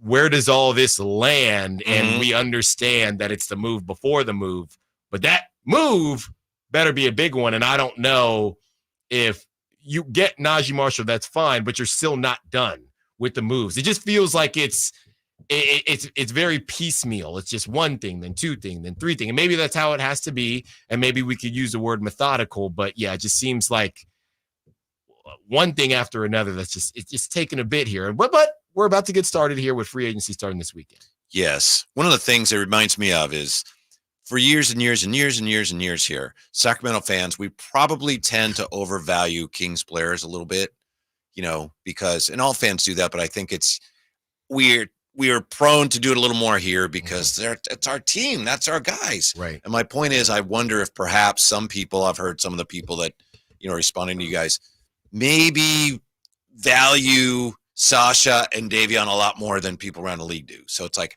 how good? And I know Chris was, I heard Chris like, what are they doing? How can you give up so much? which is a fair question. And as I try to answer that, I'm wondering if, well, maybe around the league, the view of those guys isn't as high as it is around here. Well, that's fair. I mean, I think it's just like we said, Chris was never a Davion guy per se. I think it was more surprise. I don't know what was more surprising, Davion and Sasha, for who they got back in Jalen McDaniels, older brother of Jaden McDaniels, and then the picks. See, that's what tells me maybe it's a misread. To me, that suggests, hey, we have these two guys. We don't really want those two guys. I mean, we can help you out, but so and if the Raptors we'll don't give want you we'll also give you our second round pick. Well, okay. I don't know. I could be wrong, but to me, that's my read on that. Yeah. So you don't think that any other team would have found Davion or Sasha valuable at all? Because that's the part that I can't understand. Like to me, I just feel like Washington's the easy example because, there's tons of Kuzma rumors and things like that. But even, you can even throw him to Jordy, give him to Brooklyn. I know the Kings were talking about Cam Thomas and Dorian Finney-Smith yesterday. I just don't see how you getting rid of your two best as Jay has called it, the Toyota Corolla package. The two best assets outside of that package were Davion and Sasha. To me, those are two sweeteners. You can throw those into the trade, and I don't know. To me, it just feels like they're selling those guys. If this truly is where their value is at, this is selling them at their lowest value. And to me, that's just not a good position to make a move from. I feel like this is, and I was telling Brendan and Frankie, to me, even if the goal was always, hey, we're just trying to get under the luxury tax, we want to cut money, I just don't think that gives you the right to make a bad trade. To me, you could have figured out, and maybe we're underselling as well what they feel about Jalen McDaniels. There's a good chance that maybe they say, yeah, forget the numbers. The numbers are for nerds and people who don't watch ball. Jalen McDaniels, we see some elements in him that we just think we can harness, and on a good team outside of Charlotte, outside of Toronto, we think he can be valuable. It's just a lot of what ifs and maybes and things like that. And I just look at the trade in a vacuum, and I can't have it make sense to me. Yeah, I know. And that's when I look at it that way, and I try to figure out, well, what could the answer be? That's what I keep coming back to. Well, maybe, and it's not my opinion of them, or just, well, maybe the other teams don't see those guys as being as valuable as we do. We watch them, well, especially Davion, and you've been here the whole time watching Davion grow, develop a little bit. Like, wow, you got an asset here with a guy who was a top 10 pick. Maybe around the league, he's just not seen as that. It's also interesting if, Jalen McDaniels has some promise, you would think. Why would a team like Toronto that just signed him as a free agent, why would they move off of him so quickly if he's got anything to offer? So it's, and the Jalen thing, we'll have to see. I just, him as a player, he's older than his brother is. He's 26 years old. That's definitely a lot more definite in terms of, you're kind of not fully past the stage of development, but at that point you should kind of be who you're going to be as a pro. And to me, it just feels like there's still a lot of answers. He's got length. I know a lot of fans yesterday were upset about Devin Carter because he's. Yes. And Frankie brought up essentially Jalen McDaniels being the Kessler Edwards replacement. That makes sense to me. But then again, to me, if you're trading Sasha Vezenkov and Davion Mitchell for essentially Kessler Edwards, that's again a bad trade to me. They got Kessler Edwards for a second round pick that in cash considerations. Like I just think, I don't know, value wise, my brain is completely fried. I know what you mean. That's just that's the only answer that makes sense to me. Even though it doesn't make complete sense to Kings fans. No, absolutely. What was your initial thought as you heard the call and Devin Carter gets selected? I think it's a fine pick, a solid pick, an excellent pick. It's just a little disappointing because of everything we'd heard about all the activity. Right. The fact that it was even made. Yeah. So both things can be true. Solid pick, great pick for 13, but I was hoping they'd get more done. On the other hand, well, we'll see. Like this trade, we all have to, in money we trust, right? Isn't that what Michael Dave said? So we'll see what's next. Open it up to MLE if that's what this does. Yeah, sure. And I know there's other hoops you got to jump through. Nothing with this new CBA is simple, but if that's what this trade accomplishes and puts some really significant guys in play for you, then this can end up being an excellent deal too. If you look back on everything that we discussed leading up to the draft, none of this should really be too surprising, not just what the Kings did, just everything as a whole.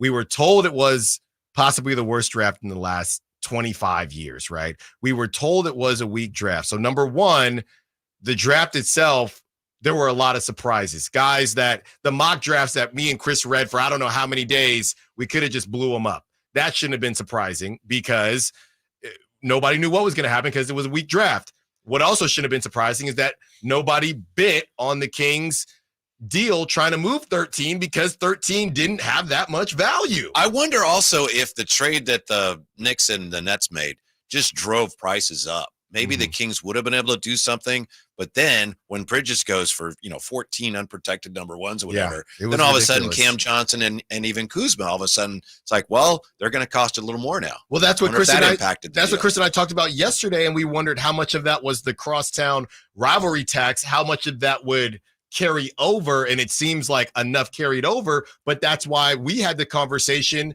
Is it possible that the Kings go out and per Brendan Nunez, there are whispers about a Najee Marshall. Is it possible the Kings go get Najee Marshall and Monty McNair looks around and says, this market's crazy again, just like it was before the trade deadline. So I'm either gonna get somebody and we're gonna get played because we're gonna have to give up too much, or I gotta stand pat again. And if we know Monty, he doesn't want to lose. Nobody wants to lose out. Nobody wants to make that gamble. So could we live in a world because of Mikal Bridges and those stupid Villanova boys where the Kings don't make Sounds that like a Scooby-Doo episode. Yeah, if it wasn't for those stupid Villanova boys, we would have got away with it. Yeah, we would have got some Villanova kids. Yeah.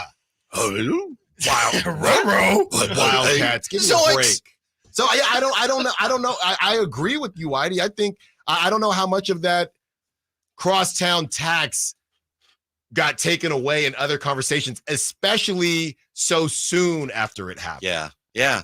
We're just guessing. The Kings are pretty good at keeping things that are actually going to happen under wraps, huh?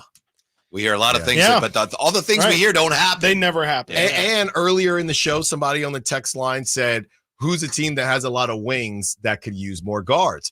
I said the New Orleans Pelicans, but I also at that time was including Davion Mitchell. Actually, to be fair, Chris, I wasn't really including Davion Mitchell because I felt like Alvarado and Davion was a bit redundant.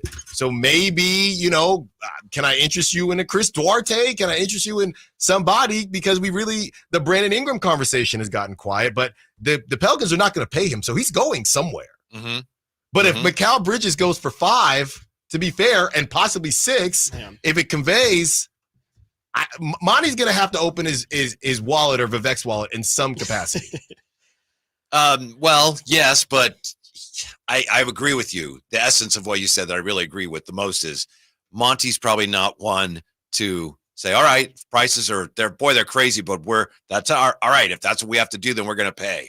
To me, he's a type that he's already reluctant to do that. And maybe it's a more prudent approach and maybe he's smarter for doing that. But I think he'd be the last guy to say, well, it's a lot more than we wanted to do it, but by golly, we're going to do it. But he runs around saying that we're prepared to be aggressive. Sure. Well, are we talking 3-1 aggressive or 2-1 aggressive in a baseball count? Because that's a big difference, Whitey. 2-1 and 3-1 is 3-0. I didn't play Temple, but I get it. Okay, right? Well, we beat Villanova, by the way. I just wanted to throw that out there. Oh, by the way, how many knocks did you get that day? Actually, my dad flew into town, and I went, I think 3 for 4. It was one of my best games. Wow. Yeah, and we were going to win on a walk-off, or I think it was to tie it, and one of my best buds, base hit, right, 4-hole, typical for me. He got thrown out at home, and we lost the game in front of my father. At him? You cost me a ribby. I kind of threw him under the bus. I was a bad teammate. I'm a much better teammate now, I'd like to think. Yeah. All right, thank you so much to Simone. Thank you so much to the callers, all of Friar Nation, Friar, Providence, all of you callers from Rhode Island. Enjoy your time, and thank you so much. And now you're a part of, the Beam team. So light the beam out there in Rhode Island. Thank you to all the callers, all the texters, all the SAC chatters. Thank you once again to Simone. Congrats to our winner, John. One more chance to win. Tomorrow, your family 4-pack for 3-day passes for Chris Watkins and Alan Stiles. This has been Stiles and Watkins. Until tomorrow, secure the bag, light the beam. The Sacramento Kings play here. He's got the triple. Sacramento takes the lead. Outstanding ball movement by Sacramento. Every triple